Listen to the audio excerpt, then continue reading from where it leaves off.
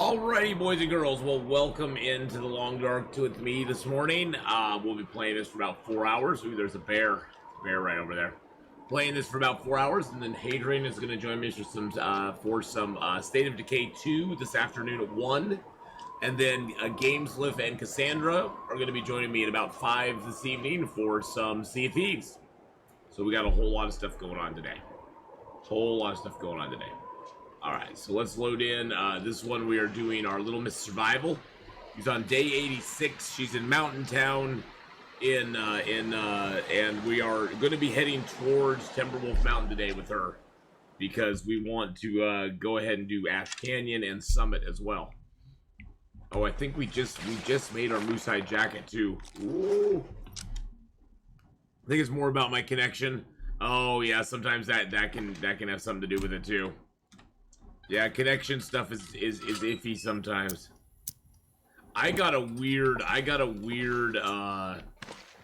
message this morning that was saying someone's requesting to change your password on Twitch. To do that, click this button, and I'm like, I didn't ask. I mean, it was like at 4 a.m. my time, so somebody's trying to hack my account. Probably that guy from last night who was like, all you have in your chat is bots. Nash, how you doing? No rest for the wicked? Nope, no rest for the wicked. Not today.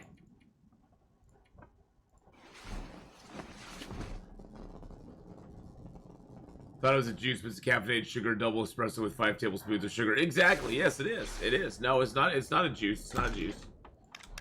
No, it's a caffeinated. It's a caffeinated sugar with more sugar, some espresso in it, some good stuff.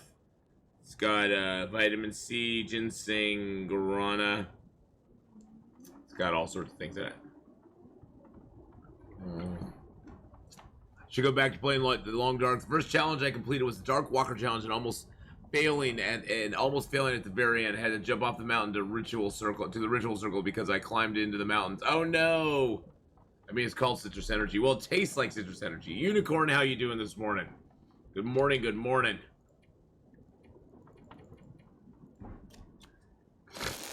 Get streaming soon. All right, have a good one then. Have a good stream, Nash. Have a good one, buddy. All right, let's get a little more sleep here real quick. We're gonna be head out. My voice is right. It's kind of rough this morning. I'm a little stuffed up, like right in here. But it's not too bad today. Not too bad. Let's see what food we got. Let's eat that. It's not doing horrible today, but it's 8:46 in the morning for me. It's about 8:45 in the morning for me. It's almost 5 in the afternoon. Yeah. Well, on Saturdays and Sundays, I start my stream at this time so that my European viewers can watch me at a more reasonable, normal time. Where it's not, 2 o'clock in the morning for them, like it usually is. All right, let's go sort out our junk, and then we're gonna get going. I do want to take my hides.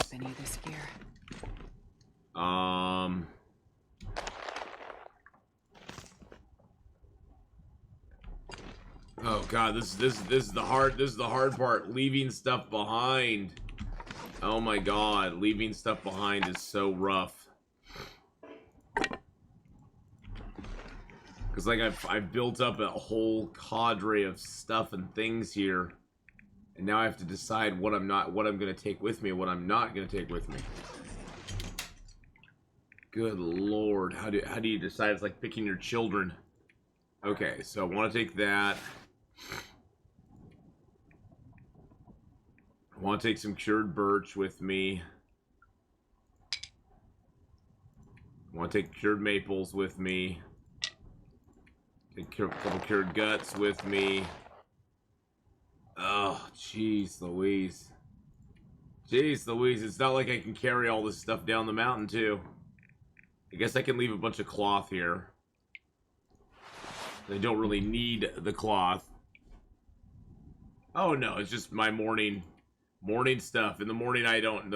I have really bad allergies this time of year, Nash. And in the morning, my allergies really flare up, and they make me very, very stuffed up in the morning.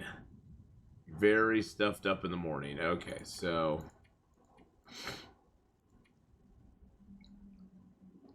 Wow. And then we got more stuff over here. Well, thank you, Puss in Boots.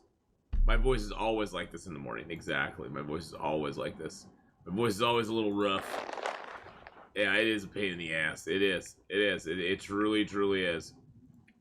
Okay, we'll take another rabbit hide. They don't weigh very much. We'll take a few more guts. I'll grab that maple out of there. Wow. The problem with having too much stuff and things, boys and girls. I want to take some coal, but I don't have the room, the capacity to do it. Oh yeah, it'll get better. It'll get better soon. Yeah, yeah. If you've been in my channel for any amount of time, you know on the weekends I start out rough and I end up tough. So I don't drink hot drinks. I don't like hot drinks at all. I have a very delicate palate. Hot drinks do not mix with me very well at all. Alright, let's drop these sticks here. I guess I don't need both mag lenses. I can leave one of those here. It's not much. I'm just trying to find any amount of weight, any amount of weight I can drop. All my teas are tiny, although I don't really need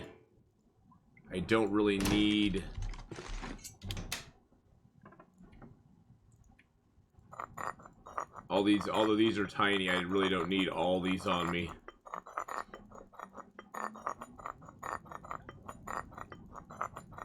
Yeah, I have a lot of teas on me, don't I? I've made a lot of teas on my journey. I'm just gonna keep like 5, and I don't need the painkillers. Don't need the painkillers, so let's drop those. I don't need the antibiotics, let's drop those. Well, I usually drink Sobe. Well, now I do have my other toque. Here's my other toque, Puss and Boots. Here's my other toque. This was the first hat I ever got for Long Dark. This hat was actually made for me by a viewer, and this is more true to the game. And it's also the hat that the chair wears too. So we got 2 hats. There's a store locator with a map for Sobe. I would drink Dr. Pepper on your place every morning. Am I gonna hit the summit? Yes, we're gonna. That's what our goal is. That's what we're trying to lose all this weight for. I don't have much water on me. I do have cattails, which is good.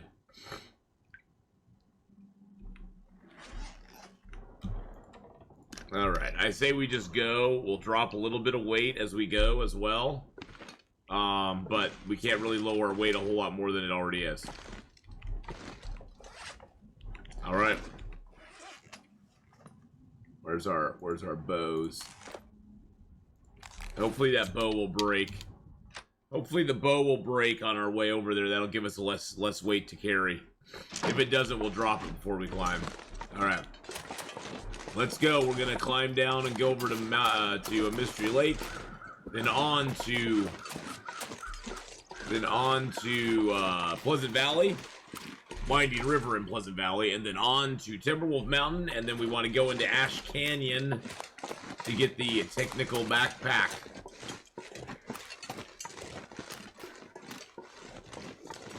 There's a Vancouver between Portland and Vancouver, Canada. Yep. There is.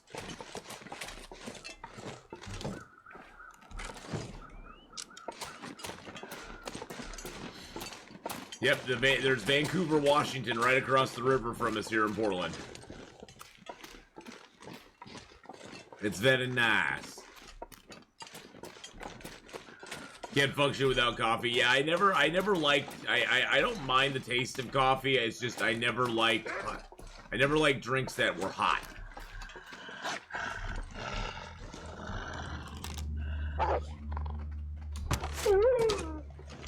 I was never a big hot drink person.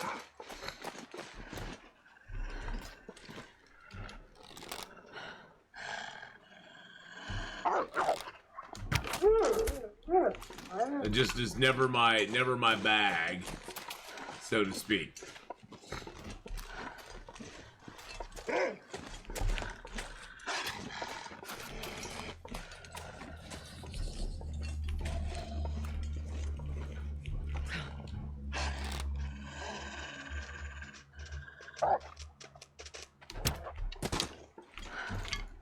Jeez Louise, what a deal. Hey, Hook Satan, how you doing, buddy? We are on day, I believe, 80-ish? Hey, good morning, good morning. What's up? I got an early start. I did get an early start. We are on day... The power of the verse can stop me. 88. 88 is what we're on. We're heading out of Mountain Town. We're going into Mystery Lake. Then we're going on to Pleasant Valley and up into Timberwolf Mountain to go to Ash Canyon and probably Summit as well. Although, honestly, the Summit doesn't really have a whole lot for us at this point. I mean, we got pretty much everything we need at this point. The Summit would give us a, well, exactly, yeah, different people, different tastes. Exactly. I don't hold it against anybody who drinks coffee. I'm just glad. I'm glad in a sense I never got hooked on coffee because I could see myself spending a lot of money at Starbucks.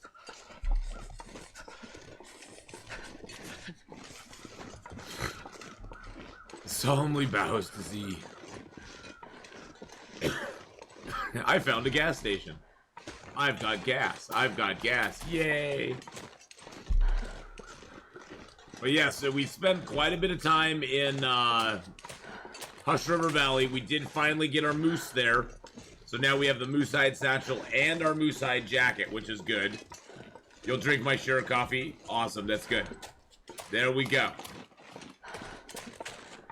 I don't think Adrian knows about my username. Adrian. Hadrian. You mean Hadrian? Oh, it knows that you changed your username?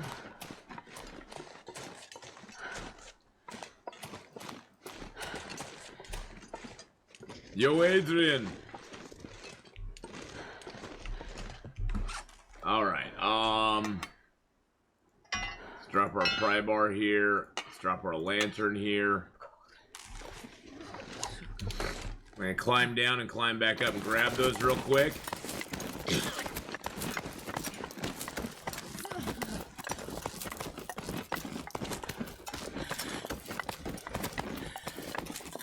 It's always a pain in the butt having to schlep stuff out of Mountain Town. I mean, it's not bad. It's just like it's kind of a pain because you have to really regulate your weight coming out of Mountain Town. Really regulate your weight. But we'll go down here into the cave. We'll drop some stuff off. We'll go back up and get our storm lantern and our pry bar. Hello, bunnies. Hello, little fellas. Oh, you don't need to run for me. I'm not gonna kill you and eat you. I have food on me, suckers. Not gonna kill you and eat you this time. So we're gonna wander down here. Is this the real run of the Cards of Doom run? This is the real run. This is our real run, Mark Wars. This is our real, regular, old, long, dark Interloper character. Day 88. We spent most of the time last time hunting the moose in, hunting for the moose, I should say, in Hush River Valley. And we were finally rewarded. We were finally rewarded. No, don't ever feel bad about asking that. That's fine. We're finally rewarded by the moose spawning and giving us love. Aldreas, how you doing? All right, have a good one. Have a good one, Nash. We'll see you later on, buddy. See you later on. Man, this pack is getting kind of heavy. If you guys want to go get some good tips and questions answered about Red Dead Redemption 2. Go follow Nash on Twitch here and go give him some love. Let's leave these pots here. Let's get a little bit of rest here. Let's drop these pelts.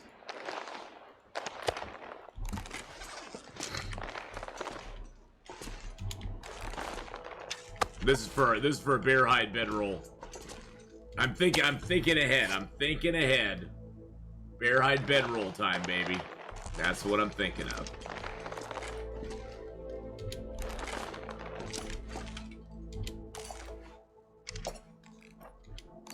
What time of day is it? Oh, it's pretty early still. Let's get like 3 hours of sleep, and then we'll climb back up and get our stuff and come back down, and then we'll just rest here. I'm okay, though the pain in my hand is back. Oh, no. Oh, that sucks. Okay, it's storming out, but that's okay. That's okay.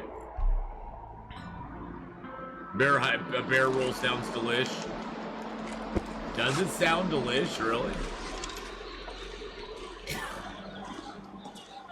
All right.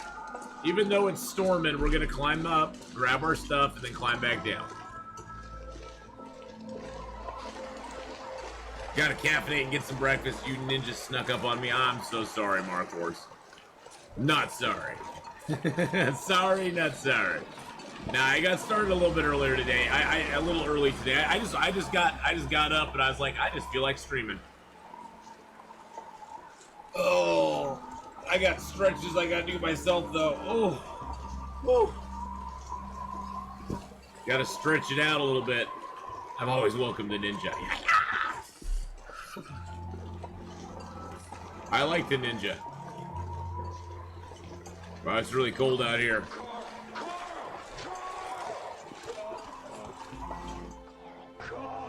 Carl! Coral! Coral. A sneak stream attack. Well, get some good breakfast, Mark Wards. We'll see you in a little bit. And get caffeinated, too. It's gonna be a long, fun day.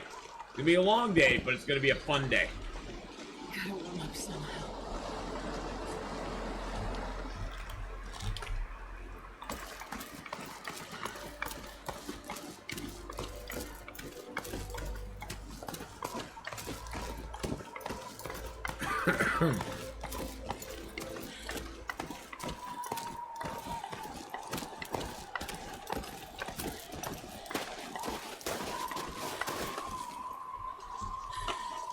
That's all we came back up for. Isn't that sad? That's what we came up there for. Our Storm Lantern and our Pribar.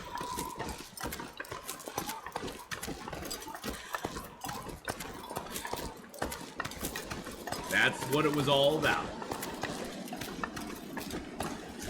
All right. I was almost there. I just didn't have, I'm like 2 kilos overweight. I'm like 2 kilos overweight. Hey, Negotiator, how you doing, buddy? Welcome here. Welcome in. Welcome in. Yeah, I was like 2 kilos overweight. Climbing area. I'm doing pretty darn good. Got my usual morning, you know, yucky poos, but I'm drinking some Sobe, getting over it. Sobe pushes me through the morning. Sobe is to me what coffee is to most people. I like to start my day with a nice cold frosty Sobe.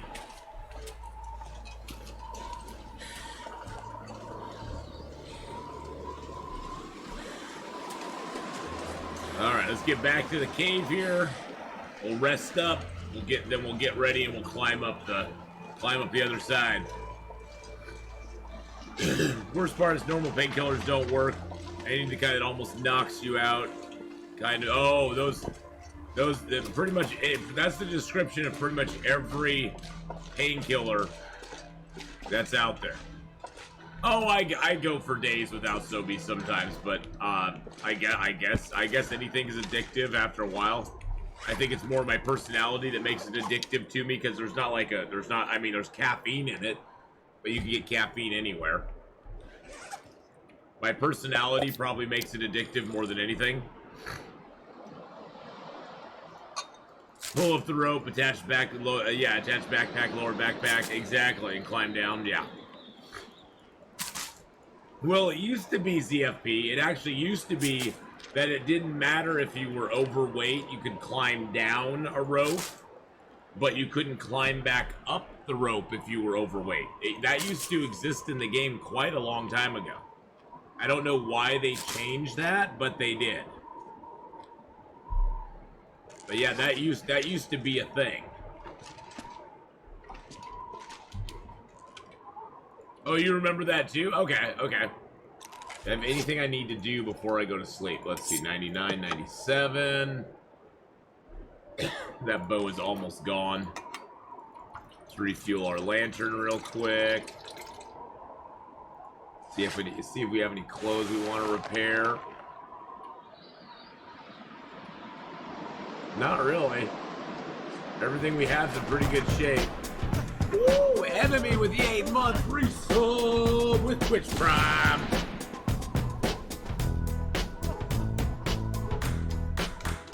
Enemy 5678. Thank you so much for that 8 months. 8 months.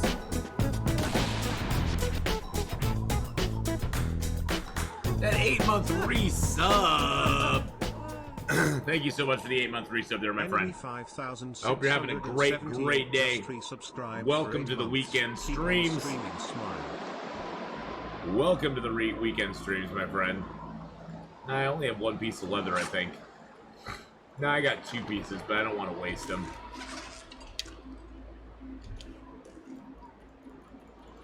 We're gonna do a climb in the dark. I'm not even gonna sleep for like 7 hours, let alone as long as that I need to. All right, let's pick that up.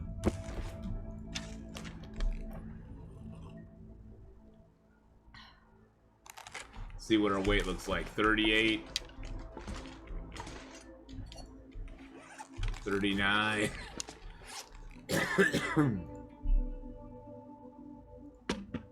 I'm gonna drop the cedar, grab my other pot instead. We'll come back for the hides in a second.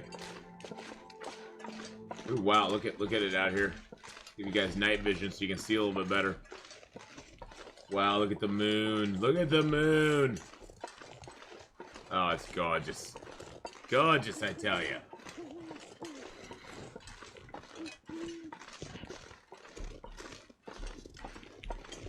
Gotta be wary of the wolf around here. There's a wolf in this little canyon here. You gotta be careful. You gotta be careful and not piss him off. But I don't want night vision. Oh, well, you can just see regular vision like that. You can see regular vision like that, Aldreas. There you go. Pretty dark, but you know, not too bad.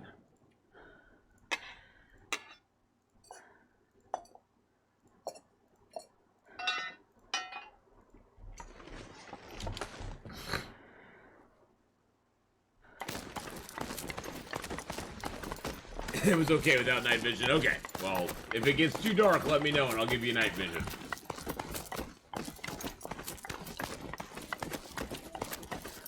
Sometimes Storm, people with small, if you're on a mobile device that's really small, it's really hard to see night. It's really hard to see when it's very dark on the screen.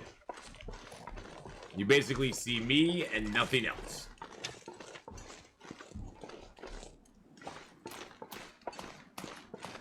All I watch is yellow because of my fancy gamer glasses. It filters 50% of the blue light out. Oh, really? I don't even know what that is. I have no idea what you're talking about. I have no clue what you're talking about.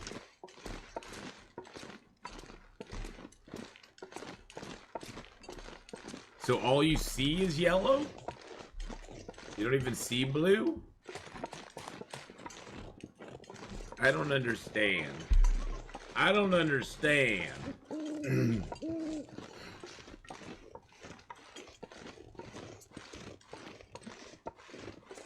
I have regular glasses. They filter nothing out. They make it so I can see. Although I'm a little nearsighted. It sucks getting old. Not only can I see things far away, but now I have to have, like, transition lenses so I can see things up close, too. Why does your body have to fail you when you get old? Imagine if at 40 and 50 you could have the body of a 22-year-old. Life is just cruel. I guess though you're exchanging your body for the wisdom that you accumulate over the years, or hopefully accumulate over the years. Yeah, that's expensive though. Eye surgery's expensive. That ain't cheap at all. Oh yeah, I'm climbing. I'm climbing right now.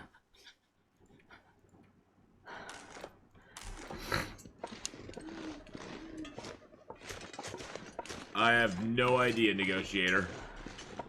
I don't really keep up on that stuff. I know they're handing out pokes to everybody, though.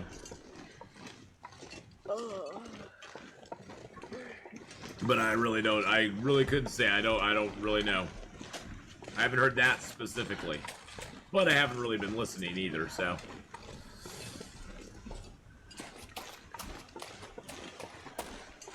Maybe it is true. I don't know. I mean, especially if it happened in the last. If you heard that in the last 24 hours, in the last 24 hours, I went to work, I came home and streamed, and I went to bed. And I got up this morning and I started streaming again. In that time, I've watched 2 Twitch streamers and 2 YouTube videos, and that was it. So, and none of them had to do with that. So you may be 100% correct.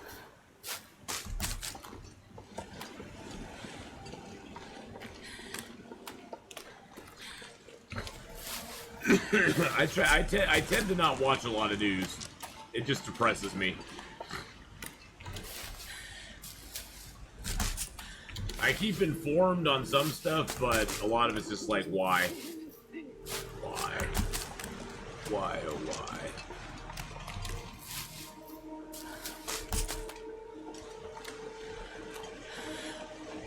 I know here in Portland, there's now no wait time for vaccination shots if you want to get one. I don't know about people who aren't Portlanders or whatever you want to call us. I don't know about people who aren't like residents here being able to get them or not, but I know there's not like wait times like there used to be.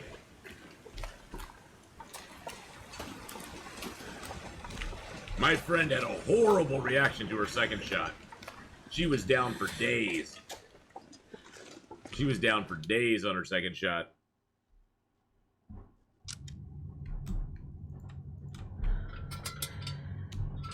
This felt like crap.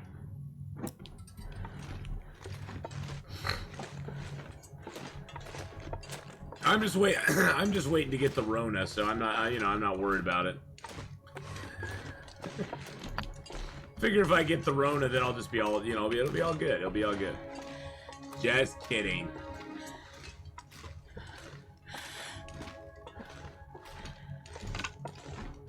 Bribe with a beer to go get their vax shot. That's all I know. No, actually, it's even more hilarious than that. I think in New York they're trying to bribe people with fries and burgers. Fries and burgers, my friends. You go and get your shot, you can get some free fries and a burger. That's what I heard anyway. I thought that was hilarious. I was like, really? Really? Fries and a burger?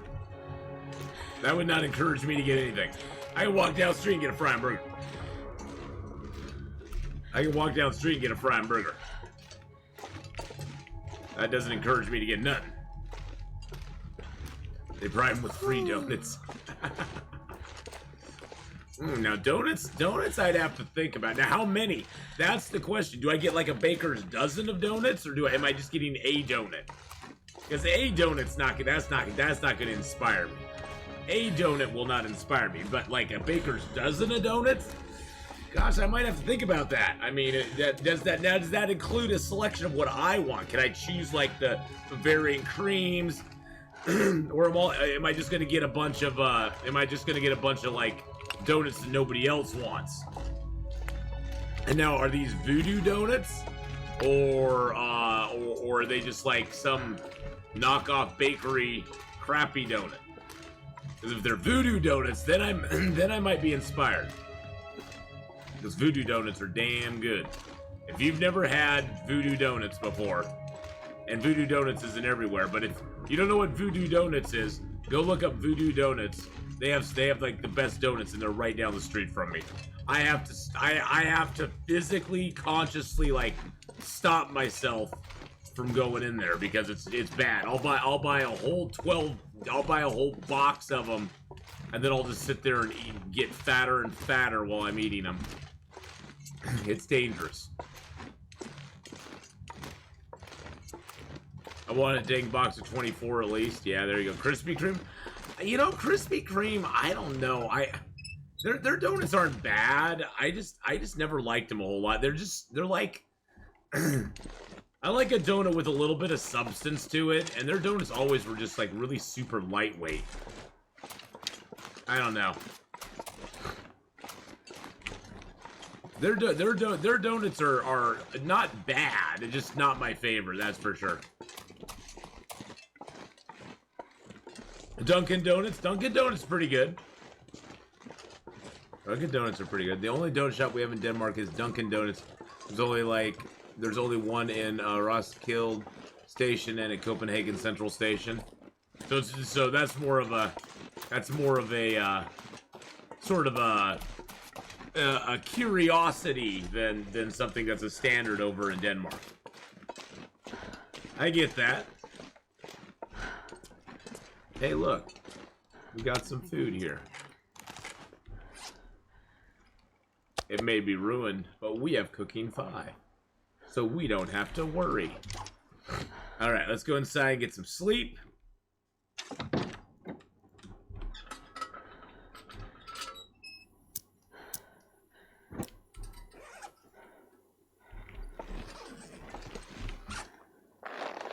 Drop our hides.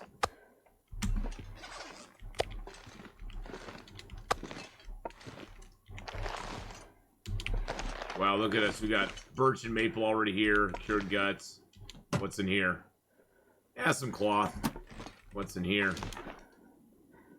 Some hides and guts. I guess I'll throw one of my other hides in there. Throw one of my guts in there too. Well, we have like hides and guts like just scattered throughout now. What's in here? Oh, some newsprint. Oh, we also have some water here. We got a few cans and some gunpowder. We got a few things here. Is it better to use a lamp or torch? It depends. If you use a torch, you're gonna have to light a match. Usually, if I have a lantern, I prefer to use the lantern just because it saves matches. It saves on matches. Early in the game, I tend to use torches more because they give me the opportunity to walk with a torch and not have to worry about wolves. So usually early in the game, I'll use a torch. Once I get a lantern, though, I generally, to explore and look at different places inside, I'll usually use the lantern because it doesn't cost you anything to light it. Like, you don't have to use a match to light it. And so you aren't wasting matches.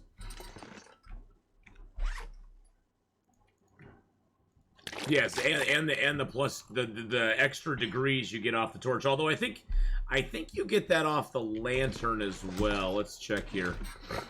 Let's go outside real quick. Hold on a second. We're gonna check. We're gonna do some science here.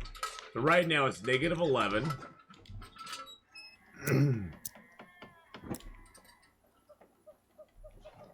Yes, you do get 3 degrees off the lantern as well.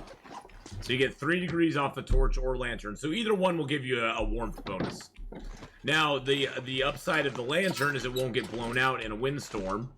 But usually if there's a windstorm, you aren't worried too much about your, torch getting blown out. You're worried more about finding shelter so that you don't die. But yes, I prefer personally the lantern later on. I never seem to run out of oil.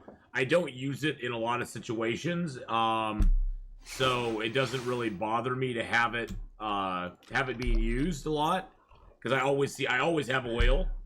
And then later in the game, if you start running out of oil, you can always go ahead and go fishing and get some lamp oil that way.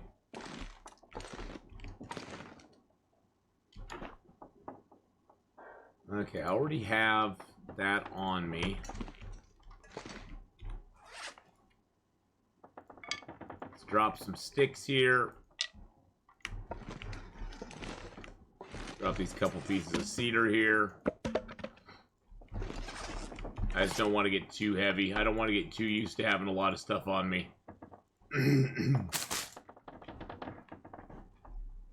Eat a few cattails. Oh no, you lost every single one. Oh my gosh, right after ZFP got a big win. 1 billion miles, I'll stake you some new bear hives. There you go, my friend. Yeah, it's been years since I came to Denmark. Haven't visited the shops yet because I'm never near the train station because I got a car. Well, there you go. That will tend to keep you away from the train station. Alright. Okay, now we're ready to leave. Let's gather up our bear hides real quick. What condition is that bear hide in? 41. Oh, God. I think I'm just going to leave it here. I don't really care about the bearskin bedroll, to be honest. We're right now rocking a 25-degree warmth bonus, and with that, there's probably not a cave out there that we would actually freeze in. As far as, like, just completely freeze. So I'm not going to worry about it. I am going to drop this extra hat. I'm going to drop the extra head wrap. There's just a little extra weight we don't need to carry with us. Actually, though, I'm going to leave those at the Carter Hydro Dam. Never mind.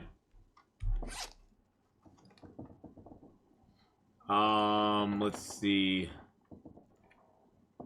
Got some birch and maple on me. I got birch and maple here, too. Got all my feathers on me. Okay, let's go. Alright, we're good to go, boys and girls. Good to go.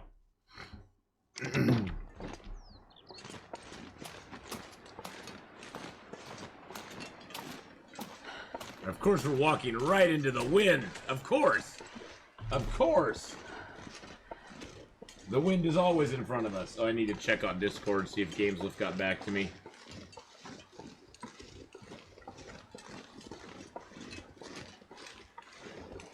I messaged him about our change of plans tonight. It's a long way to the summit. Yes, it is. Especially since we're going to go to Ash Canyon first, Negotiator. Seems that episode 4 is coming along without any worrisome snags that Raph was worried about in March's dev diary. I think a summer update is extremely likely. That'd be awesome. That would be awesome, Monado Blade. I would love to see a summer update. Well, I guess we'll see. I guess we'll see. Is it really expensive to own a car in Denmark? Or just in Copenhagen? Yeah, usually the way I go now, Negotiators, I go in through Echo Canyon in Timberwolf Mountain. And then I come back out at the Deer Clearing after I go all the way. I basically go all the way around, get all my stuff. And then I go out through the Deer Clearing area from Ash Canyon back into Timberwolf Mountain and then up to the summit. It's expensive to buy the car because of the 25% tax on the car. Wow. 25% tax? So a $10,000 car is going to cost you another 2,500 bucks. So a $40,000 car is going to cost you about an extra 10 grand to buy. Wow. Oh, well, that's why I go in through Ash Canyon. That's why I go into Ash Canyon through Echo Ravine, and then I go up and get the gold mine stuff, get the crampons in the backpack, and then come back out through the Deer Clearing. That's why I go that way, because it's an easier way to go, and you get all the good stuff. You get all the good stuff at Angler's Den, you get all the good stuff at the mining camp, and everywhere else. So, hey, Mr. Bear's back up.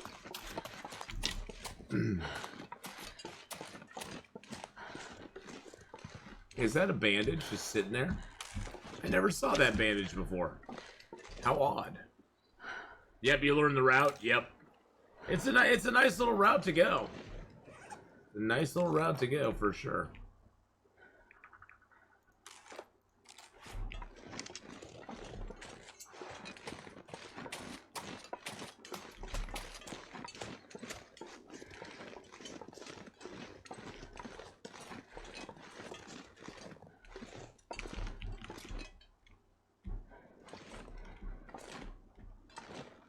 We're gonna just sneak around the bear. I have no need to bother Yogi today.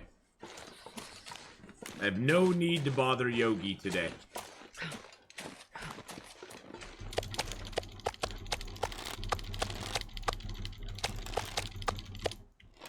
Other than grab some of his meat that I chopped up last time. Shh! Don't tell him I took the meat from his buddy. Oh, see, now he's coming back because I picked up all that meat. That's all ruined, so I got a lot of scent on me. I just wanted to have a little bit of food. I picked up so many because they're all tiny pieces. None of those are large pieces. That's where we micro harvested a bear to help get our cooking to 5. That's where we micro harvested the bear to get cooking up to 5. So thank you for the bear apocalypse there, by the way. Thank you very much.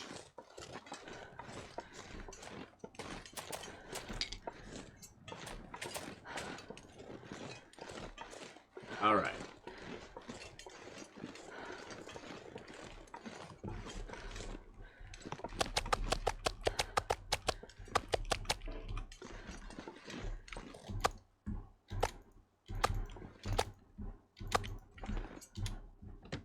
Yeah, all these are little tiny pieces, which is okay. It'll give us a little bit of food here and there. Oh, actually, not all of them are ruined. That's good to know.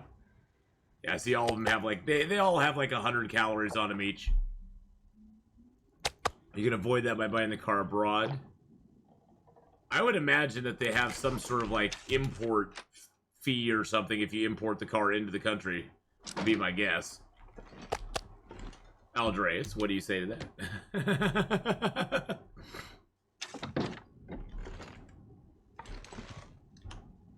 Oh, it's still midday. Let's just sleep an hour. Sleep an hour and get warmed up, and then we'll head off. Oh. Oh. Stretchy, stretchy, stretchy today.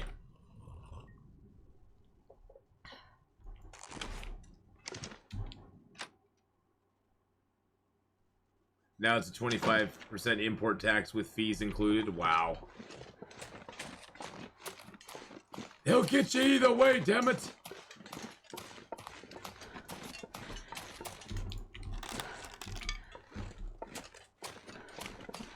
They get you with the taxes, they get you with the fees!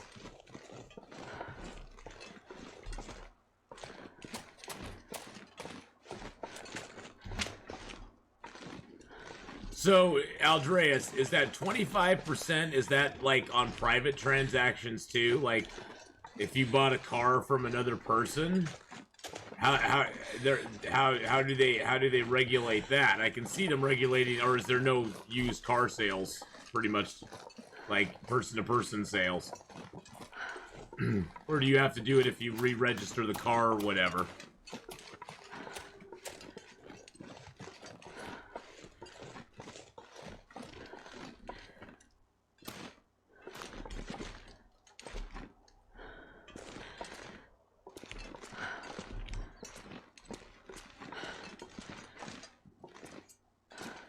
Hey, Amir, how you doing? Hello, hello. I don't know if the bear's down here or not. I'm scared. I don't know if the bear's over here or not. I don't see him. Okay.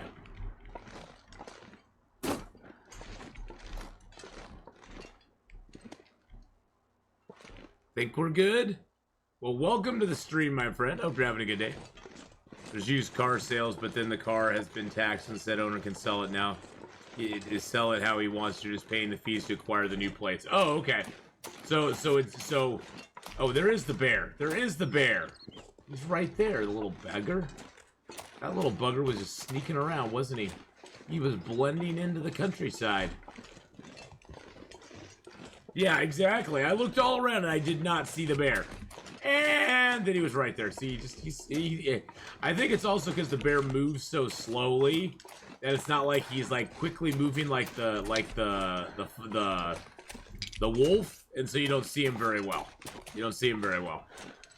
Luckily, I don't need to go down into clear cut, so I was just like, "See you later, Mr. Bear. We love you, and you're gone."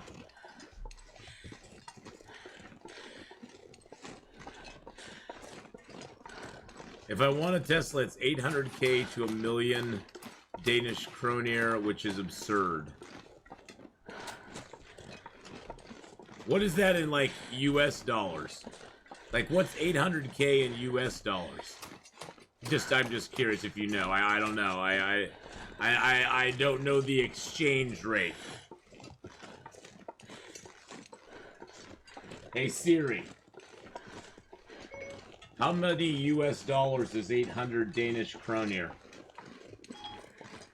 800 Danish kroner is $131. Oh, that's 800. Hey Siri. Hey Siri. How many US dollars is 800,000 Danish kroner? 800,000 Danish kroner is $131,100. $131,000? That's insane! That's insane! I would not buy a Tesla. Teslas are today's DeLorean. Check back with me in 4 or 5 years, you'll see.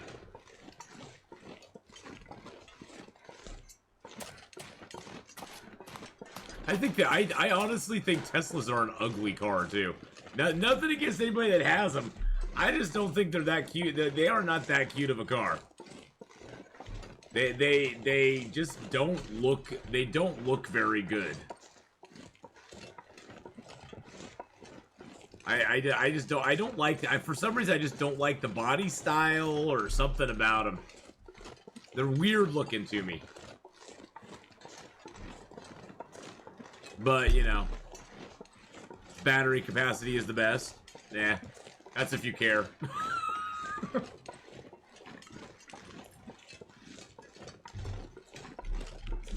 The worst part about those cars is I would never want to get in an accident in a battery-powered car. You know why? You know why? My cousins are firefighters. And guess what happens when they come up upon a scene where a car has had a rather serious collision with a battery-powered car? They do nothing until hazmat arrives. You could be dying in that car and they don't do anything because there's so much nasty stuff that can leak out of those batteries that's corrosive and dangerous to them that they have to wait until a special crew comes to make sure it's okay before they go in there. It's sort of like when they roll up to a scene like it's almost like when they roll up to some sort of emergency where there's like gunfire or something going on. They have to wait until the police arrive to let them sort of be safe to go into it. Same thing with a car accident where a battery-powered car is. Now they are getting better. They are getting more. The response time's getting a lot quicker on them. But that's the biggest problem with it. Is that I would not want to be in an accident in with electric car, because guess what? If there's any sort of leakage or anything, then and if you're in trouble and you need immediate attention or jaws of life to get you out, it may be too late by the time that they get it all secured. But there's a lot of corrosive stuff that goes into those. I'm not against them. I could care less. If you want a battery-powered car, get a battery-powered car. Well, it's the chemicals, though, Aldreas. It's all those chemicals and stuff that are in them. It's all the chemicals and stuff that go into making those batteries. I wouldn't want to be in an accident in one of those personally.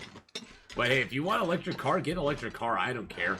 I will never in my life. I'm an old man River on this. I will never ever own an electric car. Every car I own will be powered by gasoline from now until the day I die. I don't trust them. I like to go on super long, like 8-hour, 500, 800 mile journeys in my car. I don't want to be restricted by I don't want to be restricted. So yeah, it's basically laptop batteries, a ton of them. Yeah, a ton of them. Yeah, I'll never own an electric car. I'm gas powered all the way, baby. Nope, even in 10 years, I'll never own an electric car. I will walk before I own an electric car. I'll walk before I own an electric car. Electric cars common in America. Well, out of the total percentage of electric cars in America is relatively small. I think it's less than 5% of Americans own an electric car. And generally, most electric cars are owned by people who have a primary car that's already gas. That's their primary car, and their electric car is like not a luxury car. It's sort of their get around in town car, and then they own some other vehicle as well.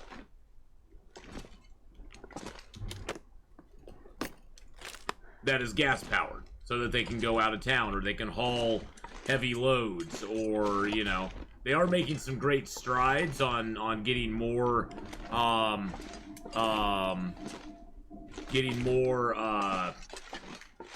delivery trucks and stuff like that. I guess there's some moves towards getting some delivery trucks and stuff into being electric, which is kind of interesting.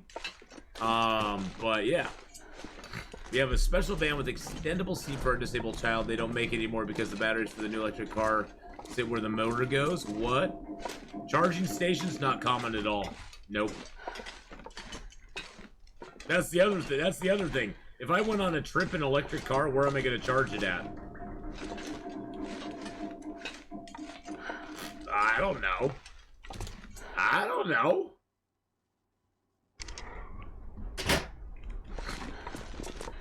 I'm a volunteer firefighter for the emergency standby crew. We're specialized in fighting chemical fires. We just got containers with no bottom.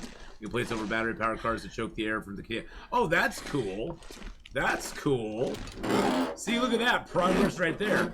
I knew it'd be a few years before they got stuff all figured out, but that's cool, Aldreas.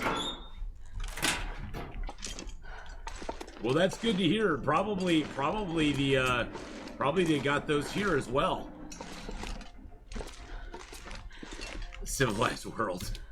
Boom! Boom!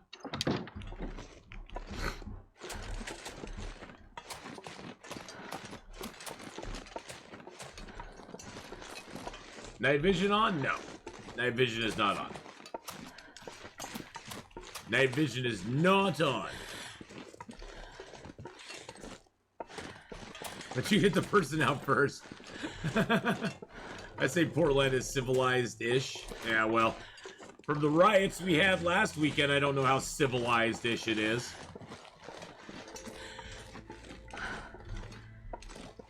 I don't actually go downtown in Portland at all anymore. Downtown in Portland might as well be... It might as well be Fallout 4 down there. It might as well be Fallout 4 down there. It's just mob rule. I just don't even go down there anymore.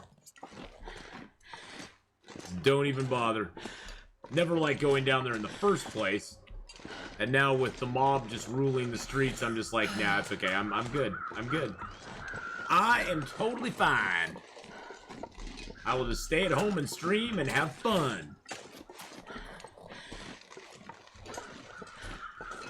Even if we guillotine the car. There's nobody S's in the well. What? Nobody S's in the well? What? How is that an an explanation of civilization. Oh, your explanation of civilization is nobody. I thought it was expansion. The favorite explanation of civilization is nobody S's in the well. Well, that's true. Nobody salts the earth. Nobody S's in the well. You don't throw dead bodies in the well. You know. My best explanation of civilization is just being polite to each other. Can't you just be polite to each other? Is that so hard? Is it so hard just to be polite to other people? It all goes back to the old thing of treat others how you would like to be treated. If you follow that, honestly, if every person followed that, if every person treated others like they wanted to be treated, think of how much better the world would be.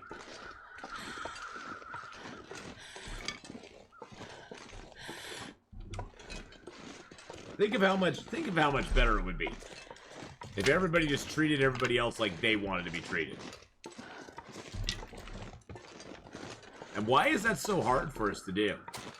That's the weird thing. You think about it. Why is that so hard for us to do?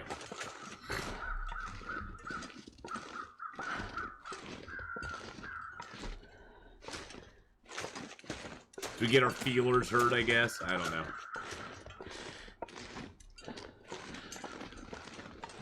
I mean, I'm not saying that's the complete solution to everything. Some are just too selfish, yeah. Yeah, civilization is the amount of empathetic people. If you don't have empathetic people, you really don't have civilization, do you?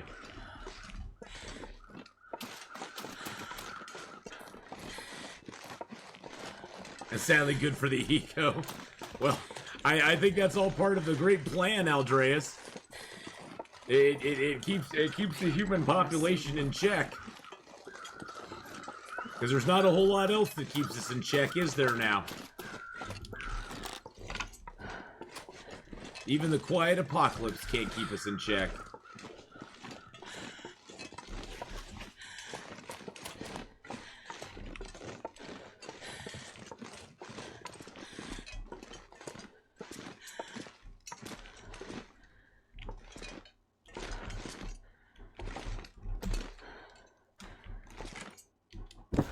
What do you think of Western civilization? I think it would be a good idea.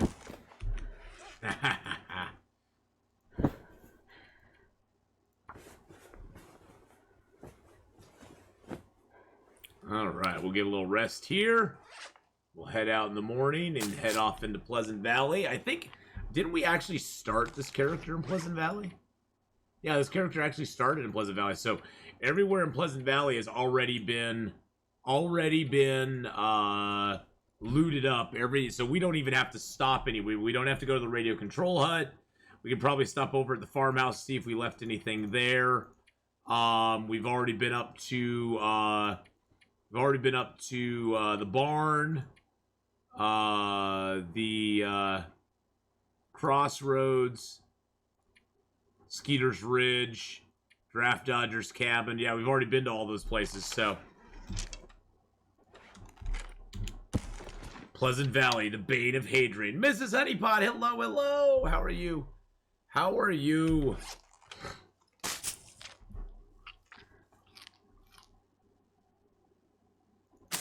Isn't it weird how space travel is just kind of like, other than science fiction, you just don't hear much about it anymore? Remember back in like the 60s and 70s and even the 80s, like for about 30 years, space travel was like huge. I mean, I don't know about around the world, but especially here in America, it was like really big. Like everybody was all excited about the space shuttles, and everybody's all excited about the moon landings and all that stuff. And then it just kind of like got really quiet. Is that weird? Is it just me, or does anybody else find that just really strange that although science fiction flourished, space travel and the idea of space exploration just kind of like, it almost just kind of died? Where I know they're still doing stuff like the International Space Station and stuff like that, but it's like, it's not like big news. It's not like It's not like they're trying to go to, you know, it's not like they're trying to do manned missions to Mars and stuff, which is what I thought they'd be doing by this time when I was young. When I was young in the 80s, and I, you know, I thought by 2020 we'd already be on Mars. We would already be set up there the way it was going. And none of that seems to be like any big deal. Nobody seems to care. Which is just so weird. I'm good. Done my exercises, done my German homework, feeling good. Awesome. Yeah, and now it's just like, oh, we have a space station up in orbit. And maybe their long-range goal is that at that space station, they will build the spaceship that takes them to Mars and beyond. Because honestly, I mean, I've seen it said before by some scientists who were like, yeah, any deep space voyage ship that we make, anything big enough to make like that, we can't really launch it from Earth. We would need to construct it in space and have it go from there.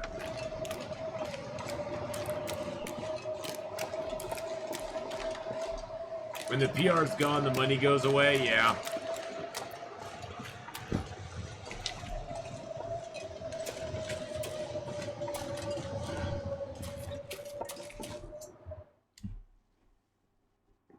It's not profitable to send people to space, but it's for the science and it's for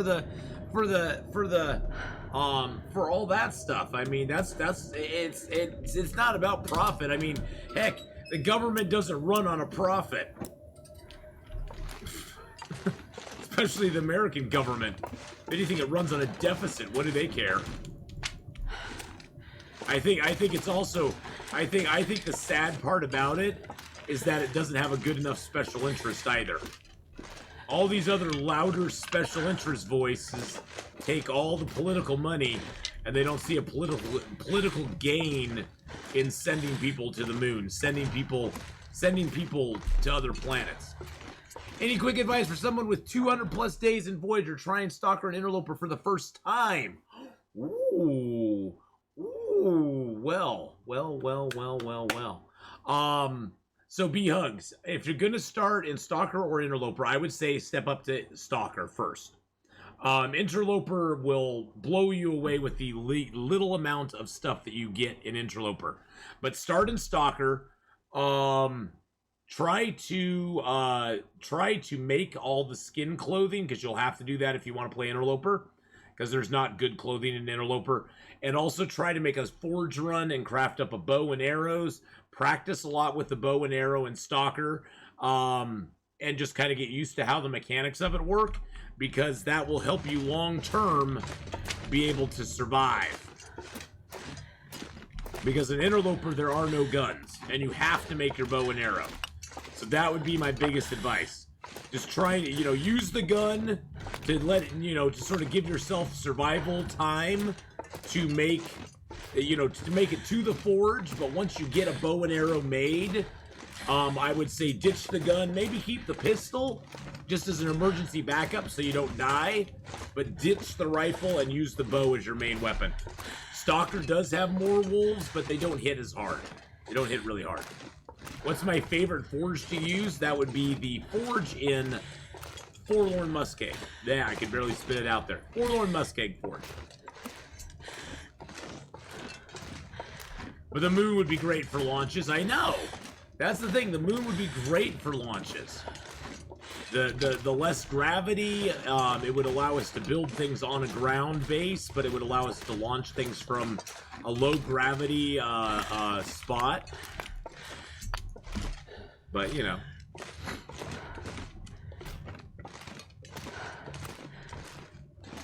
But when they try to look at the blueprints for the original rockets, the trade skills to actually do the manufacture were no longer a thing.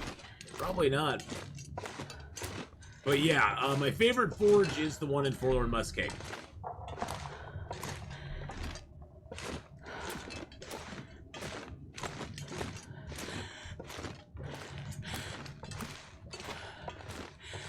Low gravity, but radiation kills. Oh yeah, they'd have to have radiation shielding.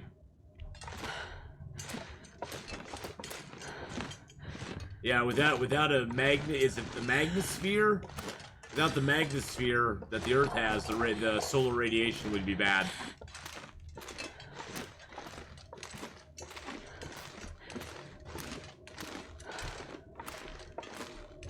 I got it right, Magnosphere. Yay. Yay, I got something right, boys and girls. That makes me very excited. That's what the biodomes were supposed to find out. Well, I mean, we are an ingenious enough species. I think we can figure out. I think we can figure out how to get around the radiation problem. Now, the low gravity issue is always going to be an issue. If you spend enough time in low gravity like that, it's gonna cause some issues. It's gonna cause some issues. So, bone density and stuff like that. Which is why I think self-rotating space stations may be the way that they want to go, because then they could actually cause an artificial gravity to help combat that. It doesn't combat it 100%, but it would help combat it somewhat. And the heart grows in space. Does your heart get bigger in space? Really? Does it really? There's so much stuff I don't even know. It's cool. That's cool. Around 3%. Wow. So if the Grinch went to space, his heart could really grow, you know, bigger. That's good to know. You know, we may have to send the Grinch to space, boys and girls, so that he can get a bigger heart. We don't want him to be sad.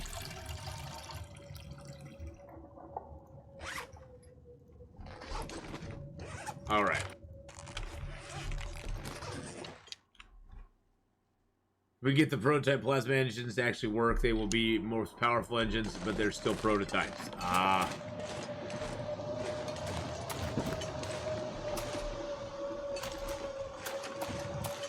We've actually done a heart surgery on the ISS as an emergency procedure. Really? Your eyes change shape too? What? What? What? How would your eyes change shape?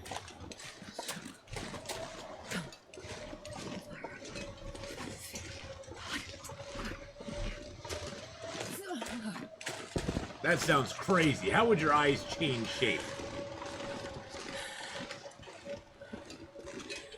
Eyes grow a small amount as well because of the gravity. Now here's the question. Would my ears still keep growing bigger and bigger and I'd have like big giant old man ears?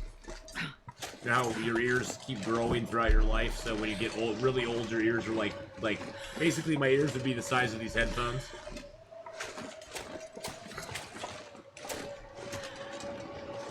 Did I say I hate being old? Because I really do. You also get taller. Ooh, I like that. That's a. I feel like I'm shrinking over the years. You know, I feel like I'm shrinking over the years. So I would like to get a little taller. Get a little, you know, it'd almost be like a spine stretch in the morning. You know, It's so cold. going up into space, get a little taller. I think it'd be worth my eyes. I think it would be worth my eyes.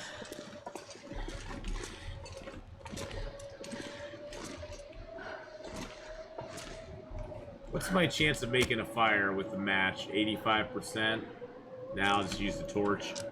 I need to make some,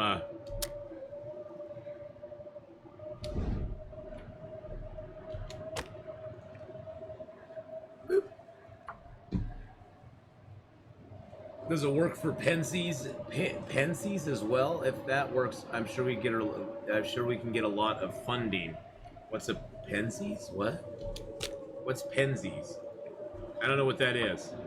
I'm missing the joke.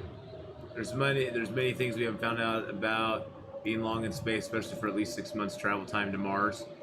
I don't know if they work for the male reproductive. Oh, does it work? Oh, for. I'm so glad I'm just dumb, because I just read that as Pensies. So I'm just glad I'm not that smart, boys and girls. I'm glad I'm not that smart, because now I read it for what it actually is. Tweaky! Shame. Shame. Ding, ding, ding. Shame. Ding, ding, ding. Stop growing at 5 feet. You could use a couple extra inches. That's what she said.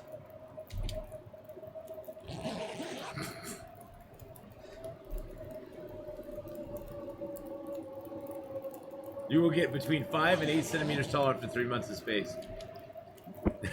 See, exactly. You're a she. That's exactly what she said. We have these, so I'm going to drop those in. There is a lot of money in it. Yeah, there's a lot of money. There's a lot of money. Eye roll. Ah. Ah. Mrs. Honeypot. Ah. That Atheenon, I tell you. Some days, I tell you. I tell you, that Atheenon, he's a little bit of a rapscallion. You gotta watch out for him. All of our teas are made. Let's just make a little more water while we're here.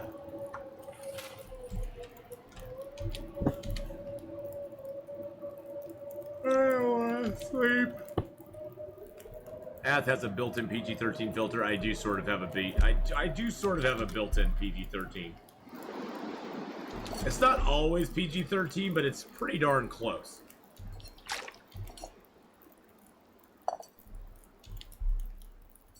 Oh, I thought I sped that up. Did I not?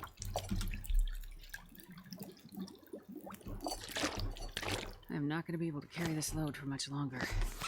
What do we got? 53 kilos on us? Oh yeah, we're kind of overweight right now. So let's leave some water here. I figure leaving water behind is never a bad thing. This is a cave that I constantly come to whenever I come through this area. So having a little water here is never a bad thing. Want to see my German language homework? I think I could share it with the group. Oh God. I mean, you could 9. 9. You do not want to see it. And no, I do not sprechen Sie Deutsch. Although I took a German class for, I think one semester in high school. No, at junior high. Was it junior? I think it was junior high that I took one semester of German.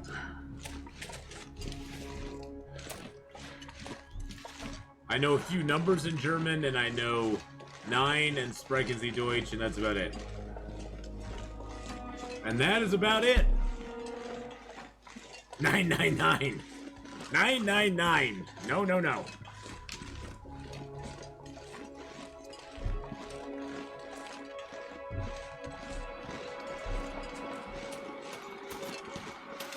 But you can share with the class if you want to, Mrs. Honeybie. You can share with the class if you want to. Share that German homework. I wouldn't understand heads or tails of it, but feel free. It's a stick. How much wood do I have on me right now? I got a lot of sticks and a lot of coal.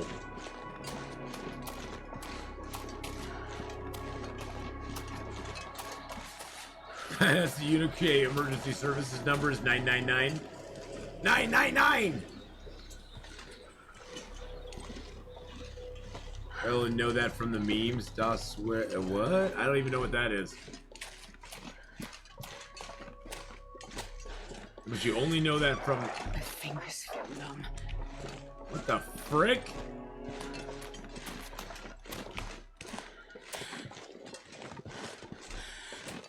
Weirdo, weirdo. Frickin' weirdo doggo. Oh yeah, Bitta, I know that's like please or something like that. Or thank you, or no, please. I'm bad. I can barely speak English, let alone have my poor brain try to comprehend another language. I can barely speak English. I am extremely jealous of anybody who can master another language, because I can barely master my own. that I've been speaking for 50 years. And, yeah.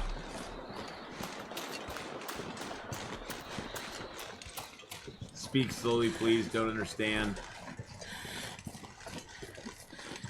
English and bad English. German is the most ugly language. I don't think any language is ugly. I think language is something that I think if you're used to, because like I hear from a lot of people million miles that English is a very ugly language, as far as like it's very it doesn't have any like style or grace, I guess you could say. that the English language itself is not that great. It also is full of contradictions. It's full of a lot of words that sound the same and mean totally different things. But I've heard it's just I've heard not only is it a hard language to kind of learn in some instances, but it also just is not a very pretty language. But then again, all languages sound kind of weird, I think, if you don't speak them. I think if you don't, especially if you don't understand a language, if you don't understand the language, I think pretty much any language other than English to my ears sounds completely jarring and a little weird. But I think that's just because I don't understand it. I mean, anybody speaking another language might as well just be going blah blah blah blah blah blah blah blah blah blah blah blah blah blah blah blah, because I don't understand a thing that's going on. So, you know, my husband is Danish. I can't even make my mouth do some of the sounds. Yeah. Do you have the accent, Ath? What accent? I speak very unaccented English. The Northwest dialect of English is pretty unaccented as far as like, it's not like I have a Southern drawl like y'all, ma'am. Thank y'all for coming around here today. I hope y'all have a great rest of your afternoon. You gotta say y'all a lot. You gotta say y'all. Y'all is part of the Southern thing. I don't have a real, like, East Coast, like, there's, like, Brooklyn accents, there's Boston accents. Northwest American does not really have, like, an accent. We don't really have a lot of accented, English out on the Northwest for some reason. I don't know why. Wallawa? Walla Walla? Wallilla? Walla Walla? How about Willamette? The Willamette? A lot of people call it the Willamette.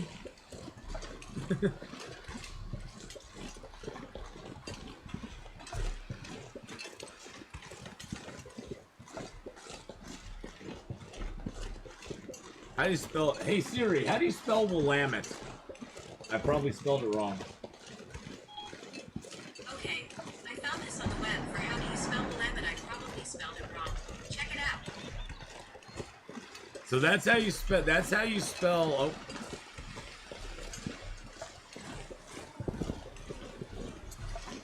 That is Willamette. That is how Willamette is spelled. The Willamette Valley is what I live in. Oh, Interstellar's horrible. The sound choice in that was a horrible thing. But yes, that is the Willamette Valley, and it generally people call it the Willamette.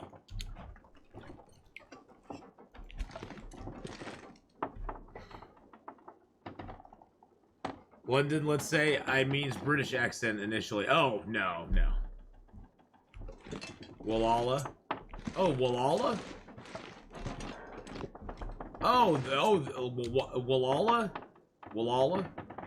Are you talking about the city of Wallala? I hate that word.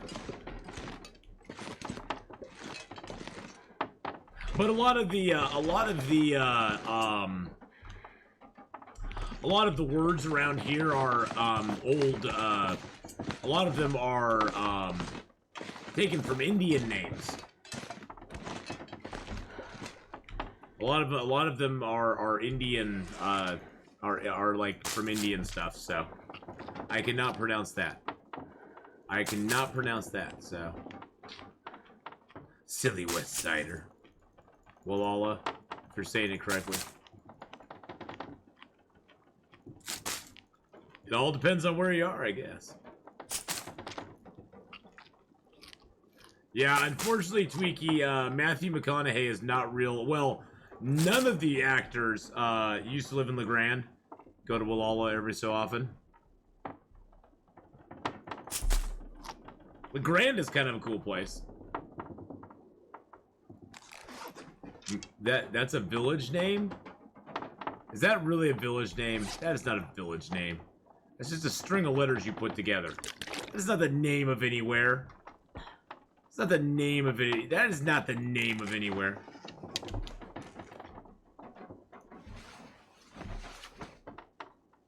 No way. Who would name a village that?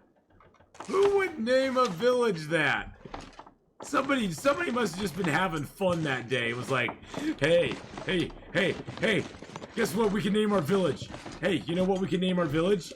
We can name our village this. And the other guy was like, dude, that's awesome. Of course they were using that. They weren't using that accent, but they're like, dude, that's awesome. Let's name our village that. No, dude, let's add a little bit more to it. It's not long enough yet.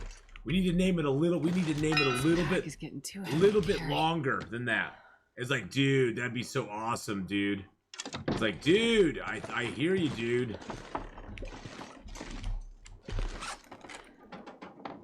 I can barely walk with this much gear. Oh, shush-a-doodles. We're gonna drop some sticks here. Jeez Louise. Miss Complainer. Boop, there we go. They have the best word ever, meaning drinking by yourself at your house in your underwear with no intention of going out. Miss Candela! Hello, hello. Happy weekend, Miss Candela. It means the Church of St. Mary and the Hollow of White Hazel Trees near the Rapid Whirlpool by St. Tysilos of the Red Cave. Did you really need to name your city, your town that? Why would you name your town that? I mean, it's very descriptive of exactly where it is. Sad news. Have you guys heard the legendary author of Siberia Games died last night? What? What? So, what does that mean for the new game, Miss Candela? Are they gonna have the new one come out or not?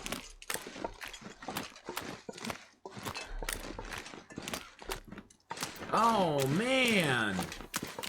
So is the what's the new one called? World's End or something like that? Are they gonna continue working on it even though he's gone, or does it put it in limbo for a little bit while they figure out his estate? How did he pass away? The son, Hugo, is in the business and they were co-workers on same materials.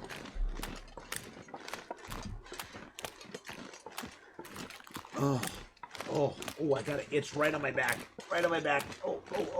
Oh, now my leg's shaking like a dog. My leg's going, woo! I'm itching. Probably been written long ago, now they're just making it. Okay. Well, I know sometimes when creators pass away, though, sometimes it stalls stuff for a little while. But I believe they have enough material to release it, it just won't have the same magic. Yeah.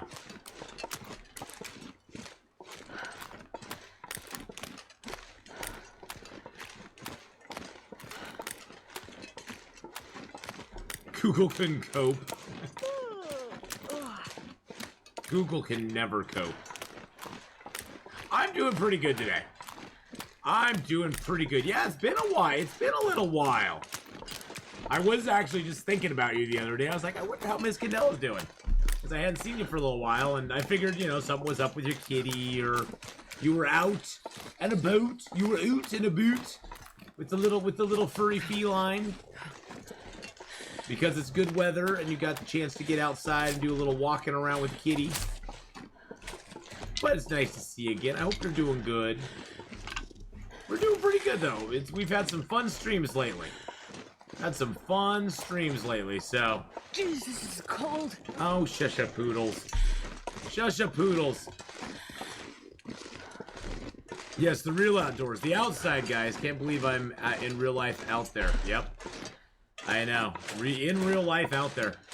I wouldn't know what that's like, to be honest.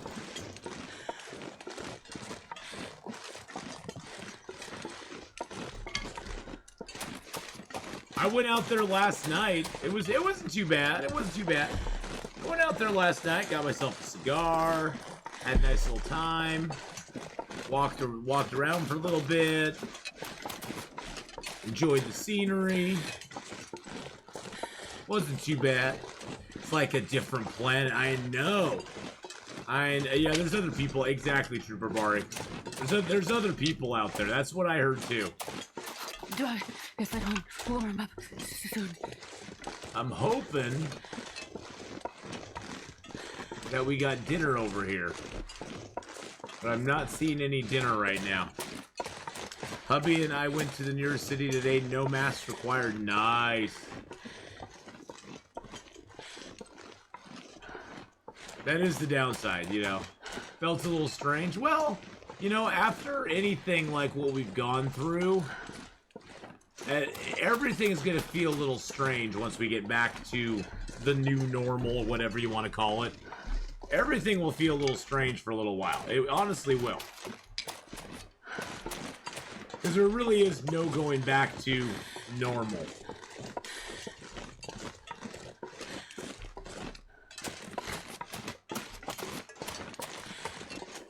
It just doesn't happen.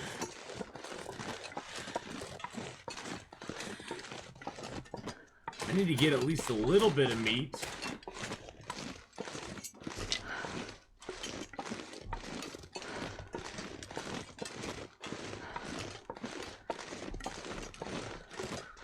Rabbit just ain't gonna cut it. Really? I missed?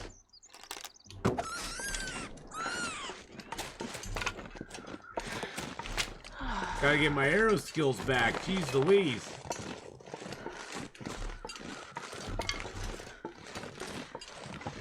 A rabbit is not going to give me much food.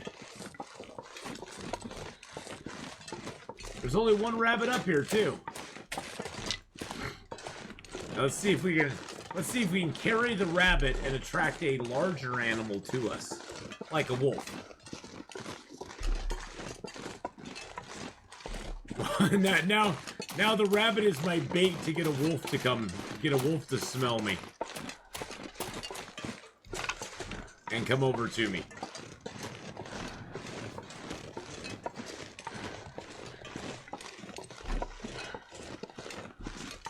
That's the plan. Here, Wolfie, Wolfie, I got a pork chop tied around my neck. I got a rabbit chop tied around my neck. I'll put it out. I'll just put the rabbit, like, I'll hang it, like, right around my neck like a necklace. Be like, come play with me, puppy! Because I want to eat you.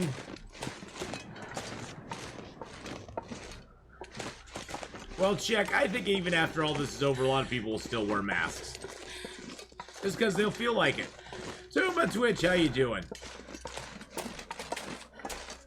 I do find it very ironic that the same people that are doing them now, or that are the people who are wearing them now, are the same people who were probably laughing 5-6 years ago at all the pictures coming out of China and Japan of everybody in masks all the time.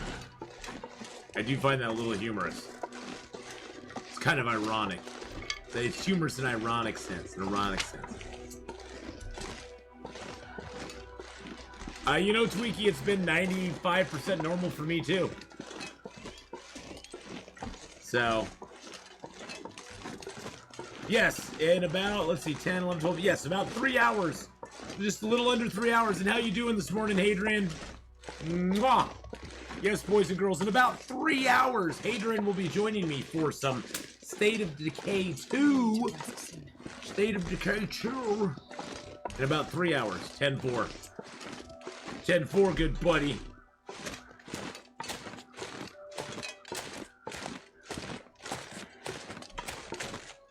See, and that's the funny thing, Trooper. I usually get sick one day a year. Universe can stop me. Hey, thank you so much for the follow there, Geeter. Geeter Gaming. I usually get sick one time a year, and I usually get sick for about a day or two, and then I'm fine. You've been flying. You've been flying. Oh, you've been flying. Not like flying, real flying, but flying, flight simulator flying. Or Microsoft Flight Simulator, or whatever that flying Ace Thunder game, or whatever it is. Ace Combat 7. That was my next. That is exactly my next guess. That was my next guess. It really was. But everybody say hi to Hadrian. We'll all be seeing him in about 3 hours, a little under 3 hours.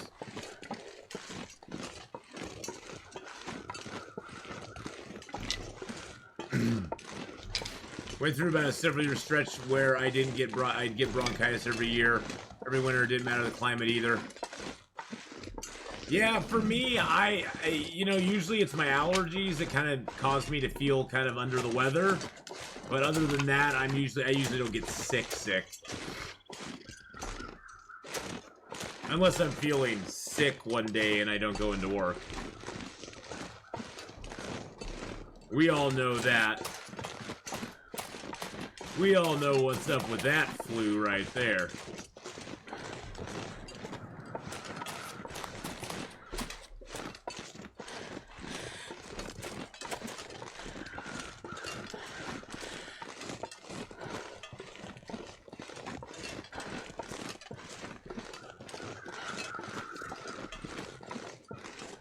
I'm not going to be able to carry this load for much longer.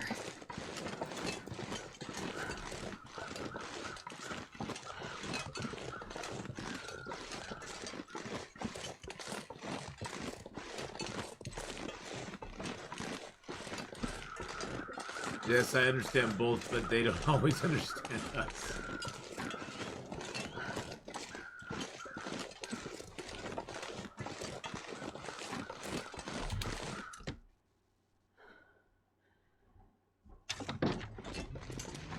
Alright, we are super duper tired. Holy crud. Can't believe how tired we are. Let's strip this bunny rabbit real quick.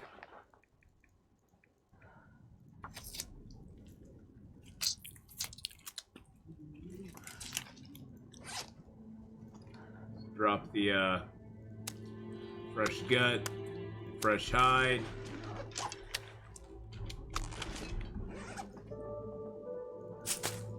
Eat the last of our cattails. I know, there's never a predator around when you need one. Exactly, Trooper Barry. I was like, where is it? I've been watching your videos maybe for 3 years from YouTube, and I'm now able to finally catch you on Twitch. Hello, sir. Well, hail. Eggman, Amy Lee. Is it Eggman? I'm tired. You probably know from my YouTube videos that I'm horrible at screen lanes. Amy Lee. There we go, Amy Lee. One of my favorite all-time singers. Amy Lee. God, she has the voice of a freaking angel. One of my favorite all-time singers from Evanescence. I also say Amy Lee because that's easy. Well, welcome to the channel. If you have any questions about Long Dark or anything like that, please feel free to ask. I'm pretty much an open book when it comes to that stuff. Personal life, somewhat. But, you know, there's some things I don't talk about. But, you know, hey, there's always secret things that we keep to ourselves.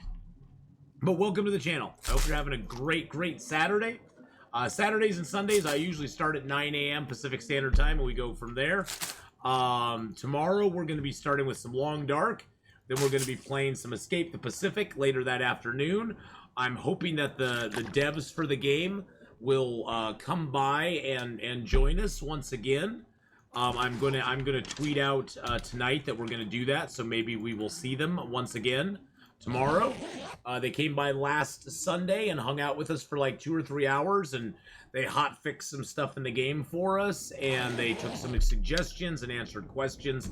It was actually really, really stinking cool. And then we're gonna play some Subnautica Below Zero tomorrow night as well. We're gonna continue our run on Subnautica Below Zero, so I'm very excited about that. Today we're gonna be playing Long Dark for about another 3 hours, and then we're going to be switching over and playing some State of Decay 2 with Hadrian for about 4 hours, and then we're going to be doing some Sea of Thieves with Gamesliff and Cassandra later tonight. We haven't played Sea of Thieves for a while. I don't know what's going on in the game, other than I'm not that good at it, but, you know, playing it with them is always a little bit of fun, so we got a whole bunch of fun stuff planned today. We got a bunch of fun stuff planned tomorrow. Yeah. It's super fun, but it's really hard. It is a very, you know, Geeter, I call the Long Dark a game that's it's the kind of game I like because it's very the concept of playing is very easy, but the sort of nuances of the game are a little less easy to get used to. I mean, the basic concept of the game is, you know, you spawn, you loot, you gather gear, you make yourself more powerful, and you just try to live as long as you can.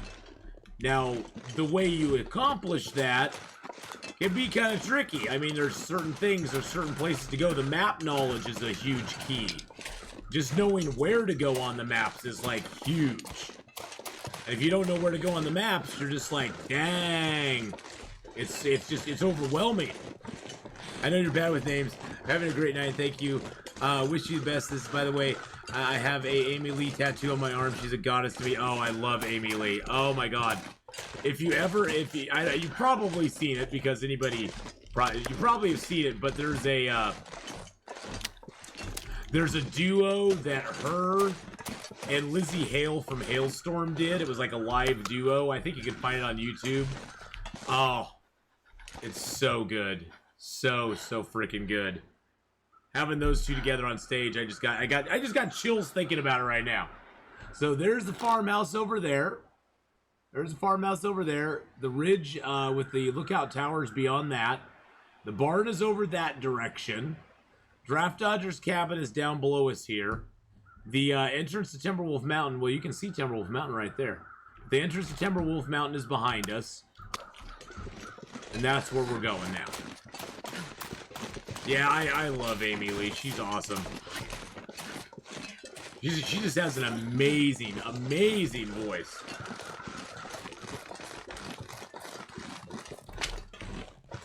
I can't feel my feet.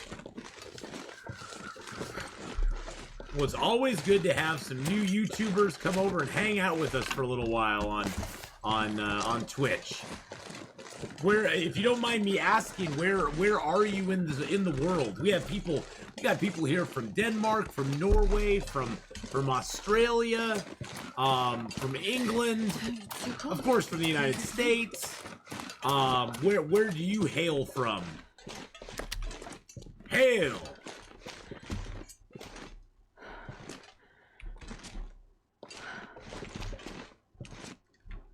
Oh, we might be able to get a Maglins fire started. Let's do that. I think we have the deer. I think we have the deer still out here to harvest. Yes, we do. The USA, exactly. Yep. Morgan's, the USA.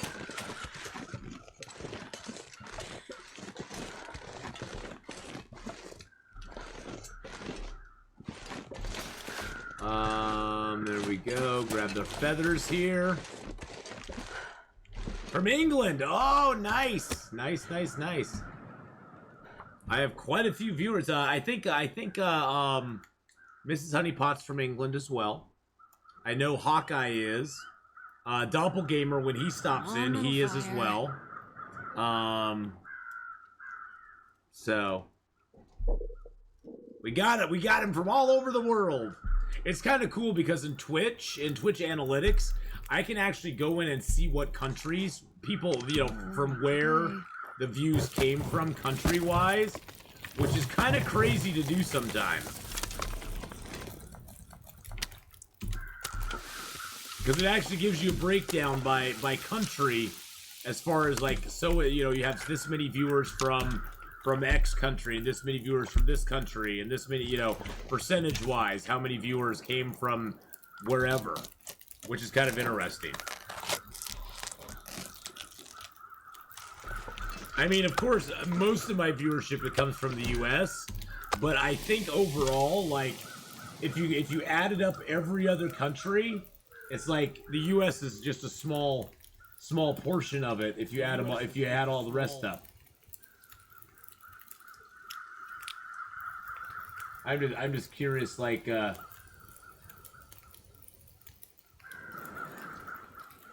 analytics, I think that's where it's at.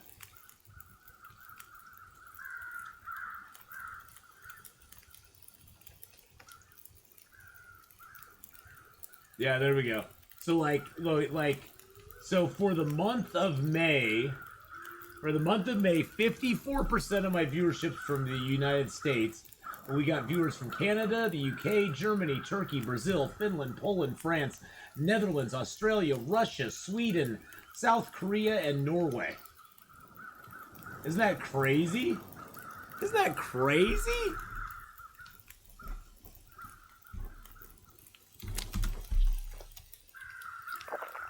It's just crazy. What tab is that info on, Lefty? If you go to your creator dashboard, and you go to the insights, go to your channel analytics, go to channel analytics, and go down to where it says, where did my views come from? And then you just view details. It'll tell you views by location, views from Twitch, views from channels, the platforms people are watching on, and the views from outside Twitch, if you get views from outside Twitch as well. So it's in the channel analytics under where did my views come from. And how you doing, Lefty? You sexy son of a bee sting. Yeah, I've sort of poked around a lot in the Twitch stuff just to kind of find out stuff, and it's kind of fun sometimes. Go give Lefty a follow, boys and girls. Lefty Ruffle is an amazingly awesome streamer. Last playing the Long Dark, as a matter of fact. So that is awesome in and of itself. But go give him a follow. No China's on the list. Yeah, no China.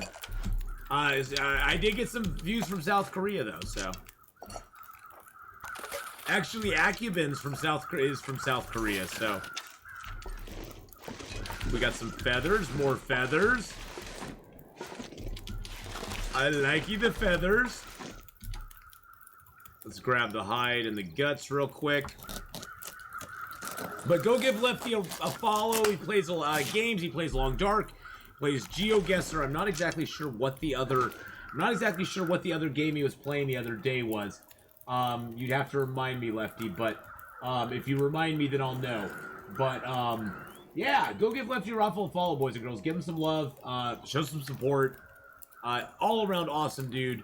I knew Lefty back in the day when he knew me back in the day. Back when we were both little just baby streamers. Neither of us was even partnered or nothing. I mean, you remember those days, Lefty? Come on. Yeah, you know what I'm talking about. Back in the day, baby. Oh my goodness gracious. Which was Wednesday, by the way. It was not Wednesday. It was not Wednesday. It might have been Wednesday, but it wasn't Wednesday. I know. It's been a long time, dude. It's been quite a while. It's been quite a journey. I was waxing nostalgically yesterday or the day before or whatever. It's a Dane Cook reference. Oh, okay. Oh, see, Hadrian comes in with these obscure references that I don't know any. I have no frame of reference for. So,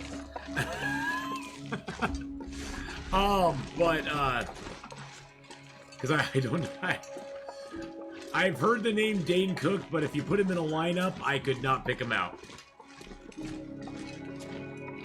And I enjoy the pain that ensues. Yes, you do. Yeah, dude. I mean, I was sort of nostalgically looking back and going, wow, this September will mark my 5th full year on Twitch. That is crazy. I don't know if I've ever committed to anything as long as I've committed to Twitch. I don't know if I have. I mean, I guess my job, I've committed to that, but yeah. 5 years that I've been on Twitch now. 5 years. That's just a long time. For me to do anything, really. My PC got shut down. I saw Lizzie and Amy together, and yeah, it was fascinating. Although I love her old albums when she was old albums more than the last 10 years. Actually, I don't know why though. Guess she has more aggressive energy on her songs than now. She has Baby Boy, age 10. She's 40. It's just settled down. Yeah, Lizzie Hale's energy back in the day was really good. Lizzie Hale. No, don't worry about it. Don't worry about it. No, it's the first time you've been here live. You chat all you want, Amy. You chat all you want. Yeah, I know. 5 years is almost half a decade. I know. You chat all you want to. Don't you fear it at all. Oh, wow, we got 3 maples here.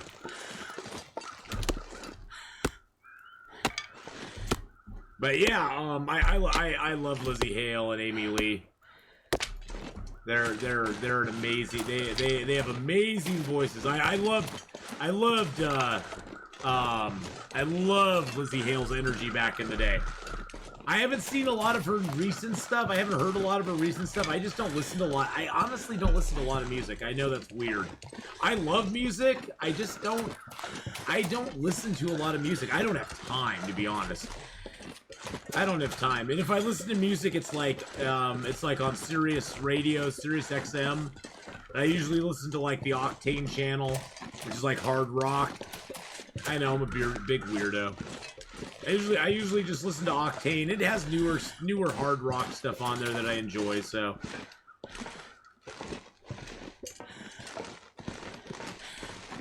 I don't really have favorite bands though. I have bands that I like that I'm like, oh, I like that band. Oh, jeez Louise. Oh, good God. Oh, good God. Mr. Bear. No. I don't know if I can fire through this opening or not. Yeah, you better run away from me. You better run away from me. Mr. Bear, you better run over there, Mr. Bear. Wow, he's really running up high. Yes, you can fire through the opening. I didn't know if that would work or not. The Flame in the Flood. Oh, the Flame in the Flood was so good. I think the soundtrack to the Flame in the Flood made me love that game even more. The game was fun, but honestly, the open world game needed a little bit more panache to it. Because once you kind of got the basics of the open world part down, it wasn't that hard to survive. Then it was just about, okay, how many miles can I get down the river? But the soundtrack to that game is amazing. Where did the bear go?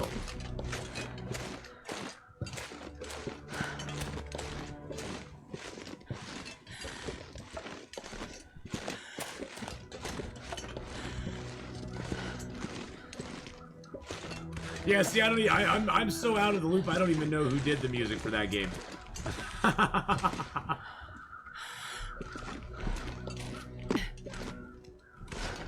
I don't know if he was going that way or this way. Oh, he went up here, and then he went down here. He went down here. And he went over here. And up the hill.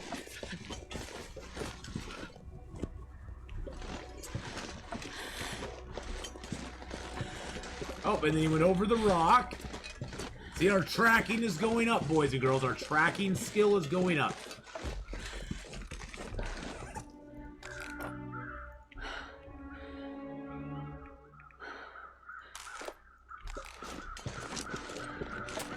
And he went around here.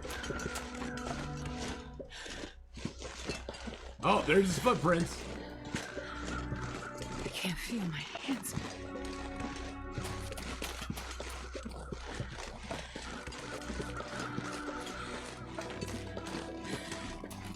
And he went down here.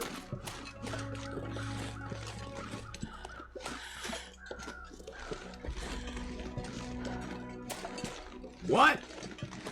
Did he commit suicide? No, no. Did he turn around and came back this direction?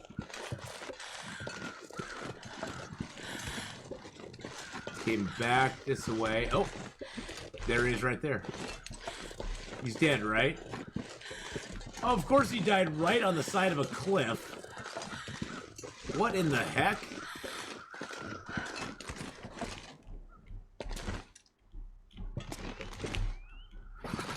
I've never felt so cold in my life. Okay, that's a little weird.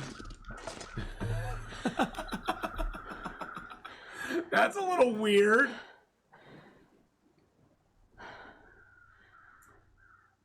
Has Hadrian taken Stellaris out for a spin since they tweaked the pop growth mechanics?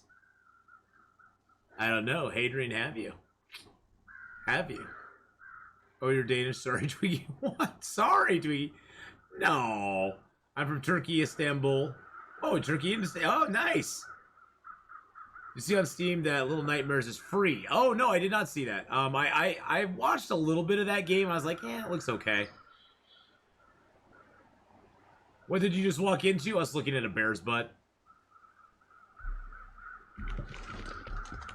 Us looking at a bear's butt. That's what you walked in on. I don't know if I can put a fire down here, though. I think the game's gonna... I think the game is trolling me right... Oh, it'll let me put a fire down there. But... Oh, there, I can put a fire right there.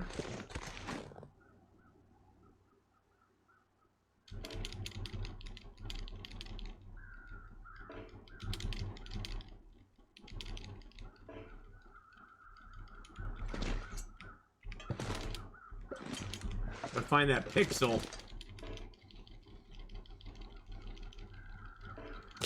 There we go. We found the pixel. I'm just gonna use my accelerant. That is so weird.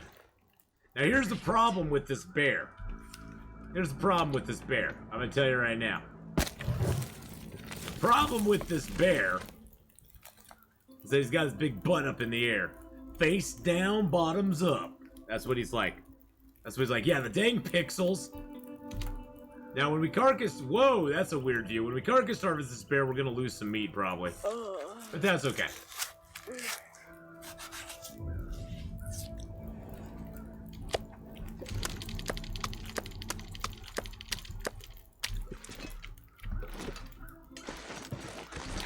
The game does not like it when it's on a hill. It's always such a pain in the butt to do it, too. All right. Well, I don't know if we lost a lot of bags. I don't think we lost a bunch.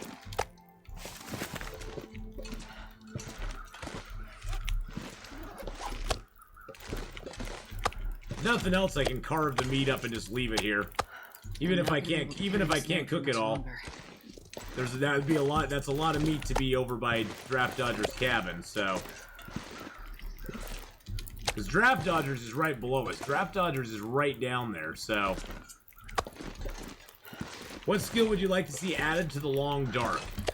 Some sort of skill on how to cure or a skill on how to cure or smoke meat would be great. Some way to preserve the meat for longer periods of time. I might like to see something along the lines of a this pack is getting too heavy to carry. Oh god, what was I thinking of there the other day? There was something I was thinking of the other day that I'd love to see added in. Some sort of skill on tracking animals. Like an actual tracking skill. I could eat a horse. Where you activate it and you actually like actively are tracking. You can always track like you do now. But there'd be some sort of skill that you could actually actively do it and activate a tracker or a tracking skill where you could actually more and as your skill went up, you could track more accurately. This much When you have low skill, you aren't going to track very accurately. And you could possibly lose the animal. But as your skill goes up, you could actually track it better or something. I don't know. I don't know exactly how that would work, but it'd be kind of cool if they had it in game. It'd probably be a hard one to get them to implement, though. You know what I'm saying? They said they were testing something in the video that might be it. Oh, okay. Well, I'm hoping they add something into the game. It would be cool to have another skill.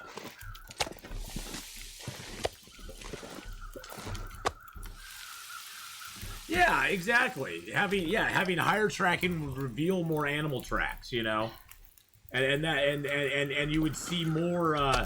You would see more animal sign, basically, of something that came through. You know, that some animal came through this area or something. I think that would be kind of cool.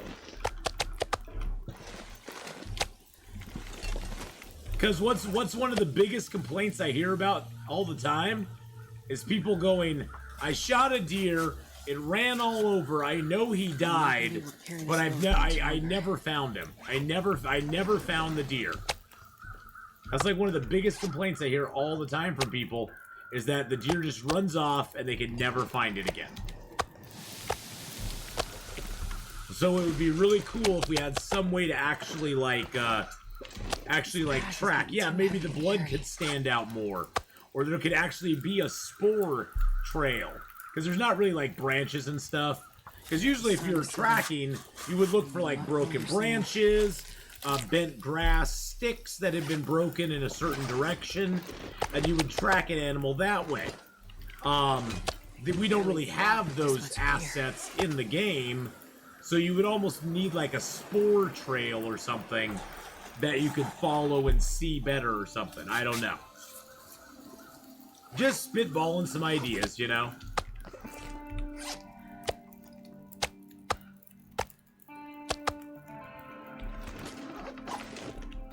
Oh, I got some freshly cooked meat in here, don't I? I'm not going to be able to carry this load for much longer. Oh, shush-a-doodles, my dear. You will be fine. You will be fine.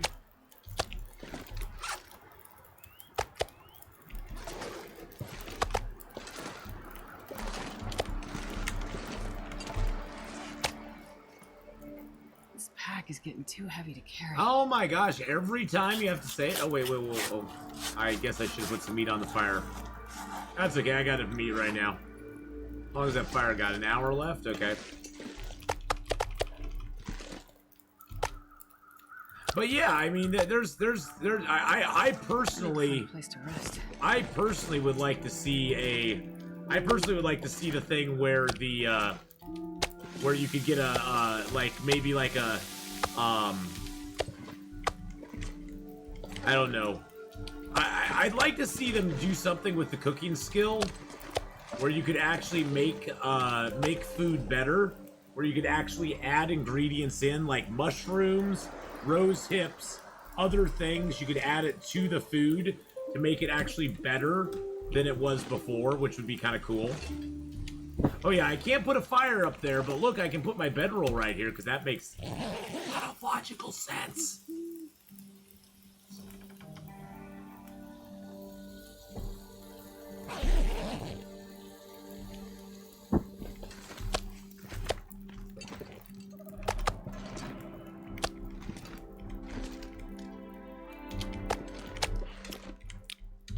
Look at those bare legs. Look at those bare legs.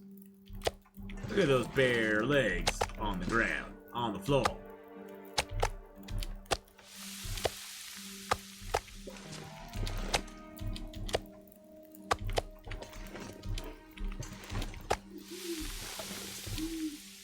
Level 1 show 1/5 of the blood trail.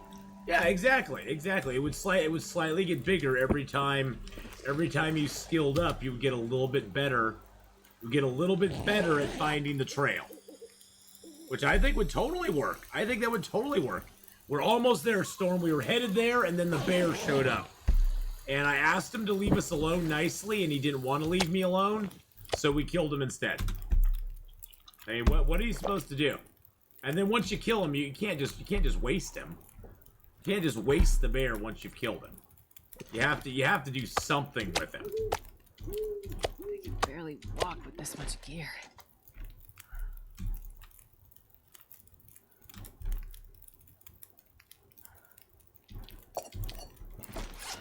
Living on the edge with the bear paws, exactly, yeah. Living on the edge. I want to get this fire down.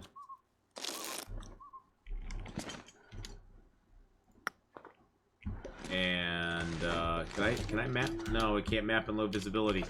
Summon a lich. I wanted to map or spray paint here, but I can't.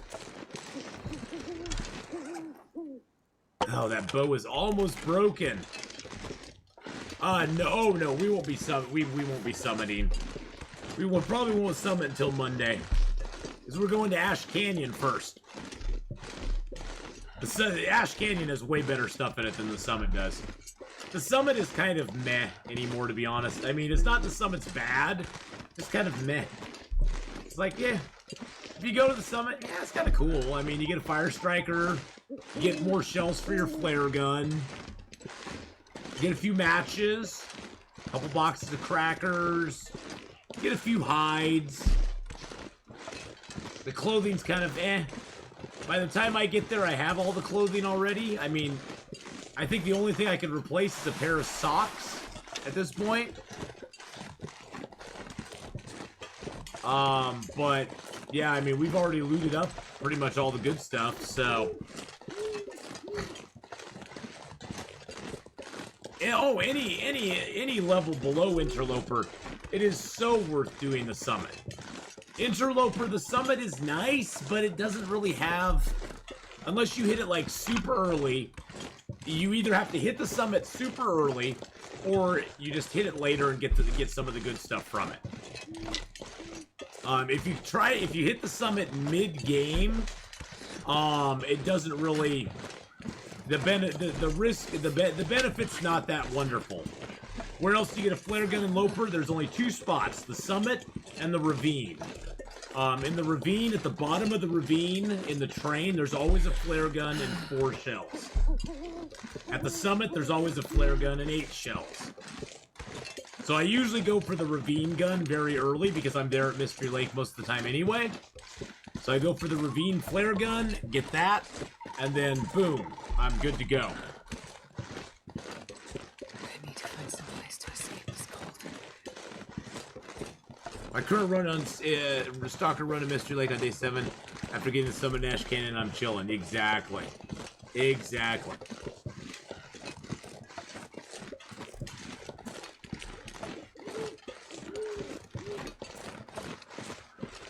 There's the plane right there. Oh, it's a little cold.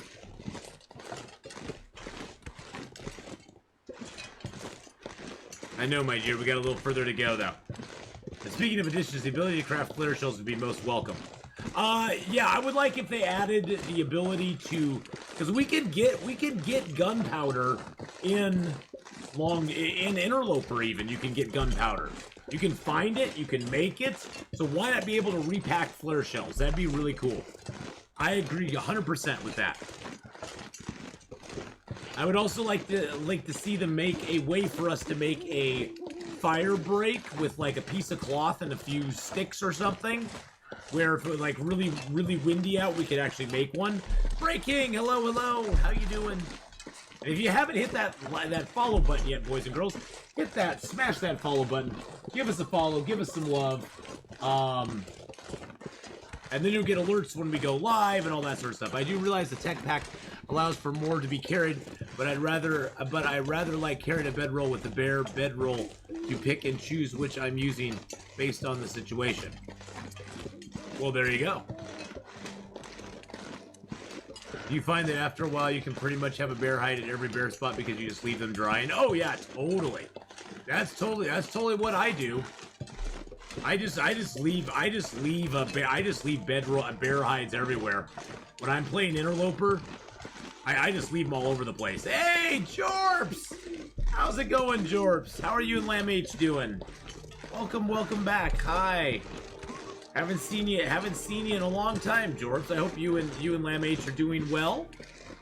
Breaking. I'm glad you're doing good too. Thank you so much for joining in today, Jorps. It's good to see you again, my friend. It has been a little while. But hey, you know, I know life gets busy sometimes. We all get busy. Things and stuff happen. I don't get to watch as much as I do, so rocking 45 kilos that and carry that extra bedroll saves on wear on your bare bedroll. Exactly. I don't in the Interloper, to be honest, I don't even use the bearskin bedroll. I really truly if I run the game for a long time, I'll make it out of sheer boredom. But I usually just don't rock the other bedroll. I don't ever find that once I have all my good clothing, I'm so warm that it really doesn't become necessary for me in a way. Hey, MH Gamer, how you doing, buddy? There's the hunting blind there.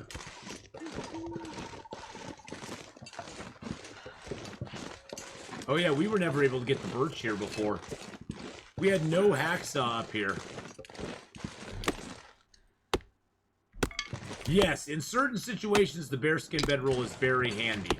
If you're wanting to like live outdoors and live in snow shelters, not use caves, the bearskin bedroll can come in very handy because the bearskin bedroll will generally make it so most caves are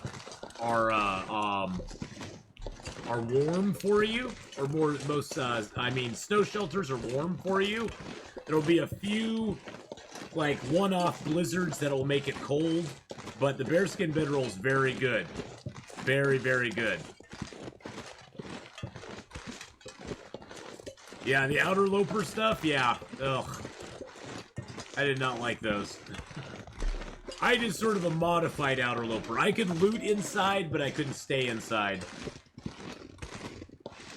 That was not fun. Until we got ourselves kind of situated, that was not fun. Daisy Dog! Hello, hello. How are you today, Daisy Dog? I'm gonna have to use the restroom here when we get up to the abandoned preppers cache here. I'm gonna have to jump off and use the restroom for a second. Because my bladder is screaming at me now. This is the last of my Sobe, boys and girls. There's very little left in it now. Very little left in it. Studying while working. Oh, Lamb H says hi. Hi, Lamb H! You're back, Miss Candela. Hi, welcome back, Miss Candela. Look at all the OGs showing up in chat today. And the new G's, too. Amy Lee's here. Miss Candela's back. Jorps is back. Lamb H is back. Bit busy, to be honest. Oh, I hear you. I know all too well about being busy in life, Jorps. There's moments that get very, very busy, and there's not much you can do about it.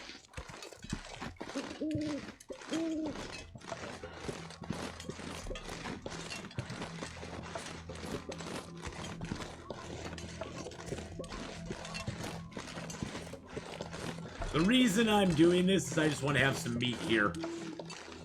We're overweight, we can only walk, so... I'm shocked, personally shocked, with 2 stank lines on us, that we've had no wolves.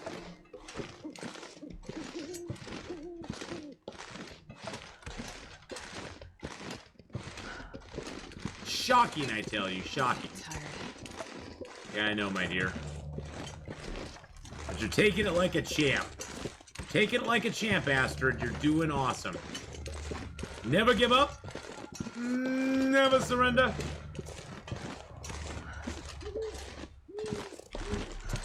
Alright, let's drop the meats.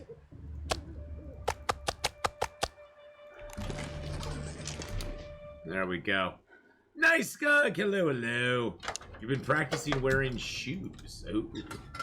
You sexy son of a bee sting.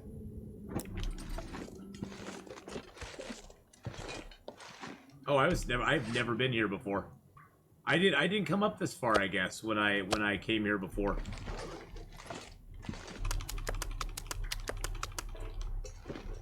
Drop all those.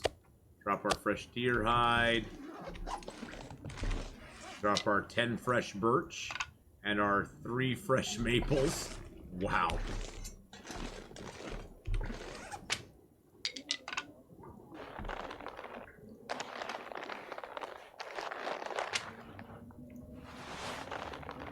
Wowzer Bowser, okay.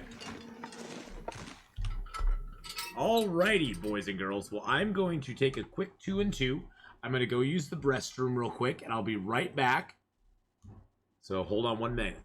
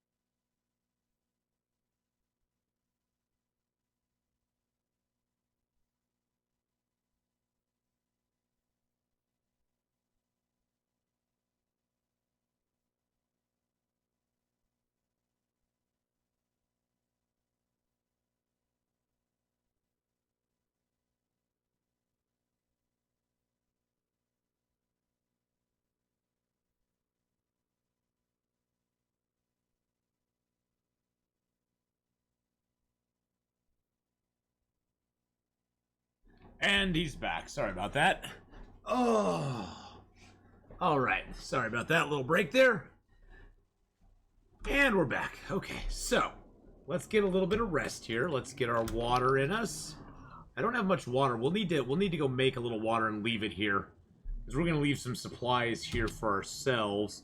But let's get our sleep first. Let's get our sleep first. Thank you, Miss Candela.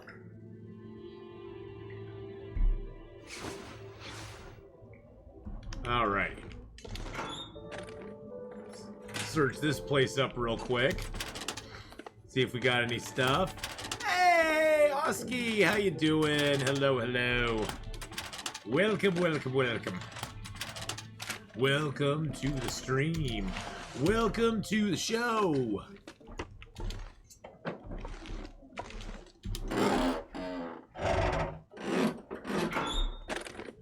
Welcome back, Oski. Hope you're having a good day. Doesn't seem so crazy right now. I know, it doesn't seem so crazy right now, does it? I guess we can drink some water. Appease her. We can appease her. She always likes to whine when you don't have water and food in her belly. I was hoping to hold off, but I don't want to hear her whine about it. That's truly no. Not good. Not much going to be in any of this stuff because it's so late in the game.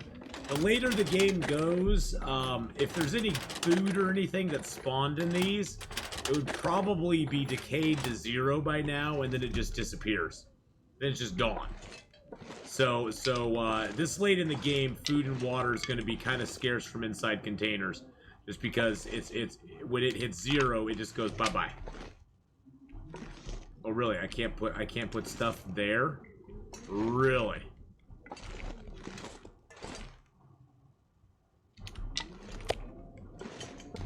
Because there's silly floors.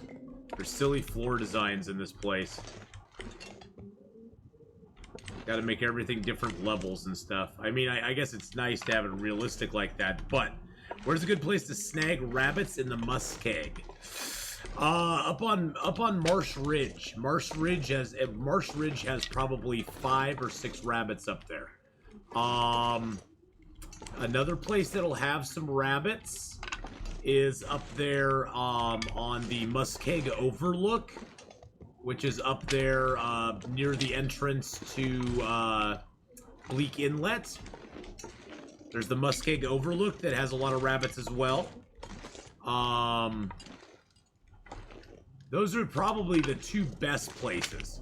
Now, you'll find some rabbits floating around in other parts of the game, but those are probably your 2 best bets for, like, a large volume of rabbits. And if you're up at the Marsh Ridge, you can always jump into the Milton Basin if you're up at the Marsh Ridge, and the Milton Basin has a ton of rabbits in it. There's probably 20 rabbits in the Milton Basin, which is just a hop, skip, and a jump away from Marsh Ridge. So,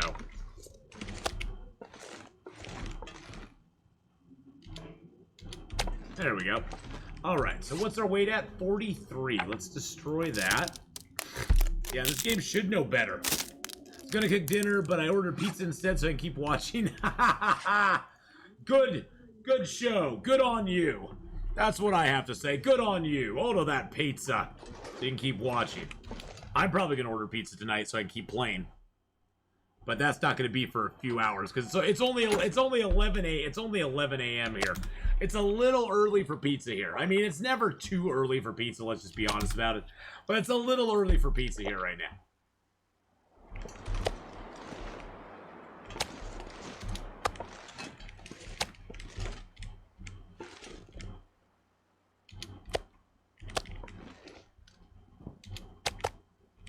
That's why breakfast pizza was invented. I don't really like pizza for breakfast. I don't know what it is. Maybe I'm weird that way. I was never a big pizza for breakfast type person. This wasn't my bag. Oh good, we got the couple pieces of wood. I can eat pizza any time of the day. Cold pizza too. Oh, I can't stand cold pizza. Oh. I don't know what it's about cold pizza. Just my pizza has to be warm. I always have to warm up my pizza. I don't know what it is about cold pizza. I don't like it. I don't like it. It's weird. I like cold drinks, not cold pizza. But a sausage, egg, and cheese pizza. I spent 50 days in each zone.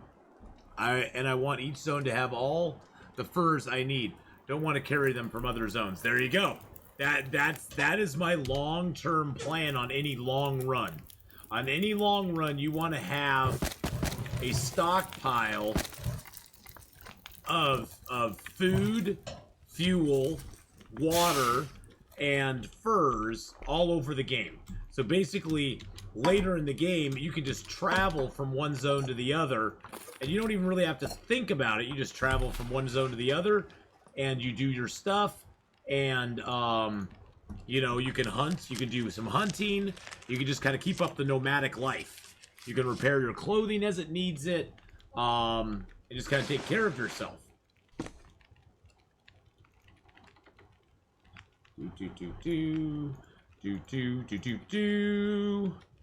We're still overweight, and we'll. Oh, I need to drop that stuff. Actually, I'm not gonna drop it. I'm gonna put it in a container. Lunchtime here got me some fast taco. Oh, nice. I love tacos. I love tacos and burritos and chimichangas and let's see, what else do I love? I love yeah, those are probably my faves. Those are probably my faves.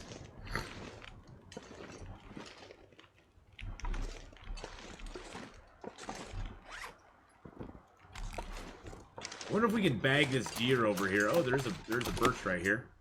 That's nice.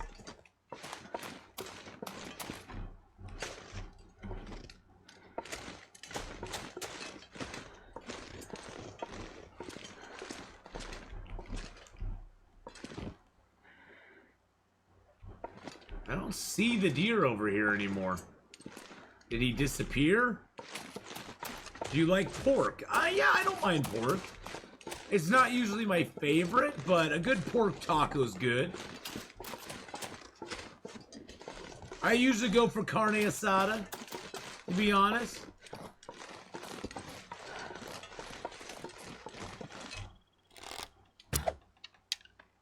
Oh, I missed him. I missed him. I missed him. Oh, so close, too. Oh, my God. Look how close that was. He was, like, standing right here. And the arrow dropped within inches of him.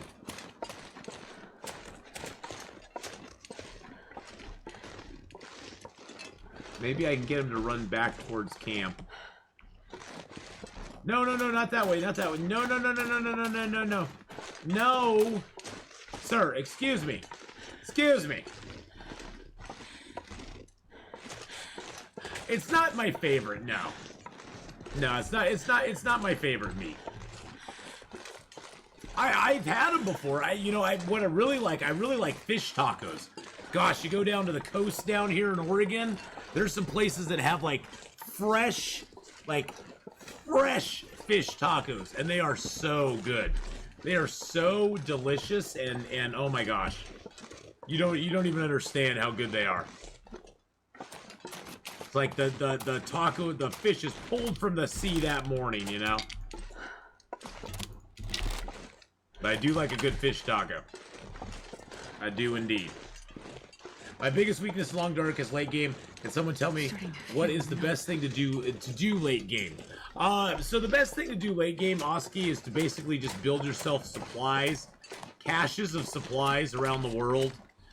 You can go fishing late game and get a whole lot of oil and fish. Although fish is not really a good food source right now as far as being. Yeah, you get a lot of calories from it, but it weighs a lot, and the time you spend doing it, you could probably spend, doing other stuff as well. In my opinion. But you can fish, and mainly the main reason to fish is to get oil. To get cooking oil. Or not cooking oil, cooking oil. To get lamp oil. Durr. Cooking oil. You get cooking oil. Yes, you get cooking oil from it. But, late game, you mainly want to just you want to get all of your gear in good shape. You want to have, Arlevs is talking about, you want to have, stashes of stuff around the game that you can utilize to survive later on. You want to have stashes of things, food, water, cloth and hides, and firewood stashed around the game for your own survival, basically. And you can chase achievements. You can do Faithful Cartographer. There are in-game challenges you can do as well to getting the notes, the Polaroids, the cairns, the buffer memories, which is really hard. Buffer memories are really hard. And just ask Mark Wars. And the surveyed locations, which can give you the Faithful Cartographer stuff, I believe. So there's lots of in-game stuff you can do as well. It's right now we have 2 Polaroids, and we got the one in Muskeg and the one in Mystery Lake. Mind-numbingly hard, exactly. Mind-numbingly hard.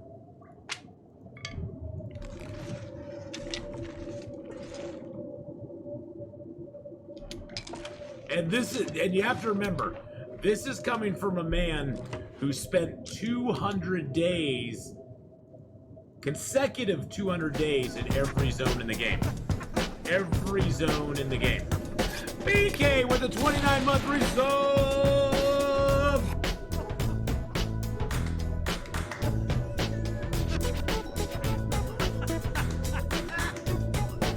Thank you, BK, for not only being an awesome troll, an awesome mod,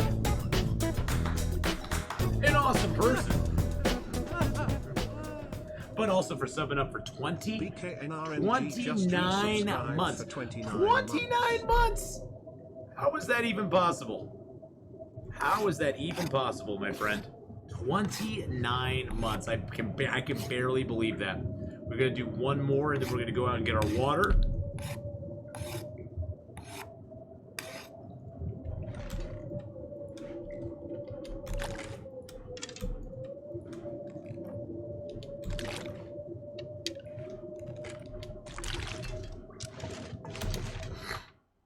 But thank you, BK, for 29 months subbing up there, my friend. It's 2 a.m. there, Trooper Bari. All right. Hey, Trooper Bari, have a great one.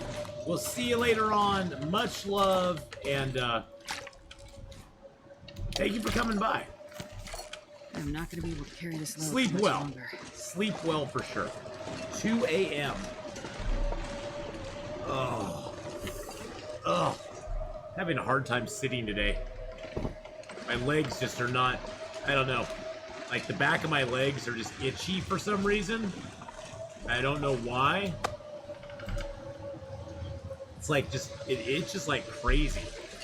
I don't know if it's the fabric of the stuff that I'm wearing. Maybe I should go try on some different... different, lower wear. Some different lower wear. Wow, Dane! Hello, darling. Because this lower wear I'm wearing is not very comfortable.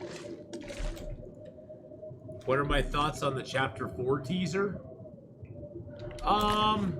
You know, I really haven't, well, I mean, is there a new one out? I haven't watched it. Are you talking about the one that came out a while ago, or? I haven't seen it, Saucy, let's put it that way. Is there a new one out right now? Did they just release one? Long Dark Chapter 4. Whereas episode 4 is still worth your time. These have nothing to do with it. Oh, the one about episode 4 story mode? No, that's not Hinterland.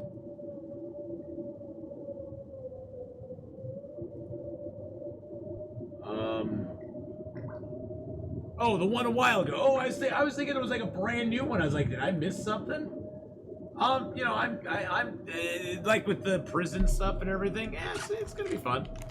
I know a lot of people get very excited about the story mode. I am not one of those people. I honestly, if all they did for this game was add survival content from now till the end of time, I would be completely happy. The story mode is interesting. I think it gives new players a good entrance into the game. But for me, story mode is kind of the least of the things that get me excited about. Which I know probably sounds horrible and they don't want to hear that, but it's the truth. I'm not going to lie to you about it. That I enjoy survival mode. And anything they can do to add to survival mode, I'm excited about. If adding a chapter to the story adds more to survival mode, I'm excited about it. And I'm excited to play in Blackrock Prison. I think that'll be cool. It'll be interesting. It will be interesting to see if it adds Blackrock Prison into survival mode. I'm going to be excited about it. You know, you've truly played this game. You played this game too much when you're more excited for the map that comes with episode than episode 4 itself. Well, it's not even that, Ferd. It's like when you play something that is an open world survival game for so long, the story mode, and then the story mode comes out for it. The story mode is like, the story mode is not like your main introduction to the game. It never has been. And that's how it is with Long Dark for me, is like I started playing the game in just the pure survival mode. And then story mode came out, and it's like, you know, it has the same game mechanics, but it is a completely... Story mode and survival mode are completely different beasts. I mean, they're cut from the same cloth, but they're completely different animals. Not that one's good or one's bad, but definitely if you've bought the game if you bought the game after story mode came out, I could see you being a lot more excited about story mode, because that was probably your introduction to the game. As you played story mode, you played all through all 3 chapters, and then you sort of tinkered around with survival mode as well, but survival mode's probably not what you're used to. So I think more than anything, it's just about perspective. Not that one's right or one's wrong. It's just your perspective on when you join the game or join the community. Definitely makes you either way more excited for story mode or kind of like, yeah, story mode's okay, I like it, but I'd rather have more stuff in survival. And like you're saying, Saucy Safari, whatever we get survival mode extras from them releasing a new chapter of story mode, that's what I'm real excited about too. That's where I'm like, yeah, baby, let's go. Let's go. So yeah, you know, it all has to do, I think, with perspective more than anything. Cindy, hello. How are you doing? Sorry, I was pontificating there. So you're literally, see, that's the thing, J-Rod, you're literally dying to play. You're good. You're dying to play it. And see, for me, I'm gonna play it. I'm not gonna play it right away because spoilers. You know, and I would just rather mess around in the survival mode part that they're gonna add, and then, you know, I'll play it eventually, but I'll let people sort of have a little time to play it themselves before I play it. That way there won't be spoilers for it. Oh, jeez. Cindy with the 100 biddies. So it'll probably be, once story mode episode 4 comes out, probably about a month after, I'll play the story mode myself. That way you guys will all know what's going on and I won't, and it'll be more fun that way.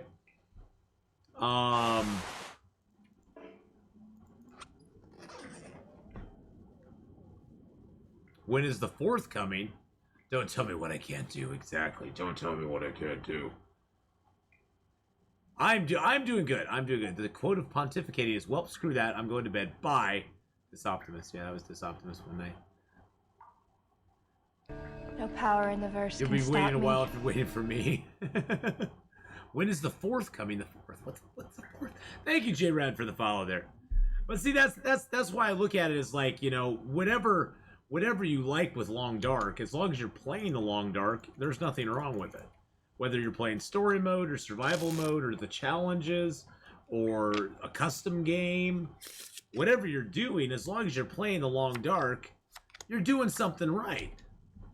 And that's the most important part is just giving love to the game, because it's all about the game. If it's in the game, it's in the game, boys and girls. It's all about giving love to the game. So yeah, I mean, I have nothing against people who are like, I'm super excited for the story mode. It's like, hey, that's cool. I mean, I'm glad that they're finally doing it. I will say that I'm sort of happy they're taking their time with story mode, because content. I would prefer them, and I even told them this. I told them this in the survey. I would prefer them, you know, once they finish story mode, if they're going to do anything further with the Long Dark, I would prefer them to do more like event style stuff, like they do with the Halloween event, like they did last year with Winter's Embrace. I would love to see them have some sort of like Christmas event. We've talked about that before, where it'd be cool if the during an aurora, the moose and deer, their noses would light up. Yeah, it'd be kind of cheesy, but it'd be kind of cool too. Gotta admit that would be you gotta admit that would be kind of badass. That would be kind of badass. So, but yeah, you know, I even mentioned that in the survey. I was like, I really love to see more of the event stuff. I love the events. I think the events are really cool, and they add a lot to the game. Yeah, custom games not counting towards your feats is kind of a bummer. You know what I'm saying? It's kind of a bummer they don't.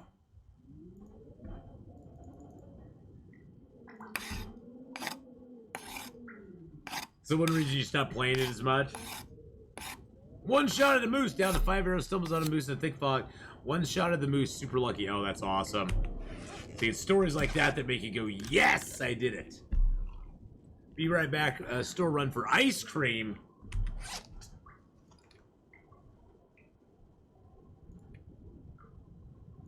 You don't get ice cream.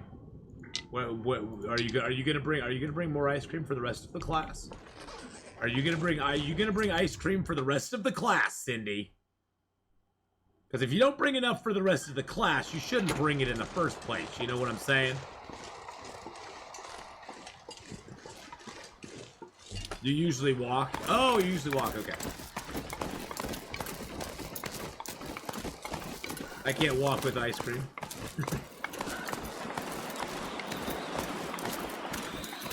You got to ride. Well, I usually, when I go get ice cream, I just walk down to the store and I get a little ice cream. Yeah, I usually walk it. Let's drop all those. Let's drop our sticks. Let's drop our lantern. Drop our pry bar. I don't even know. I don't even need a pry bar. There's nothing to pry up here at all. Drop our pots. There we go. We all scream for ice cream. Be right back soon. I need cigarettes. Well, there you go. That's a good reason too.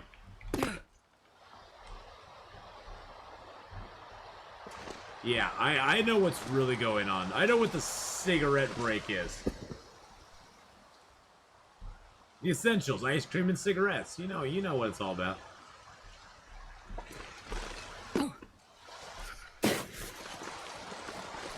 You're going for coffee. Everybody's going for something.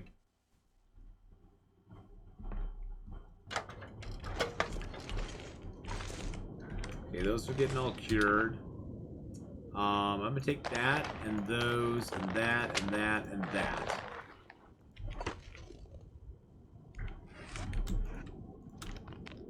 I think I'm gonna grab this bear hide and take it up there with me, too.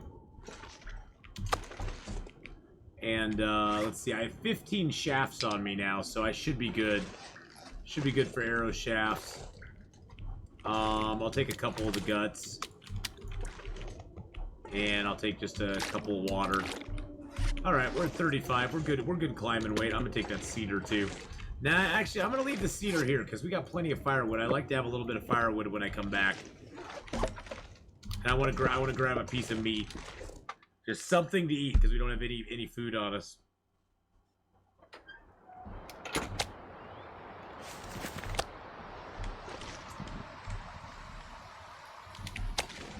Alright.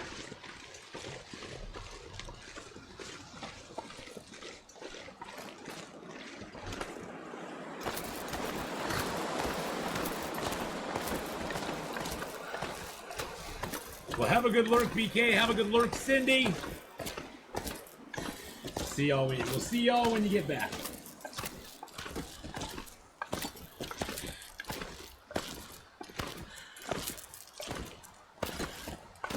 Up over the top, baby. Over the top. There we go. Well, Moosma, we're gonna go to Ash Canyon, actually. I really want the backpack. This pack is getting kind of heavy. I really want the backpack and the crampons. Yeah, the summit's kind of on Interloper. The summit's kind of like it'll be nice to do. We will go to the summit eventually, just not right now.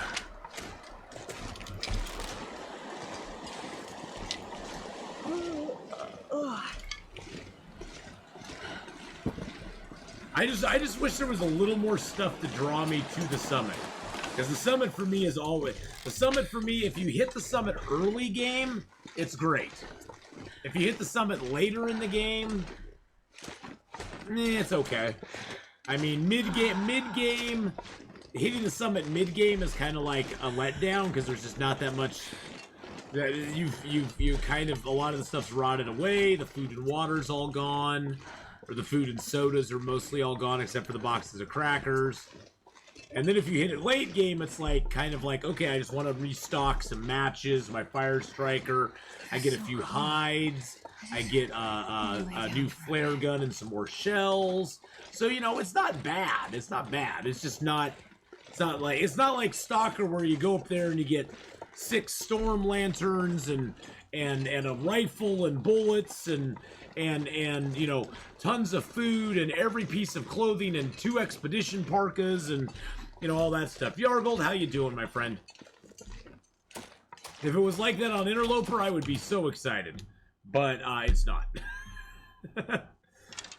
Yeah, I mean, once you hit the summit on Stalker, you have to make like 3 trips down if you actually truly want to bring everything. Between the heavy hammers, the knives, the hatchets, the tool kits, the storm lanterns, and everything else that you get there, it's like probably 150 kilos worth of stuff at least. Once I die on my Stalker playthrough, I'm going to try to do Interloper. Well, J-Rod, get ready to be, be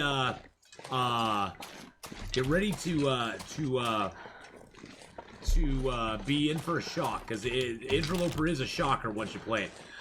So the summit is generally in Timberwolf Mountain. That's the general zone it's in. You can actually see the summit from the lake. You can actually look up and see the summit from the lake. Although you can't, well, I guess there's a way to directly go to it. You can mountain goat, you reverse mountain goat up to it, but I just go up the old-fashioned way. I climb it. Some people watch TV during cardio. I watch long direction. I'm sure I'll directly. Oh yeah, and that's the thing. Just as long as you're good with dying a bunch when you start Interloper. Now, you know, you've played Stalker a bunch, so you got some good map knowledge and stuff like that down, which is going to help you a lot. Because in Interloper, the map knowledge is even more key. And that's knowledge of where the caves are, where wolf spawns usually are, where bear spawns usually are, so that you can either avoid them or know that you have to deal with them, and they don't surprise you. Because it's the surprises in Interloper that will really kill you. Walking up to an area and a wolf comes over a hill because you didn't know a wolf was in that area or that he could spawn in that area, and now that wolf eats your face and you're like, oh crap. Back to square one, baby. Now I wonder if we got the moose here. That would be odd. If we had the moose here, that would be legendary.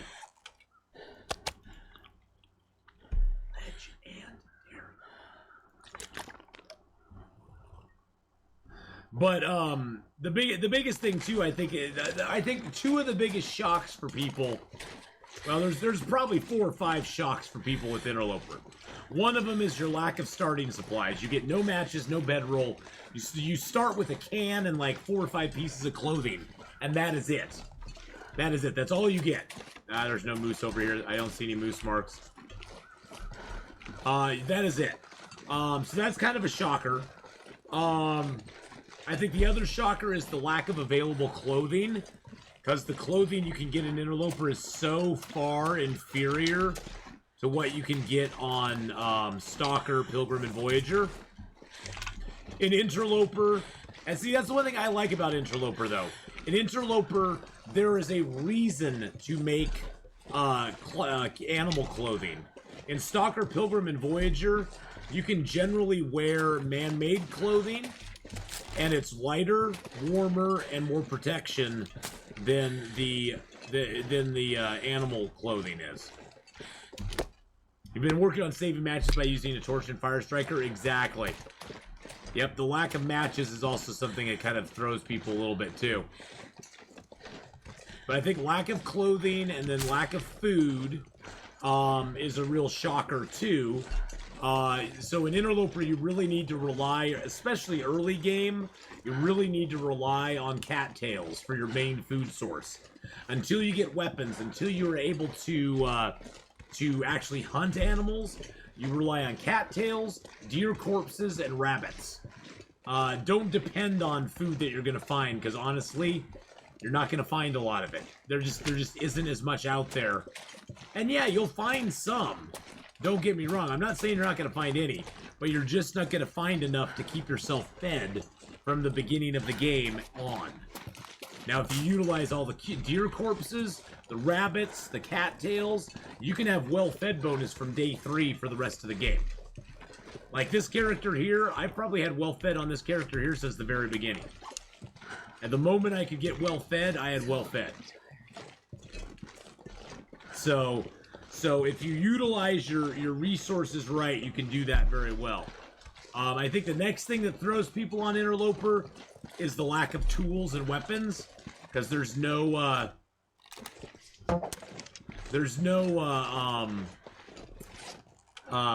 man-made knives or hatchets. There's no weapons at all in the game, either man-made or otherwise. You will occasionally find a arrowhead or an arrow shaft just out in the world, usually in a toolbox, but it's kind of a rare find. In Ash Canyon, there's actually 2 arrowheads that spawn in the angler's den all the time, which is kind of cool. But you can't really depend on that to make your weapons and stuff. And you have to have a knife or a hatchet to make your arrow shafts and to craft your bow. And for that, you have to have birch and maple. So you have a whole lot of other things that you have to take into consideration with Interloper that you never even have to think about in Stalker. You never even have to think about in Stalker. I honestly, even when I played Stalker, or when I play Stalker, I like to try to replace the rifle with bows and arrows whenever I can. Because it's good to stay in practice with the bow, because the bow does have a firing mechanic completely different than the rifle. But it's good to stay in practice with the bow. And the thing I like most about the bow is that all the ammo is reusable. As long as you get your arrow back, even if it's broken, you can harvest it down, get an arrowhead, get some feathers, and recraft a new arrow, as long as you have the arrow shafts.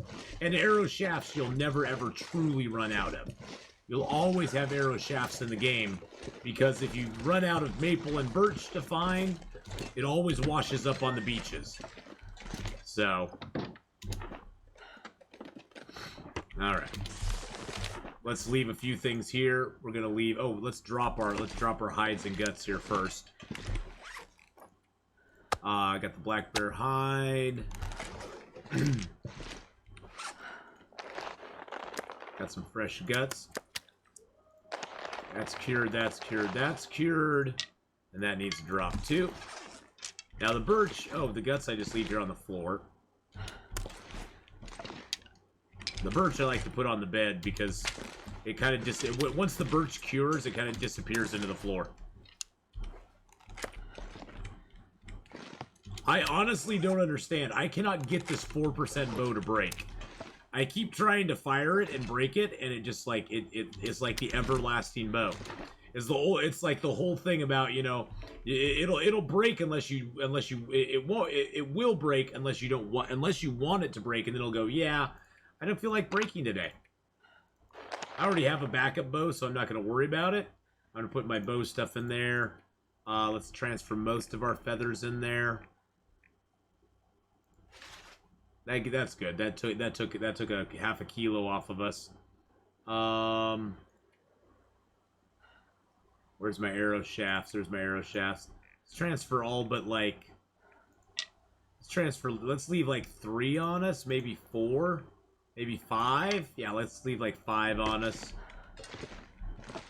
Hey look, a can of dog food. Yum. Glad I crafted a bow and have been trying to use it because I suck with it. Well, and the bow is not really a thing where you get better from skill points. I mean, the skill points are nice. And of course, getting bow skill 5 is amazing. But there is actually a lot of technique that comes with firing the bow as well. Knowing where to aim, knowing how to aim, and all that sort of stuff. So there is a lot of technique with it too. Alright, so these are guaranteed matches. If you ever spawn in Timberwolf Mountain, this is one of the places that has a guaranteed box of matches. And it actually has a lot of firewood here too. So lots of firewood, guaranteed matches. Oh, we got boots out of there, which I don't need, but we got boots out of there, which is kind of cool. Let's throw a little bit of fuel in here.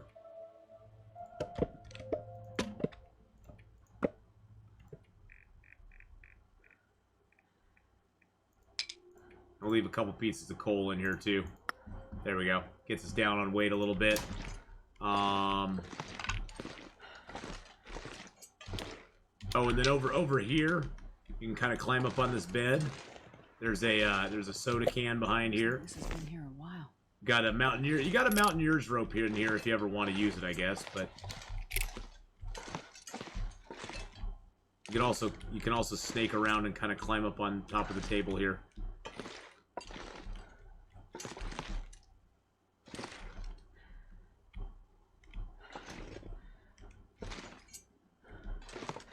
There we go.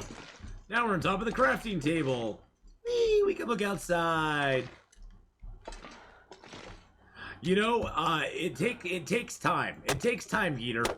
It takes time. And the thing is, I always encourage people, even though I play on Interloper and I love playing on Interloper, you should never feel bad about playing this game on into any difficulty level. If you're having fun playing it on whatever difficulty level you're playing it on, that's all that matters. I mean, it doesn't matter what difficulty I'm playing it on. If you're having fun playing it on Voyager or Pilgrim or Stalker, and you're enjoying it and you're having fun with it, stick with it.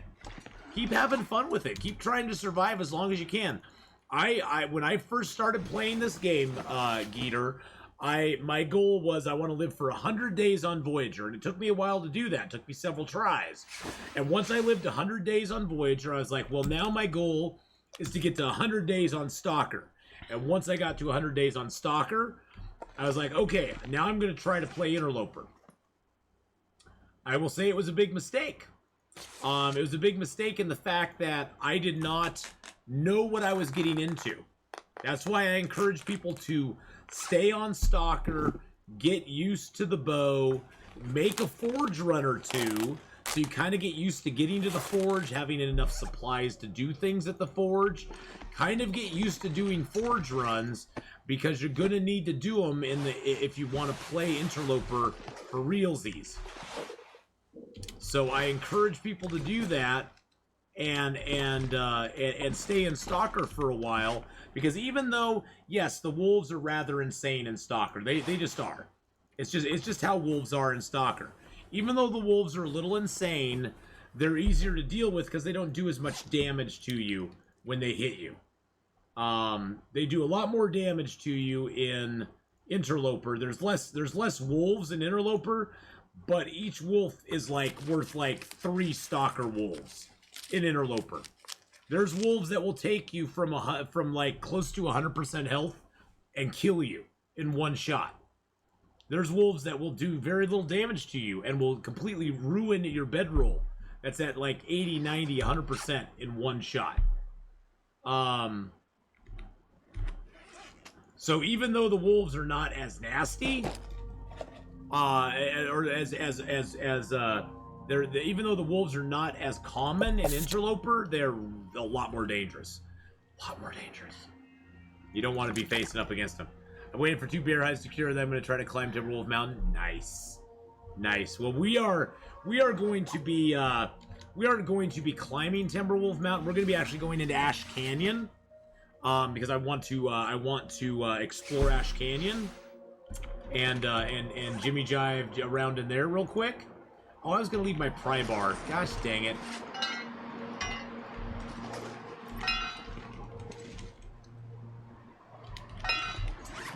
Leave my pry bar, leave this can, fill our lantern up. You jump for Voyager, Loper, but read some guys. Yeah, and that's the thing. But see, the thing is, Yargle, that if you didn't, I like, though, that if you didn't feel comfortable, you could always jump back down. You could be like, okay, I kind of got in over my head, you know? And so you could go back down in difficulty level if you wanted to. I got 2 at 100. I got a sewing kit at 100, but I don't really need it because I got fishing line. I have my hides and my guts. Got some feathers. Got a little bit of cloth. I don't need that. I don't need that reclaimed wood on me. Oh, in Stalker, there are wolves around every corner, yeah. The wolf spawns are a lot more common in Stalker, yes. Okay, we get rid of that. Let's leave some matches here.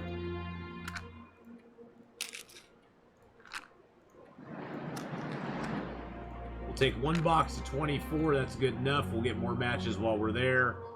I'm going to leave a few teas here as well. 5 is good enough. We got 3 more we can make. We got a little bit of teas for that. We got 5 bandages. I'll leave one of those here. I'll leave a couple of these teas here as well.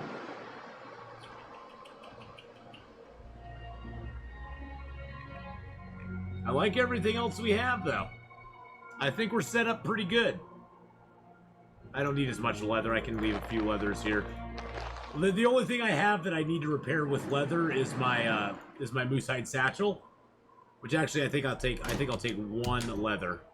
I'll take 2 leathers because the moosehide satchel might need to be repaired soon. Okay. Yeah, if you know the maps really well, you can avoid the wolves pretty easily. But that's the trick, though. That's the trick, is knowing the maps really well.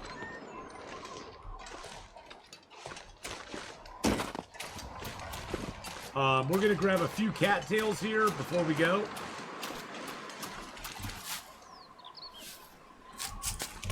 Basically, I noticed that they spawn in the same areas, but instead of, like, one in Loper, they spawn in pairs, yeah. They spawn in pairs and packs. You're going to walk your darling boy again? All right, Miss Candela. Have a good walk. Have a good walk, Miss Candela. Much love. Be back in an hour or so. Okay, see you then. Bye. Love you much, Miss Candela. Have a great walk. We do the walk of life. Ooh, ooh. Oh yeah, Sea of Thieves won't be until later today, so Sea of Thieves won't be until later on this evening, actually. State of Decay is coming up. Did I get a cat in it? No. I actually uninstalled Sea of Thieves. I haven't played it in quite a while. Haven't played Sea of Thieves in quite a while. Gameslift and Cassandra wanted to do it, and I was like, you know what? Let's join up on a Saturday and do it for one Saturday. Is fishing any good in Interloper? Not really. You utilize a lot of firewood and time that you could be much better doing a lot of other stuff. Especially the amount of fish you catch on Interloper is rather poor. Did I say I hate being cold? Because I really do.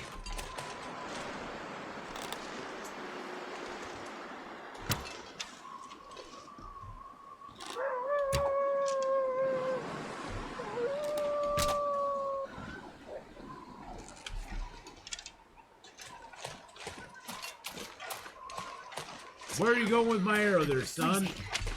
You're a little high, a little low. And that little bugger ran off with my arrow.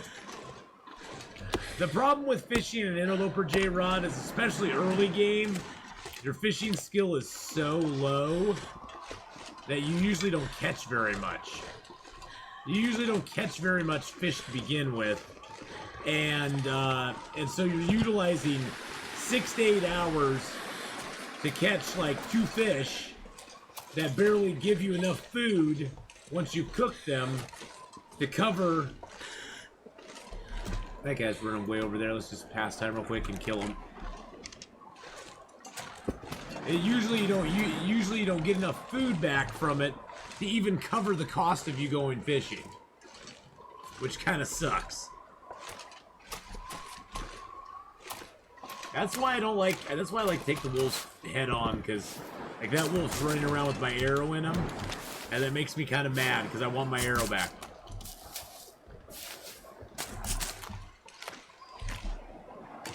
I want my arrow back, Mr. Wolf.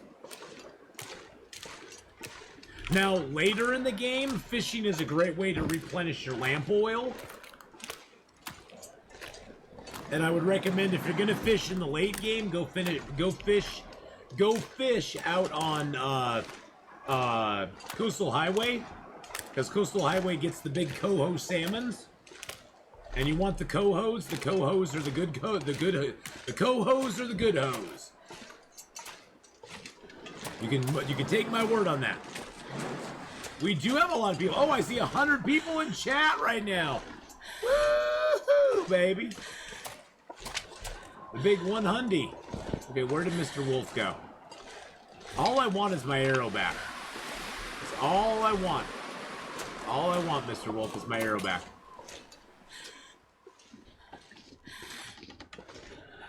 Where did you go, sir?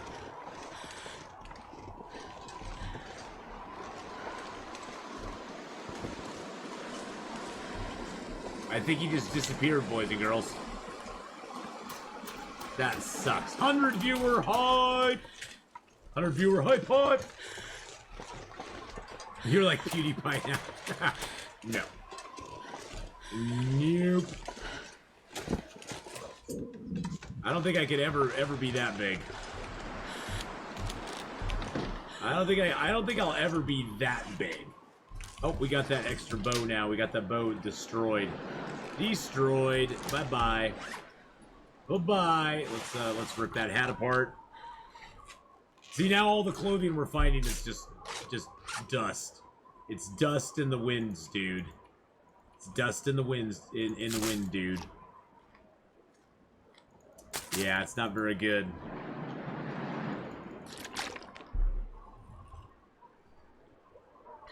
But thank you, Diago. Hey, I take that as a compliment. So, I shot a bear with my last arrow and his tracks disappeared and a wolf chased me inside. Oh no, Atheenon evolution to PewDiePie. That's totally okay.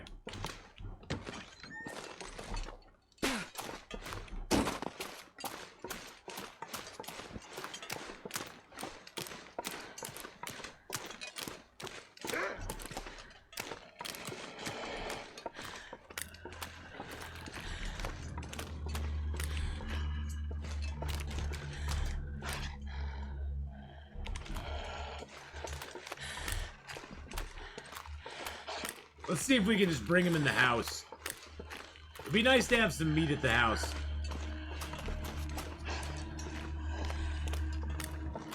Come on, buddy. Come on, buddy.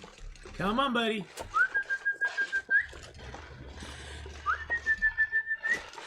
Come on, little feller.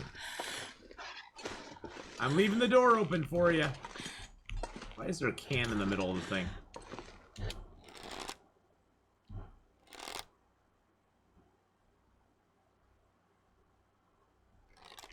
Did he go away?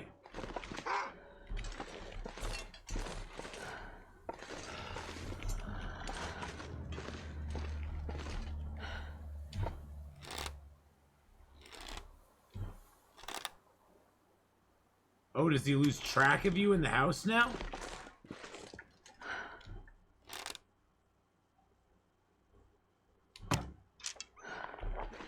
He loses track of you in the house. They must have patched that.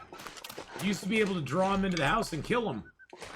And then you could harvest him up.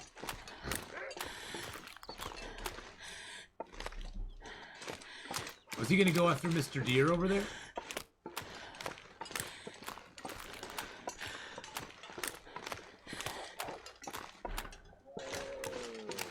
Oh, we get a twofer, baby!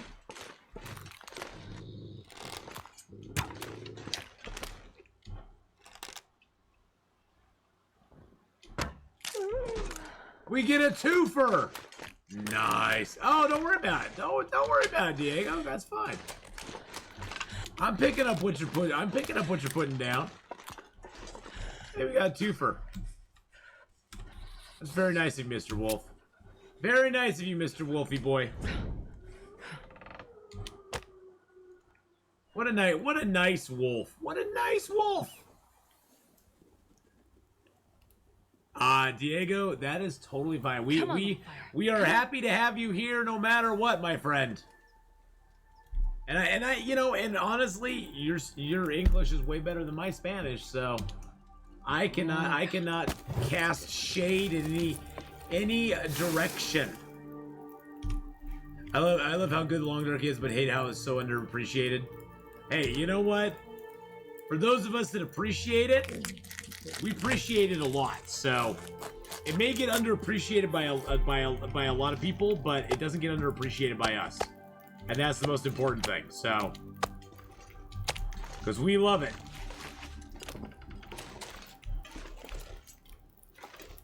I'm actually, it's funny. I'm gonna eat a couple cattails. Then I'm actually gonna carcass harvest this wolf first, real quick, or actually just harvest the meat off of him real quick. Because I feel a wind coming up. And I have a feeling it's gonna blow my fire out.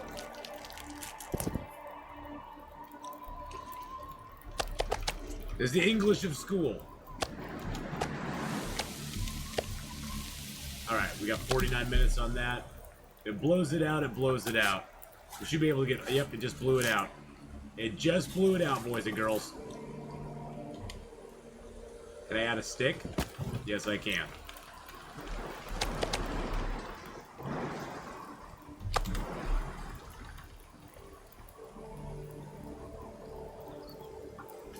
Been trying to tell people to play this game, but nobody listens, I know.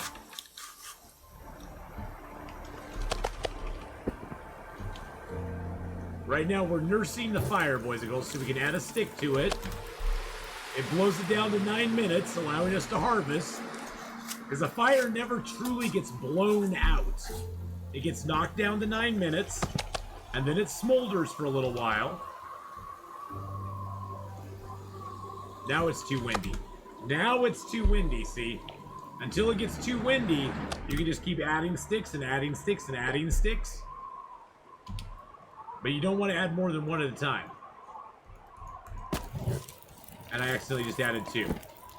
Alright. The owner's around.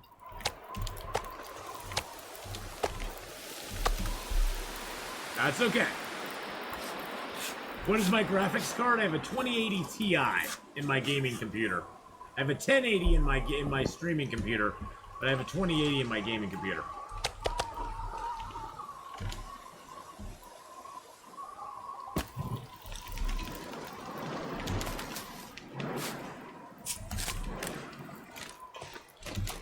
Might as well pick up a few of these. Oh, Red Dead Redemption looks beautiful. Beautiful on the 2080.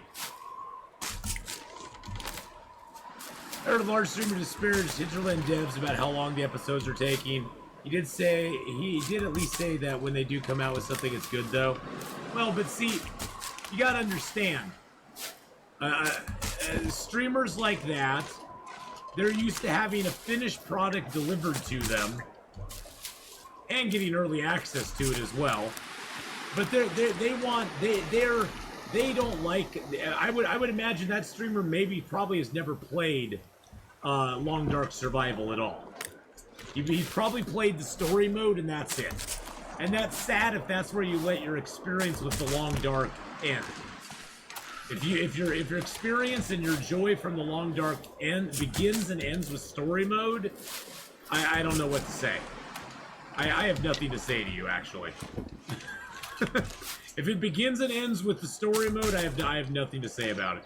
I mean, it's great that you enjoy the story mode, but you're missing out on an amazing adventure that you get to set, that you get to decide, that you get to actually control the destiny of. You're missing out on that. And that's kind of sad. Yeah, Hinterland's so bad, they profit off all this new content. They give it all away for free. Exactly. That's the thing, too, that a lot of people don't look at. Is Hinterland, the only money Hinterland is making is money they sell off of the game. And their merchandise and stuff, too. But it's money they sell off the game. They don't charge for DLCs. They don't charge for any of this new content. They don't charge for any of this stuff. You get it once you bought the game. If you got the game for $5 on a Steam sale, you're never going to get charged for it again. You're never going to get charged for any of it again.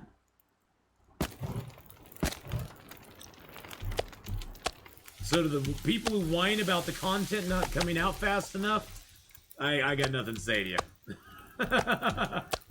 I know, and every year they have stuff. They have their events that they have. They have their they had Winter's Embrace and Darkwalker last year. And that was in the year of the coup. They've had Halloween events for the previous couple years. They've had major like updates to story mode and to survival mode. Yeah, and story mode's taken a while to get out, but you know what? So what? It's not like they're putting out a Resident Evil game and they're only giving it to you a chapter at a time. It's not The Long Dark's not a game like that, because the only way to play Resident Evil is to play the story of Resident Evil. And it's not like that kind of a game. It's a different kind of game. A different kind of game than that. So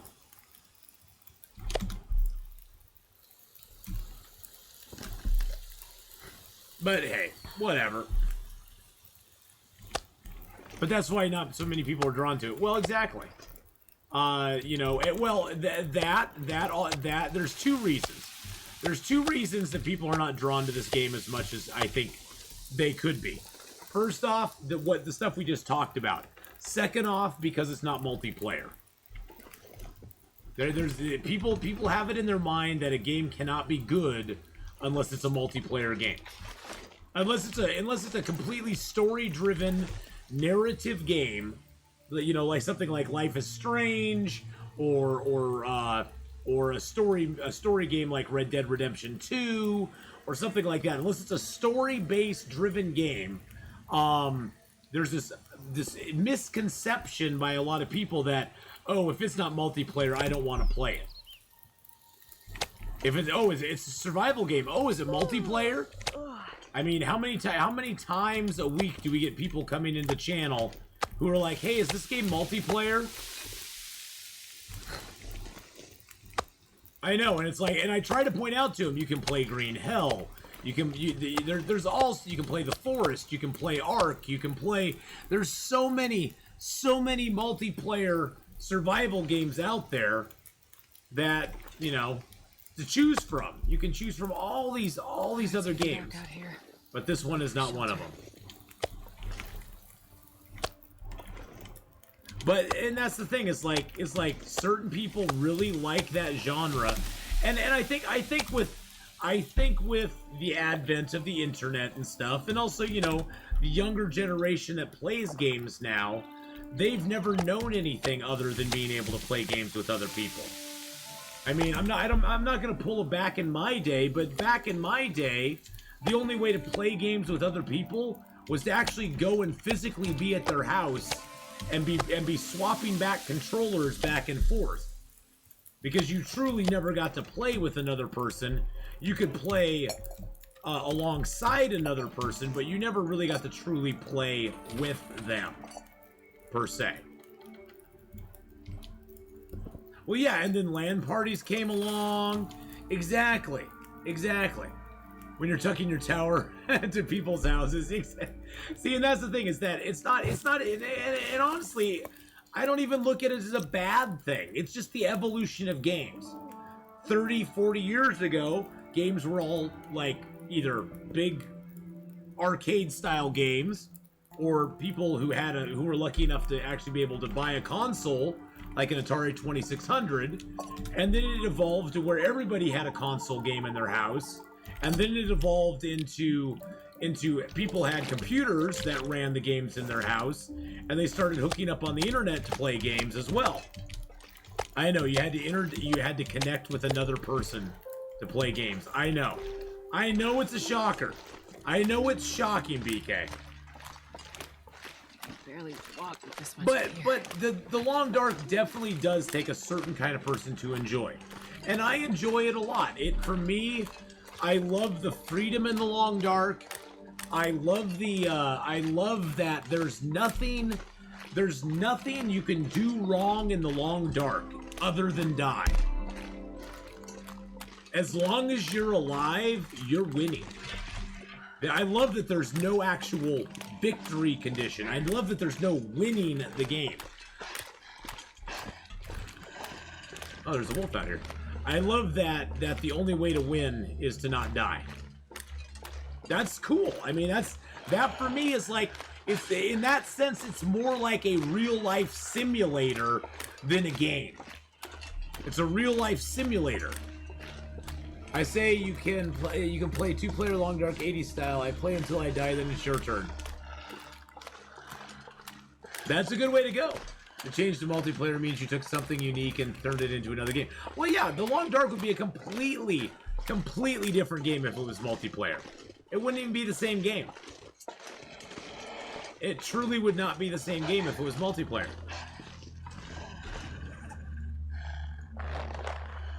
Oh, I left the guts and hide out there. This game would be way too easy if it was multiplayer. I think in a way it probably would, yeah.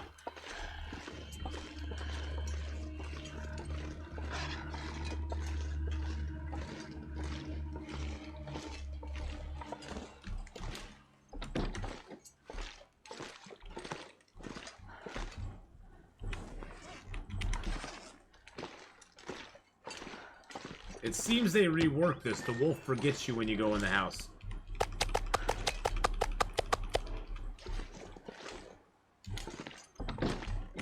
The wolf tends to forget you. I need to go out and get my hides. Which means that wolf is guarding my hide out there. Which means we have to go take care of him.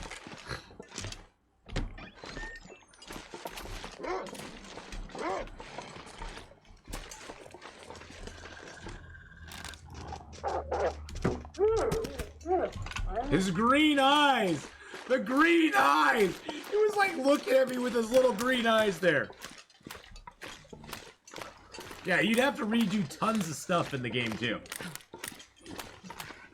If, say, they made this into a multiplayer, like Mark Word says, all the maps, the resources, the animals, all that stuff would be so completely broken. It would just be broken. You wouldn't...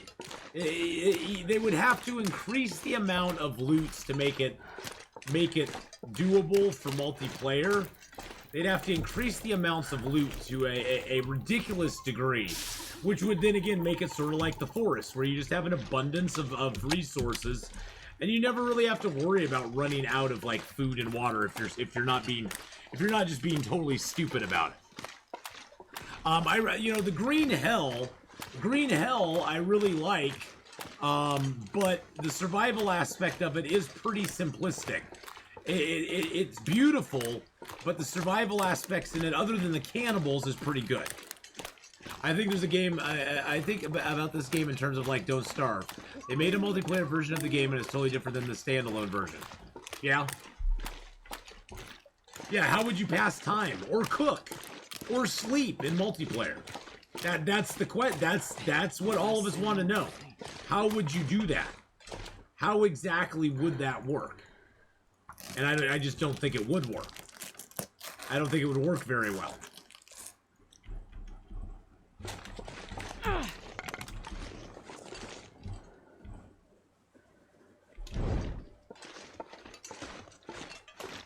Goddamn freezing.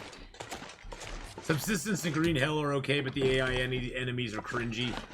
You know, it's hard to get a good AI enemy. I think, even though there's some funny stuff that happens in 7 Days to Die sometimes, the AI zombie enemies in 7 Days to Die are pretty well done. They're pretty, the enemies in State of Decay are also pretty well done. Yeah, I've seen some pretty bad AI enemies in some of those games, though, that are a little bit cringe. Subsistence was pretty fun. I actually was watching, I forget who it was playing Subsistence. I think it was like Coin Fury was playing some Subsistence. Yeah,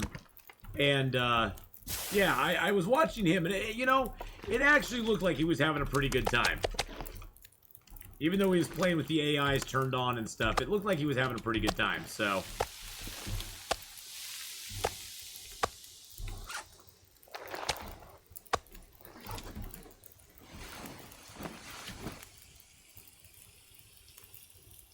I love the Long Dark because I'm not scared of wolves and I'm scared of getting stuck in a blizzard. The infected are super cringe. Yes, the infected are kind of super cringe. Yeah. God, there's so many games out there I want to return to at some point. The infected, I want to return to that for sure. Because it sounds like they've done some really cool stuff with it. The infected AI enemies were really bad though. I think that's something. It just kind of threw me out of the game a little bit. Your pizza's here. Oh my goodness. Well, go get that. Go get that pizza, sir. Go get that pizza, sir or ma'am. I'm sorry. I'm gender assuming there. Go get that pizza, my friend.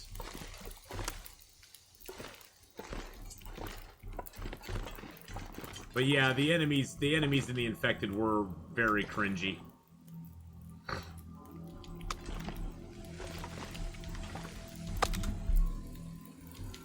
So many games to return to, though, at some point. So many games. Oh, my God.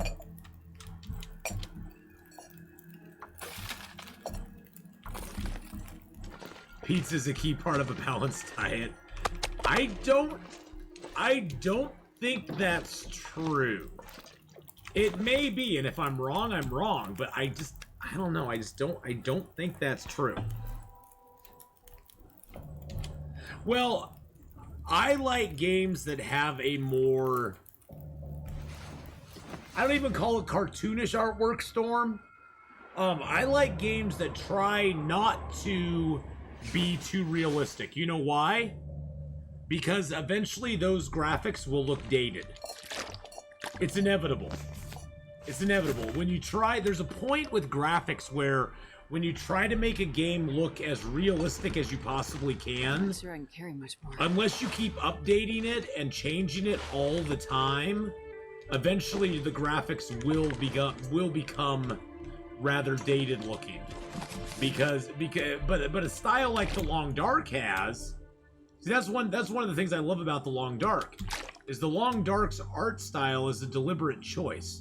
We get people in every once in a while who are like, I like the, I'm interested in the Long Dark. I just really don't dig the art. I don't dig the art style. It's just, it doesn't look real enough. And I'm like, well, but that's a choice. The Long Dark looks the way it looks because guess what? In 20 years, this game will still look damn good. It will still look damn good. In 20 years, games that have really amazing, like realistic artwork, like, and there's no bash on it. Detroit Become Human looks really good. Detroit Become Human is like a great game. I love the way it looks. In 20 years, Detroit Become Human is going to look very dated because it's a realistic. They wanted to make it look realistic.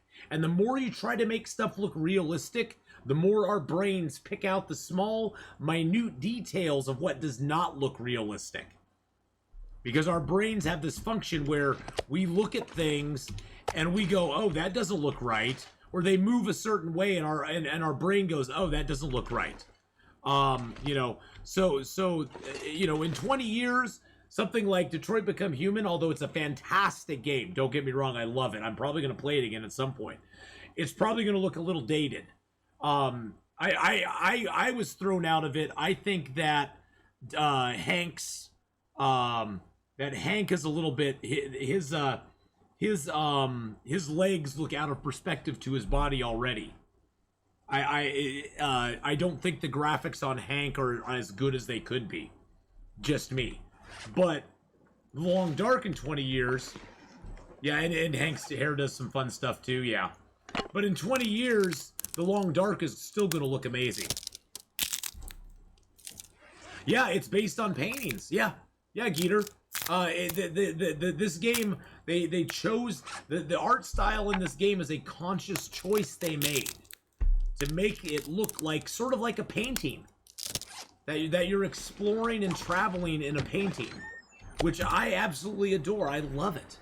I love it because honestly, this art style will never become aged. It'll always look like a painting because that's what it's meant to look like. And the detractors are always going to detract. The hate is going to hate. The play is going to play. And Mark Wars is just going to shake it off when I ignore him. Shake it off. At the end of the day, you're only here for the harvest. Exactly. Have I tried the other graphic styles? I tried them. I didn't really like them. I didn't really like them that much. The black and white, I just didn't get. I don't know. Maybe so here's the thing. I grew up with a black and white television. Getting a color television in my house was a big damn deal. I'm not going backwards at this point in time. Going back, black and white may seem like retro and cool to watch. We have freaking color. I don't want to go backwards and watch something in black and white. I got out of that in the late 70s. That was a big deal. I remember the day we got that color TV in the house. It was like, ooh, we can watch things in color now. Yay!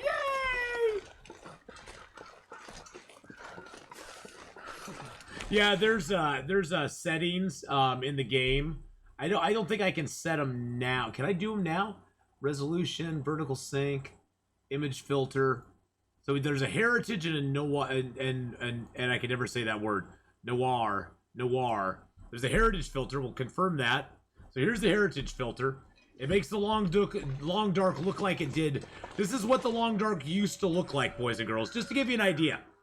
This is what the long dark used to look like. Ghostburnks just subscribed. Hey, thank you so much for that tier 1 sub, Ghost Princess. This is what the long dark used to look like back in the day. We'll play on it for a minute. It's cool. But why would I want to play on this when I can play on something that looks 10 times better? And then the other filter they have, why would I want to play on that when I could play on that? I mean, look at the difference between that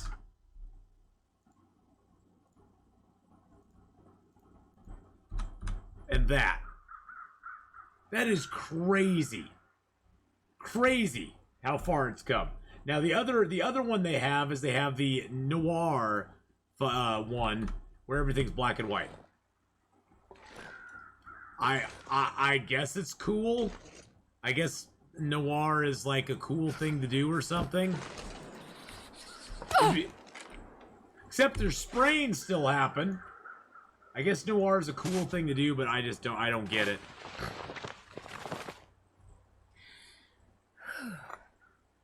I turned the filters on for screen caps. Oh, for screen captures. Oh, okay, I gotcha.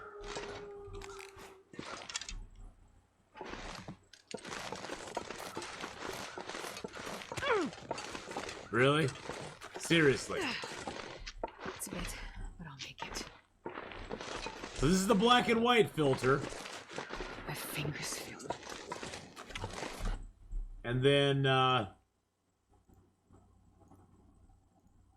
let's go back to the heritage filter for this wolf. Why is he all blurry?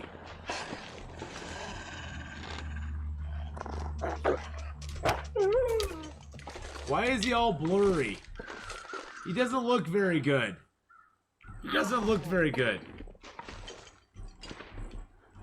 But yeah, this is what the game used to look like. Isn't that crazy? Think of how far this game has come. And actually, this is even what it used to look like, because this just gives you the aesthetic of it, but it doesn't actually give you the idea of what the game actually, used to have in it. And now here's the beauty that it is. It used to be a lot less detailed, yep. A lot less detail, a lot less shadowing. I think, let's look at the shadows here with that display option on. Yeah, see how the shadows aren't as good? I mean, there are shadows, but their shadows are kind of crappy. Yeah, it just it's interesting to look at, but I don't really like it a whole lot. I don't really like it. It's not for me. Maybe it's for you, but it's not for me. It may be for you, but it's not for me. Wow, some of this is actually, two of those are actually still in good shape. Now we might get a pair of socks out of here, but it's probably going to be ruined. Let's just be honest with ourselves. Most of the stuff we're going to get ruined. 8%, 23. We got our second pair of socks, boys and girls. We got our second pair of socks. See, even on day 95, we can still get a good pair of socks out of a container. All right, let's take care of that sprain too. Man, this pack is getting kind of heavy. There we go.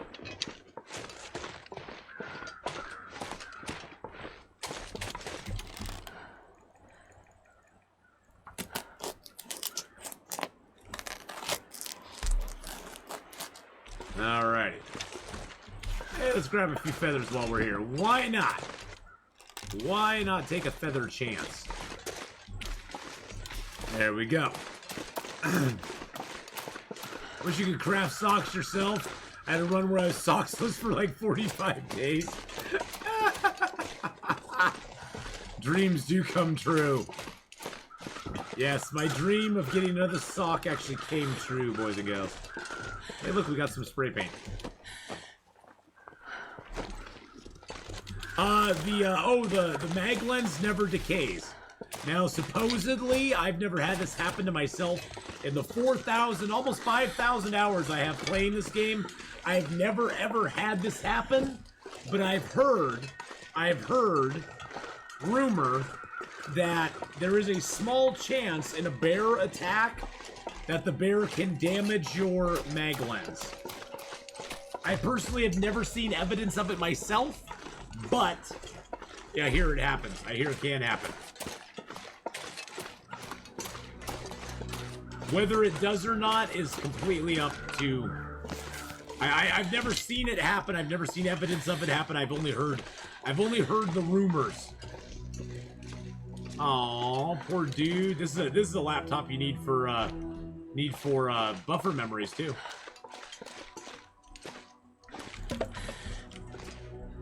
Let's go outside here and see if we can start a mag lens fire real quick. Yes, we can. Yes, we can. So we're going to start that mag lens fire right now. Ow. Something bit me on my back. I don't know what it is. Something bit me right on my back, I think, last night. Got like a little butt. You know how you can tell when there's like a little tiny bump on your skin and it like itches like crazy? That's pretty much what I got right on my back. Damn bugs.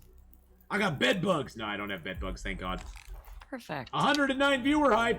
What? Got some points there. All right, let's throw a piece of coal in there. Scooch back over here. Get a little food down.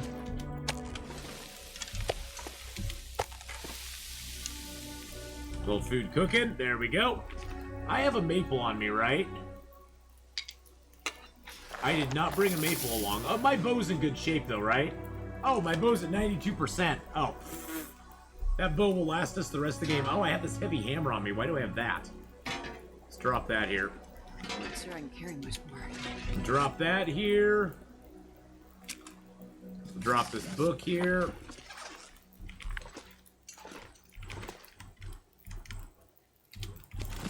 Here's the original first gameplay footage of Long Dark from 2013.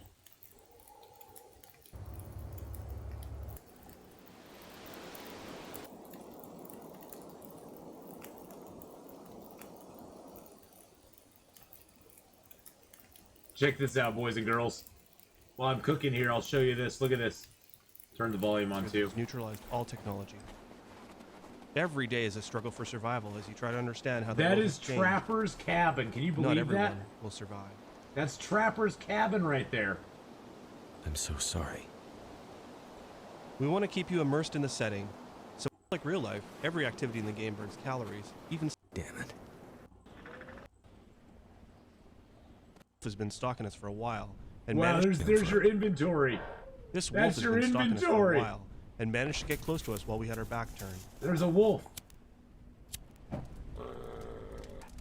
And that's a fire.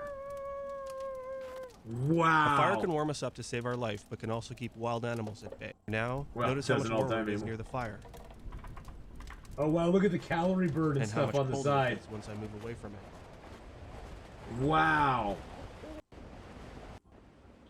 To encounter other survivors. You're also more likely to encounter other survivors. More visibility, warmth, and ease of navigation. You're also more likely to encounter other survivors. I A don't know safer what way to that's- avoid hostile survivors when traveling. I like the big With the aurora long that's dark, always we're there. creating how you choose to deal with other survivors you encounter. It's With not other dark, survivors we're you creating a encounter? first-person survival simulation that not only challenges you to survive the wilderness, but also to navigate a changed world and how you choose to deal with other survivors you encounter. Huh. It's not a world of black and white heroes, but shades of gray where we ask the question, how far will you go to survive? This is like Everything you've seen here is early prototype content. that is so We have a funny. year It's left like in development, so there's still a lot to be done. that is But so we hope you like cool. what you've seen today, and we look forward to updating you further as we God, that continue was to make from progress what? with our prototype. 2013. If you haven't already, Thank you, Raph, for sharing all that with us. Thank you, BK, for sharing that. That's pretty cool. That's pretty cool. That's pretty wild. That's what the game looked like. That was well, you got to remember, the Long Dark. The Long Dark initially was pitched as a story game, where the Long Dark was pitched as a story game. It was not. The sandbox was only released so that players could basically beta test ideas in it. Yeah, sandbox was not the priority when it was first thought of. They wanted to have a big, huge narrative thing. Yeah, but now we're still waiting on the end of the story. Yeah. But that's the thing, is like when the game was first initially conceived, it was not about the story. The story was not the main not about the sandbox. The story was the main focus. That's why when he said and how you deal with other players, I was like, what wait a second, wait a second. What's this other players? What is this other players stuff you speak of, sir? No power in the verse I can do stop not me. understand the words that are coming out of your mouth. You know what I'm saying? Hey, thank you for the follow there, Forestia. Thank you for the follow there. Did I get it back? Did you get it back? Did you back it on Kickstarter? I didn't know about the game till 2017. My gaming knowledge and experience before I started streaming on Twitch was very limited. I played Halo 2, Knights of the Old Republic, and EverQuest 2. And I basically played those games exclusively. I'm a very obsessive compulsive person, so I don't really, if I find one that I can play for a long time, I just play that game. To the exclusion of everything else. The exclusion of everything else. Yeah, I picked the game up in January of 2017, and started playing it then. And since then I've racked up almost 5,000 hours, so. Since what age have I played games? Since as long as I can remember. I mean, my first experience with games was my brother and I, back when I was 10 or 11, we saved up our money and we bought ourselves a Atari 2600. Then I got into the arcade. Once I started reading comic books a lot, I got into the arcade games because we had a Wonderland arcade right by the comic book shop. So I'd go to the comic book shop, buy my comics, and then I'd go to the Wonderland arcade, and I would buy my video game tokens and go play video games all day there. And then you know, then life happened. I got married, I had kids. I didn't really have a lot of time for video games, but then I started to have a little more time, so I started playing a few Xbox games because my kids enjoyed those. And then I got onto computer games, especially EverQuest. I got into EverQuest in late 99, early 2000, and played that for a long time. And yeah, and then from there, I just started streaming when I, kind of got the bug to do it. In September of 2016, I was, earlier in 2016, my son introduced me to Twitch. Because he's like, hey, Dad, I know you like to watch competitive match type stuff. Maybe you'd like to watch, like, some COD competitive games and stuff. And so I actually started watching, Call of Duty tournaments on Twitch. And then I started, like, exploring other things on Twitch because I was like, oh, well, I like to play these, back then I liked to play Clash Royale and Clash of Clans, if you remember those. If you remember Clash of Clans and then Clash Royale, I quite enjoyed those. They were kind of fun. They were triggering, but they were kind of fun. But I started watching some Twitch streamers who streamed those games, especially Clash Royale. And so I got in on those and started watching those streams and talking to the streamers, and I just thought it'd be fun to do, and so I started doing it. Then you have Subnautica Below Zero, who develop a game in front of us and in secret at the same time, and underwhelm us once they release the game. BK, I sort of like the game. I mean, it doesn't blow my socks off. I like to watch CSGO games. I do too. It's just, I could never play at the level those guys play at, J-Rod, but I enjoy watching it, so. What do you kids think about your streams? Well, my son was, until I was partnered, my son was a little embarrassed that I streamed, and so he didn't tell his friends and stuff. Now that I'm partnered, he's like, it's cool, my dad's partnered on Twitch now. He's not just some guy in his basement playing video games. So, he's pretty cool with it. My daughter doesn't really have feelings on it one way or the other. You'll see them come into channel every once in a while. My daughter's handle is Constellations. My son's handle is Atheenon 256. You'll also see my nephews, The Finest Bacon and Connor J, in channel every once in a while. And my mom comes by the channel every once in a while. One of the main reasons I keep my channel PG-13 is I never know when my mom might be watching. And she is the official Athemom, the VIP Athemom in channel. Like a partner at a law office, maybe a partner in Red Dead 2.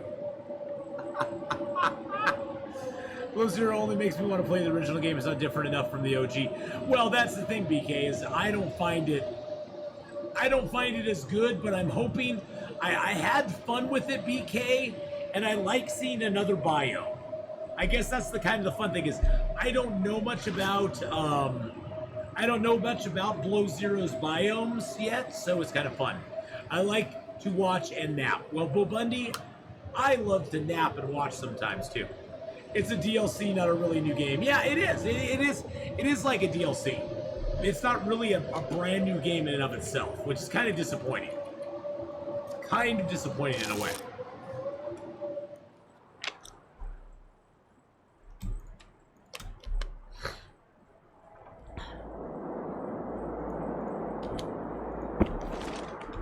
But you know me, I had my doubts about Below Zero from the get-go.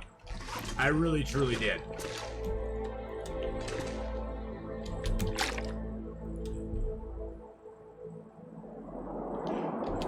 But hey, now that the game is fully out, the story is completely different than they started with. I remember the first time I played it, it was two sisters. One was in a satellite, one was down on the planet. You were playing as the one on the planet. A storm came in and forced you to go out into the water.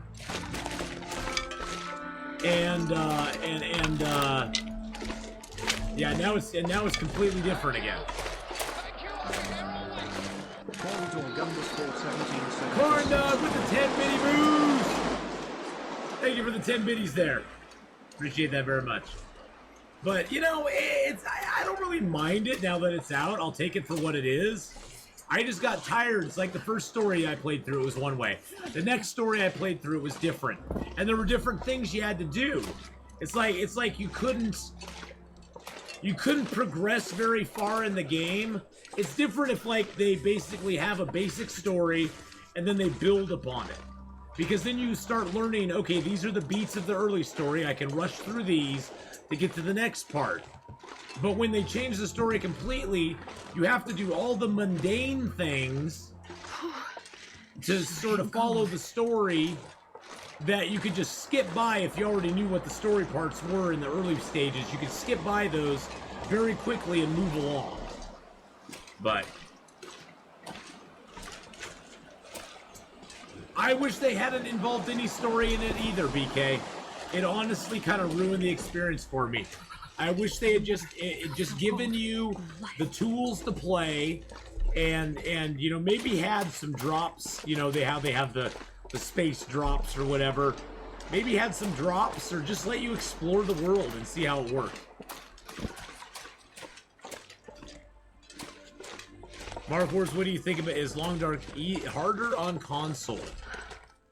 I think I've heard that aiming is harder on console. It's easier to aim with a mouse. Because once you aim, you can take your hand off and you're aimed there.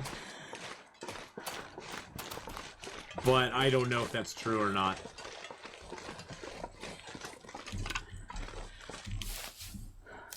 I have a horrible time aiming with a controller.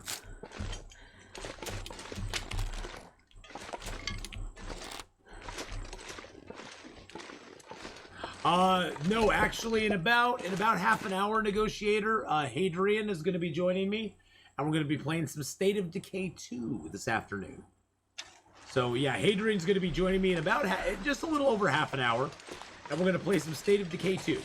And then this evening, Gameslip and Cassandra, well, Cassandra for sure, hopefully Gameslip, I haven't heard back from him yet, will be joining me for some Sea of Thieves at about 5 p.m. tonight, so there will be that. Hadrian is a myth. Hadrian is not a myth. So Ash Canyon, boys and girls, their newest zone to the game is very, very cool. Lots of open spaces, lots of cattails, lots of cattails. Oh, I have half an hour to get to the crampons. We'll easily get there. The crampons? Oh yeah, well, it's just at the gold mine. That's not hard to get to. We just won't spend much time doing what we're doing right now. We'll buzz through. I have full energy. I can get all the way. I can get all the way to the rope climb. Oh jeez! I was looking at the wrong wolf. I was looking at the wrong wolf. I was looking at that one over there. I didn't see the one right in front of me.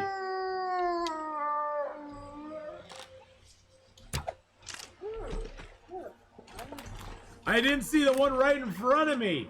Oh my god, that wolf, he just came out of nowhere. He just came out of nowhere. I'm sitting here talking to chat, not paying attention. Not paying attention or nothing.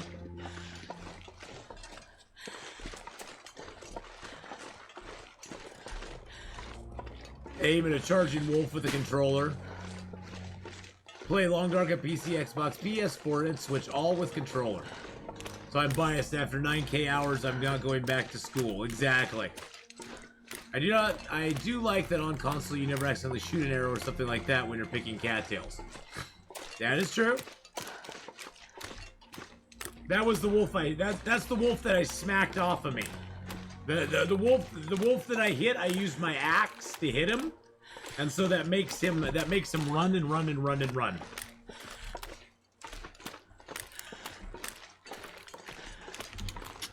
We'll get a piece of coal out of here. And a tinder, which I don't need, but that's okay. There's nothing in this little thing. You can make a fire and warm up, but we aren't that hypothermic yet. We'll just go. We're just gonna go. Now the moose can spawn right up in here, boys and girls. So be careful.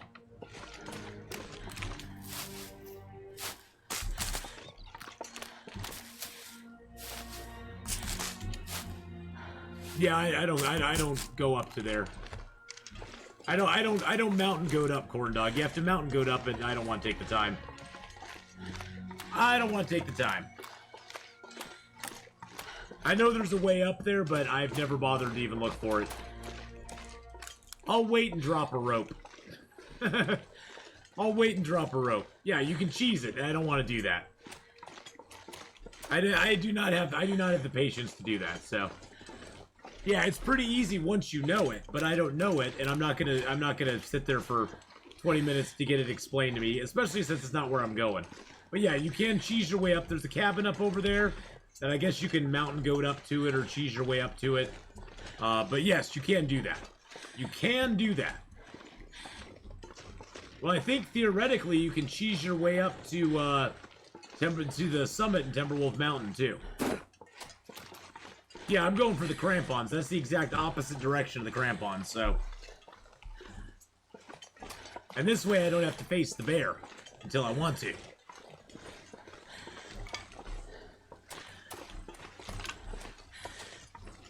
If you go up that way and then circle all the way around to the mining camp, then to get from the mining camp up to where the crampons are, you'd have to go through the bear. I just really don't want to. I don't want to mess with him right now. I got 30 minutes to get to the crampons. It's gonna be a push. It's gonna be a push, boys and girls. Especially if I stop and pick up all these cattails along the way. I'm not sure I can carry much more.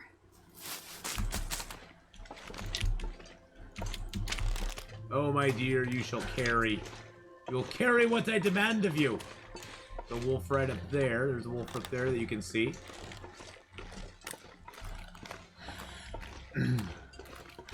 Greetings to Turkey, my friends. Greetings to Turkey and Anatolia. Greetings, greetings.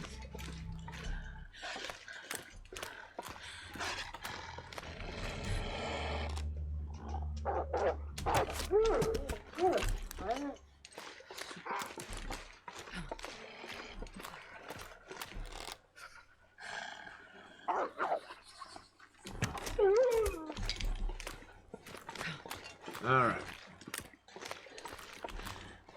Let's get over to the angler's den. I have enough energy, I just don't have the warmth.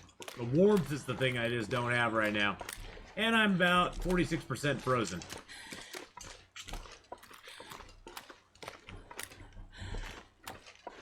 Any game loading takes longer on my PS4 than it does for app. Switch doesn't have good graphics.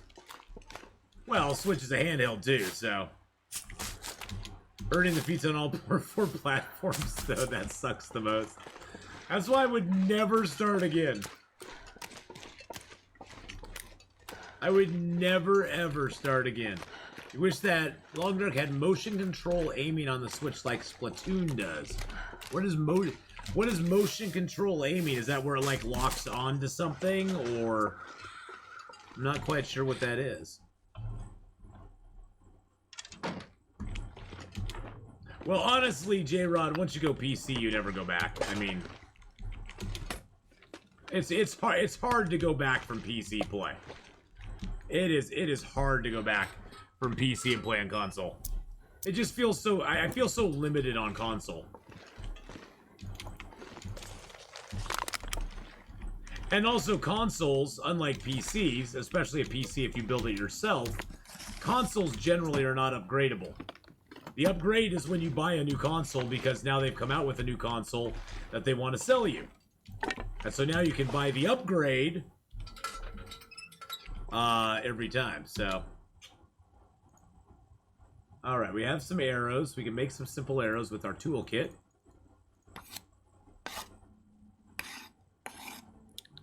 There we go. Can you try a British accent for 3 minutes? No. No. That would be an insult to the British. All the British viewers in this channel, that would be a total insult. In the first couple of years of console's life, the game exclusivity is the sole driving factor. Well, yeah, that is the driving factor for consoles. Fortunately, consoles are losing the battle on that. Fortunately, a lot of studios are good. Some studios are still like sucked into the whole idea of, oh, we'll make so much more money if our game is exclusively on this platform. A lot of companies are wising up and going, you know what? Not everybody has an Xbox or a PlayStation. Exclusivity exclusivity is a huge benefit to the console, but it's sometimes not a huge benefit to the developer of the game, especially when there's so many independent studios making games now. Before, when all the games were like made in-house by Sony, made in-house by Microsoft. Well, Microsoft never really made games in-house. Xbox always kind of contracted the games out a lot more, but they had the money to make them exclusive. So, but back in the day, it was a whole different ballgame. Now, with so many independent studios out there, a lot of them are just telling the big boys to go pound sand. They'll sell their stuff. He's never had a gaming PC scary territory?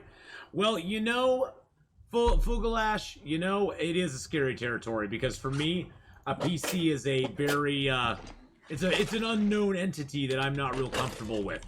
I am very scared of PCs still, to this day. PCs still scare me a little bit, because I'm not very familiar with them. I did not ever get just kind of like comfortable with them. I've gotten better with them. I still can't troubleshoot a lot of stuff myself, but I do feel a lot better about them now than I ever did before. So, and I do love my PC. And it's been fun. It's been fun over the years. I started with a very basic store-bought PC that had an integrated graphics card. It didn't even have a graphics card in it. The graphics card it had was integrated into the motherboard. So the graphics card it had sucked. And that's actually the streaming computer that I streamed on. Back in 2000, I bought my first computer. I bought a Dell computer online. I had some laptops before that, but I bought my first desktop computer, let's say. I bought a Dell computer with 2 gigabytes in it. Two. It was huge. It was huge. The gigabytes were huge. And it's what I needed to play EverQuest. I was just looking for that. It was a gaming computer back then, But, a whole 2. It had a whole 2. You had to pay extra to get 2. You had to pay extra to get 2, BK. Getting 2 was like, that was like, oh man, you got 2 gigabytes, dude. You're right, you got so much space in your computer. What will you ever fill it up with? What will you ever fill it up with, man? You got so much space. But, yeah, that was my first one I ever bought. And then I owned some computers over the years. Yeah, the internet was so fast. It was like 566 or 533? 533, I think, something like that. You can often update components to extend PC. Well, that's the other thing, Fogelash. Both of my computers, my streaming computer as well as my gaming computer, are both upgradable. I could pretty much do whatever I want with them. If a new graphics card comes out or a new processor comes out that I want, these computers could last me the rest of my life. Because, unless there's a major change in processors and stuff like that. But even then, I could buy a new motherboard, install a different processor in it. I have the case, I could rework everything in the computer as much as I want. And yeah, it would cost me some money, but I never will truly have to buy a new computer again. Hey, whatevs, how's it going? And how you doing, Kirbymon? How you doing, my friend? Found this PC Supply magazine from 1991 the other day. 1 megabyte hard drive was $5K. $5K! Wow. Wow. That is crazy time.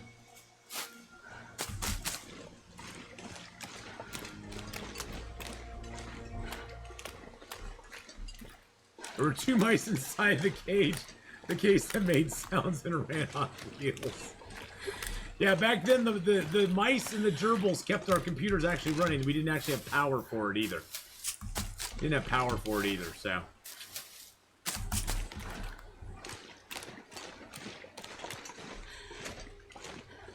No, this is totally wolf territory. Oh yeah, there's usually 3 to 5 wolves up here.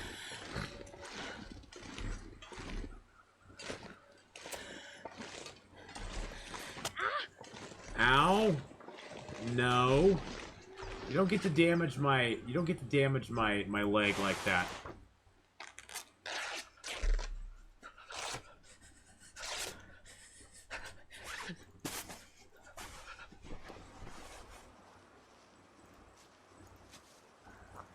I hear a wolf. Hold on.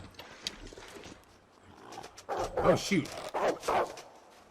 Oh, there was a ducky. Oh, God. I heard a wolf, and I was like, oh crap, there's a wolf. He's coming. There's a wolf right there.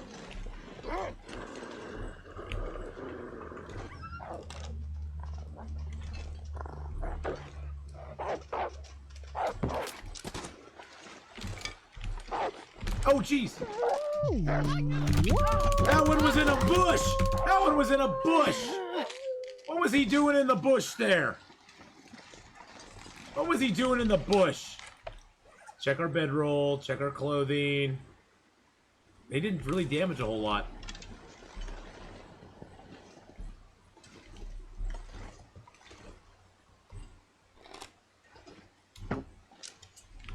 Not high enough.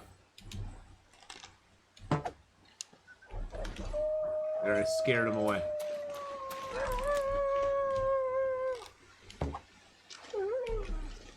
Got that one. That's 4 wolves that have been up here now. 4. 4 wolves.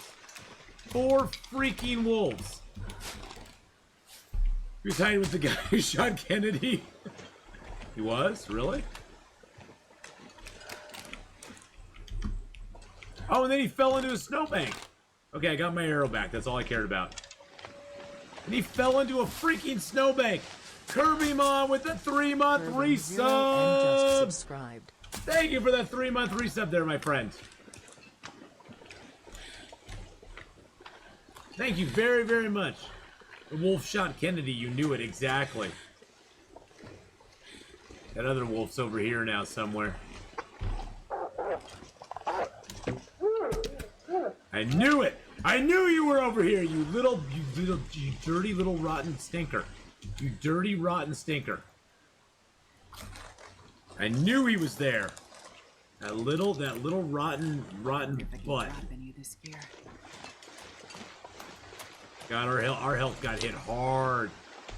That wolf's still running.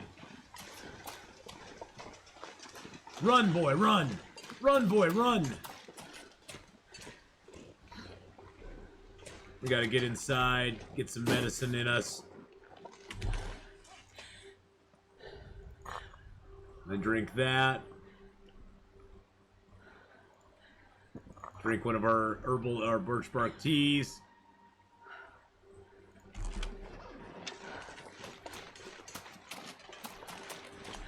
Woo! That was scary. We got the one wolf, and then the other one just jumped right out of the bush at us. He was another bush wolf. We've had a couple of those, actually. We had a couple bush wolves. Wolf in the bush. A wolf in the hand is worth 2 in the bush. You know what I'm saying?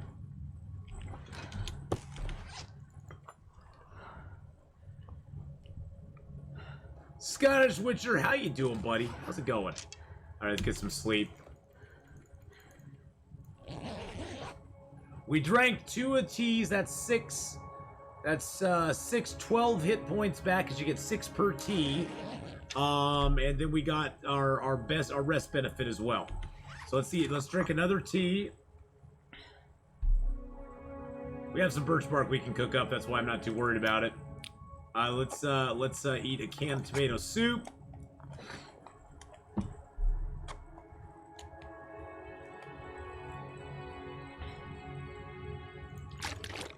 Drink a little water. Got a couple wolf steaks to cook up.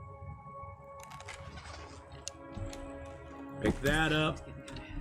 I know it's getting heavy. We got the wolf steaks on us. Just chill, my dear. Just chill. Just be happy that you're alive, okay? We just got smacked hard by 2 wolves in a row. Or by a wolf. Not 2 wolves, but a wolf. I'm not going to be able to carry this load for much longer.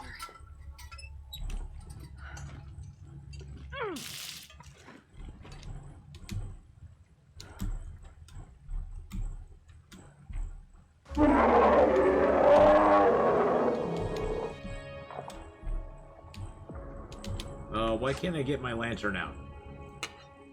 Oh, so cold. That was so weird. I'm trying to get the lantern out, my dear, so I can see where I am, but you can't seem to figure out how to get it out there. Let's give out some points there. This pack is getting too heavy to carry. Shh.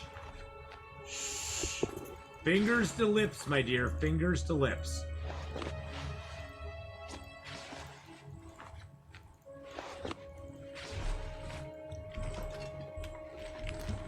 Alright. Around for a little coal. But thank you for the bear apocalypse there, Kirby Mon. Appreciate it. Appreciate it very much, my friend. No more coal. There we go. A little firewood. Alright, up the hill we go. Ha-ho, ha-ho, ha-ho.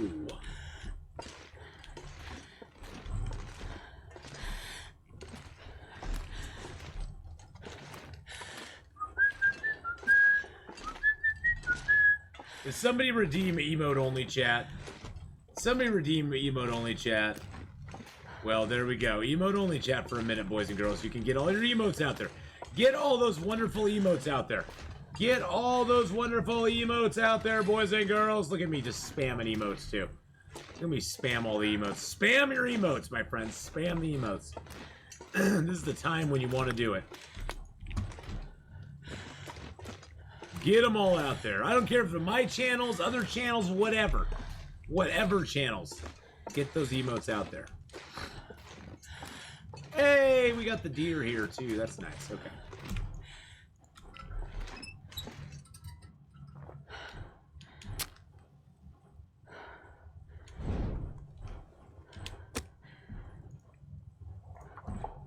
Got a couple books to burn. Deer Force, exactly. Deer Force. It's the Deer Force. It's the Deer Force.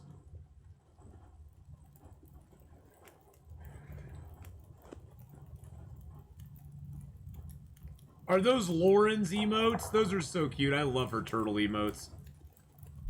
Those are Lauren's emotes, aren't they? Lauren the Short?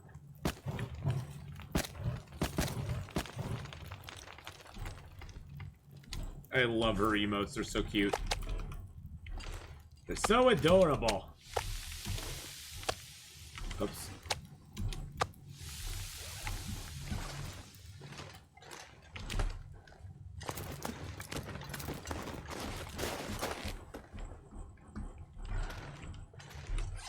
All right, let's drop our pot up here. We still got 2 liters of water. Let's drop our other pot up here. Let's drop our hacks up here. Let's drop a couple of torches up here. Let's drop our hide, our guts and our hide, and that. Okay, that put us a good weight. Okay, excellent. Let's go back down. Notice what you did there? What did you do there? It's Pog concern, nah. Pog concern, nah? Is that what you created with it? Pog concern, nah. Not really. We made it, Kirby Mon. We made it. Yes, we did make it. 28 minutes on those. Let's take the hide with our hands. It could never hurt to have another deer hide, right? Having another deer hide is never a bad thing.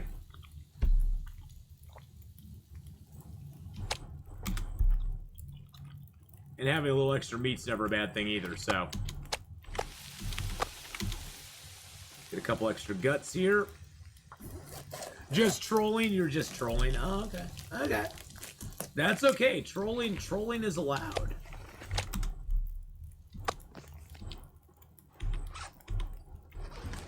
Now, unfortunately, you cannot make a torch go all the way up there.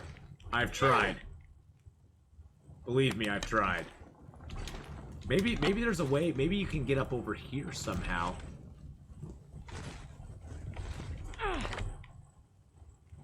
Nope. I think there's a physical barrier there that blocks it.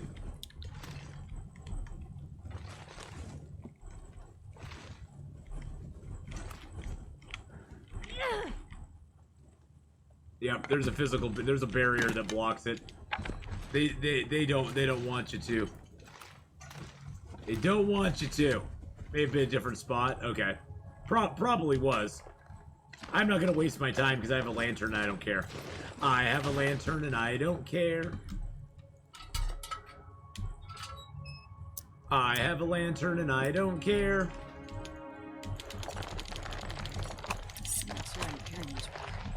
I'm sure you can carry as much as I want you to, my dear. As much as I want you to, because we have no more ropes to climb. Well, we'll have one rope to climb at the very end, but that's okay. Sometimes there's a body or something over here. There's a backpack. Can of dog food. Little backpack. There are places you can.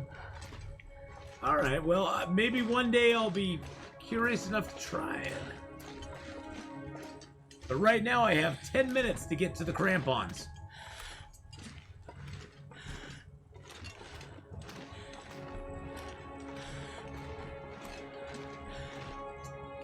Kimmy tossed a torch through the hole in the Mountaineer's hut.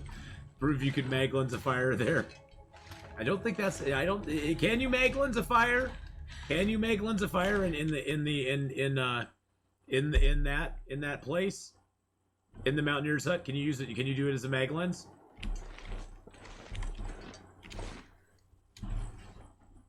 Because I know it is outdoors, but it's indoors. Oh no. No, you can't, but he was just saying, well, why can't you? See, look at this. You can do this right here.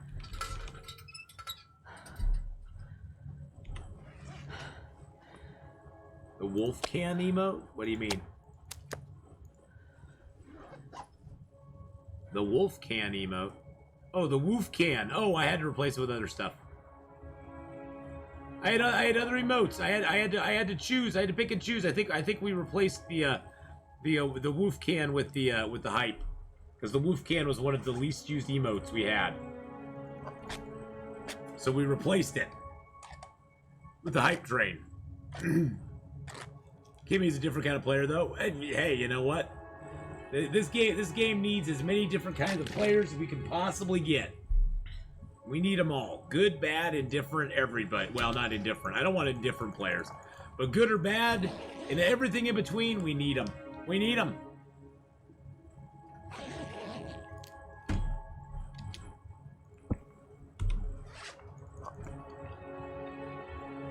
That's the only way the game gets stronger. The community gets stronger.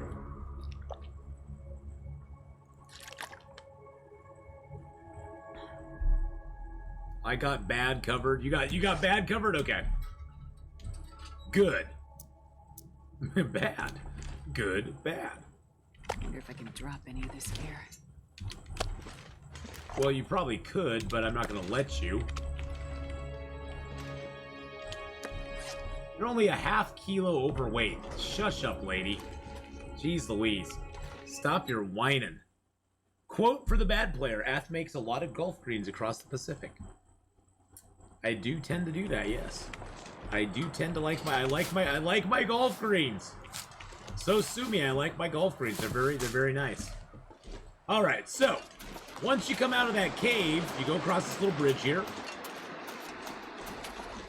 And I'm gonna go play some Long Dark or Red Dead 2. Have fun. Alright, BK, have a great one, man.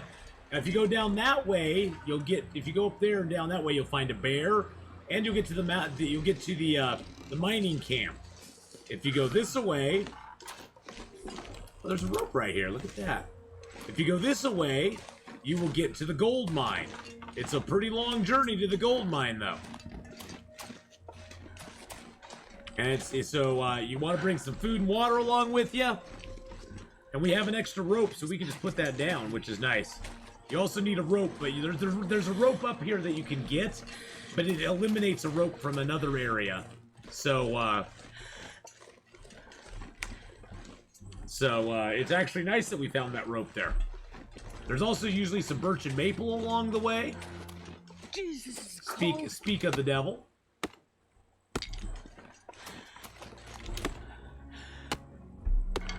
And there's a little bit of fuel along the way. Now up here there are no predators at all. No predators are up here at all. There's no wolves, no bears, no moose, no nothing. Once you've come up to this level, this area of the game, there are no predators. So you pretty much have to worry about the cold and starvation and thirst, and that's it. And then there's our first nice long bridge that we get to cross. That should be fun. And the bridges, they're a little scary. So I'll warn everybody before we get to the bridge, because people like to look away. Some people if you have fears of heights, you might want to look away. Nope, same exact voice as it always has been, Cave. Same exact. Haven't changed a thing. So everybody look away. Look away, look away, look away, look away. See, it's a long ways down there.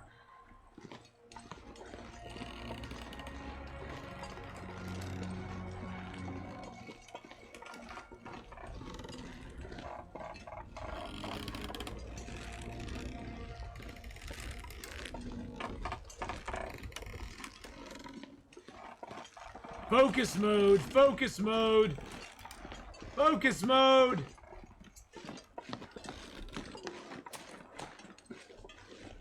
There we go. We're across, boys and girls. We're across. Woo! We made it across the first one, Fogelash. Yes. But I have to keep going. I have no time to dance. Adrian's coming soon, and I have no time to dance, my friend. I got 3 minutes to get to the gold mine. 3 minutes to get to the gold mine. So yes, I have no time to dance right now. I forgot about that. Yep, we have no time. We have no time to dance at the moment. So no time to dance. I think the commands are something that the mods can pull up. Otherwise they would just be like they would be way overdone. But there they all are. Now that's not the store. If you're looking for things in the store, you gotta go to the actual store. Thank you, Abby. The store is different from the commands. The commands are chat commands. The store is completely different.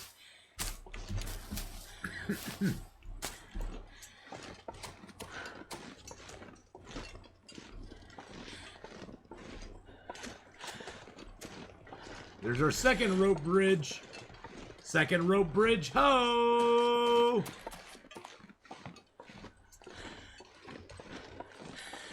You're here now. Hi, Abby. Hey, Hadrian, how's it going, buddy? Give me just a couple minutes. We got to get to the gold mine. I promised him we'd get to the gold mine and get our crampons. I've been struggling hard to get there. Struggling hard to get there. Hadrian hype. Hadrian hype. No, break your promises. What? What? Promises don't matter. Oh my goodness. Oh my goodness. Well, if you could throw up an exclamation point Hadrian in chat, please go over and give his YouTube channel a follow. Give him some love. Give him a subscription on YouTube. Don't look down right now if you're scared of heights. I can't look at chat because if I look away, I'm gonna die. So let me do this, and then we'll continue. There we go. Whew. And now we're a ways up in the mountains, boys and girls. We're a ways up in the mountains.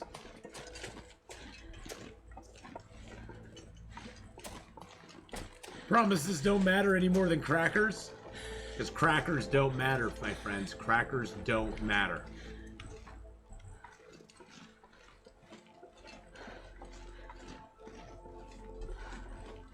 Well, store has a cooldown, Obby, unless you are a mod or me. Store has a cooldown, so. Just to stop the spamming.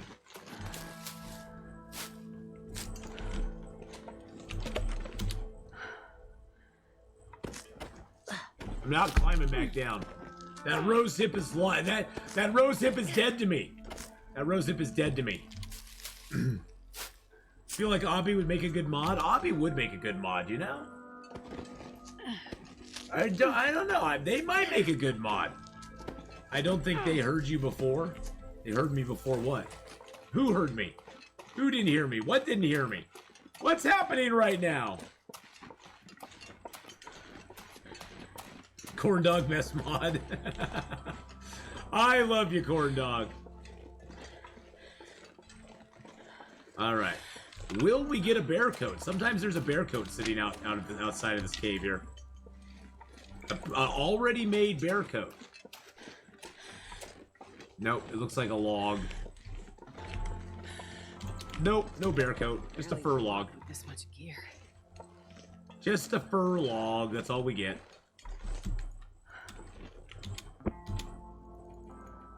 Let's get warmed back up. Oh, the person looking. What is coins? Oh, you're looking for your points. There's your points right there. It's very basic. It's under points. There are no coins. There are no coins. Kill a clown with the ducky hug. Thank you so much for the ducky hug. Be able to carry this load for much longer. I see you there, my friend. I see you there. There you go, Cave Phlegm. You have 34,422,800 bear hides. That's a lot. That's a lot of bear hides. Oh, we got the Polaroid here. This is a Polaroid location. Hey, look at that. We got the Polaroid. I've never got the Polaroid at that location before. That's pretty cool. We got the Polaroid at that location. My last visit 2 years. Maybe some commands was changed. Oh yeah, totally, Cave Phlegm. There's been lots of changes in commands and stuff. But for me, it's always been points.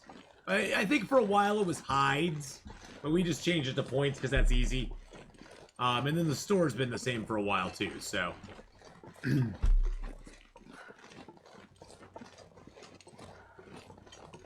We'll go drop some excess stuff in here. Actually, let's eat this.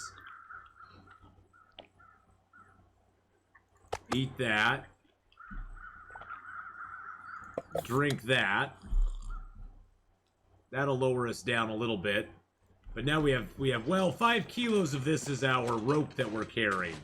We have a rope on us, and that's 5 kilos right there. So we'll drop that. We'll drop some wood, and we'll be good. There's another birch here. Another birch. And then in just a few short minutes, boys and girls, we're going to be going into the cave, and we're going to be getting our crampons, and then we're going to be going and switching over games and playing some State of Decay 2 with Hadrian. With Hadrian, boys and girls, of Hadrian LP, Fame, Fortune, and Love. How many rose tips do I have on me? 107? I don't know what he's talking about. You know exactly what I'm talking about, sucker. You know exactly what I'm talking about, sucker. Oh, you don't know what they're talking about, you flexing on your points? Oh. Yeah, you guys like to flex a little bit.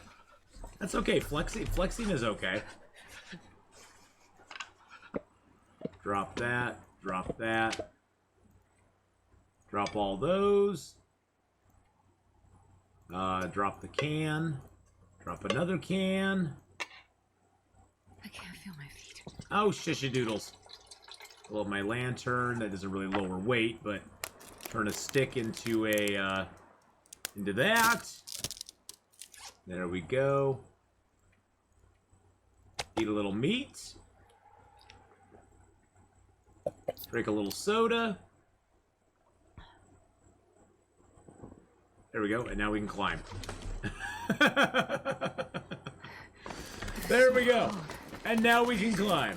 I'll lay down for a bit. You're gonna go play some Long Dark, J-Rod? Well, have fun, my friend. It was sure nice seeing you come by. Thank you for coming and hanging out with us and chatting and having fun. Definitely look forward to seeing you again sometime. Definitely. You are gonna stay and watch us get the crampons in the backpack? What? That's okay, I understand. Things and stuff and things.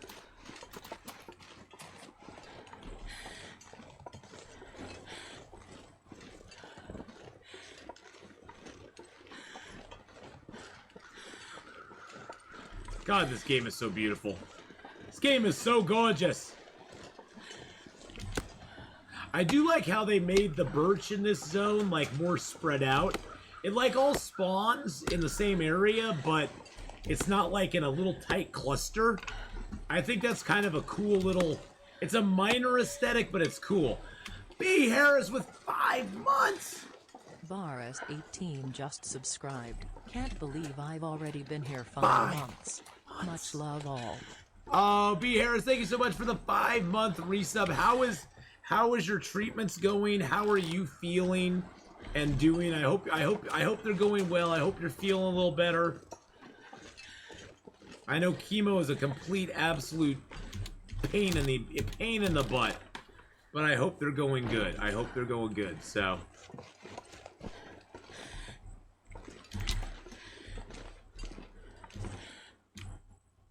all right, here we go.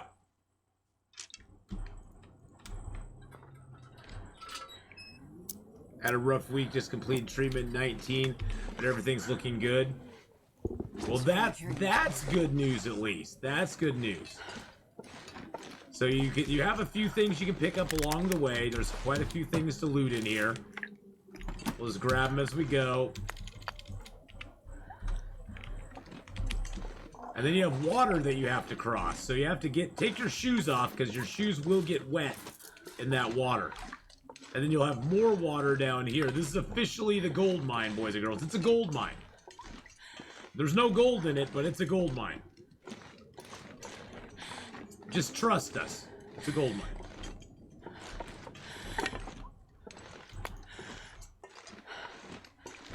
There's a torch. A little bit of coal and wood in here.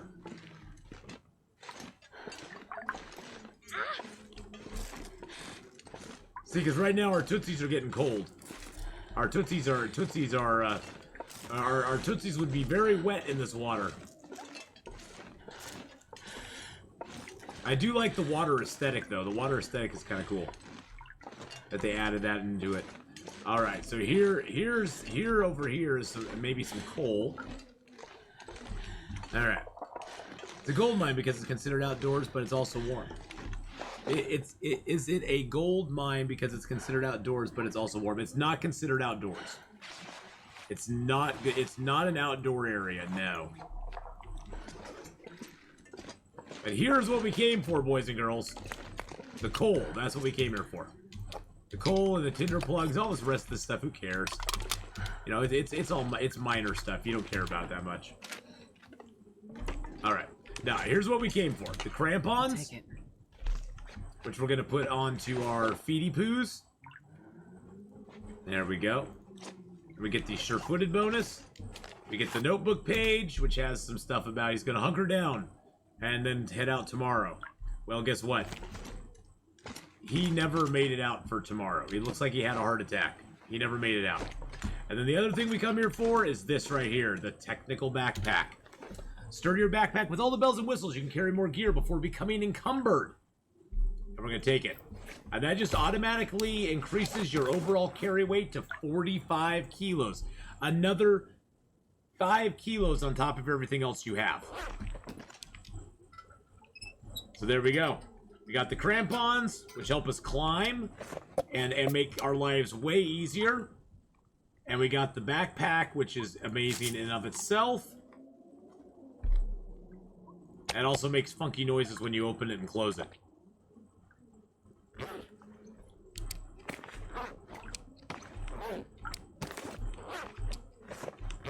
You notice that? It's funky noises when you open it and close it. All right. So let's get a couple hours. Let's just pass time for an hour. That's a good thing to do.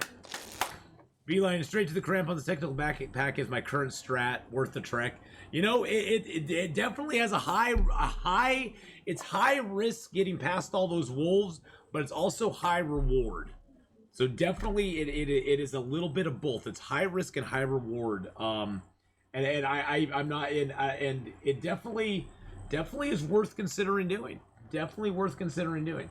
All right, boys and girls, so we are going to bring to a close our long dark section right now,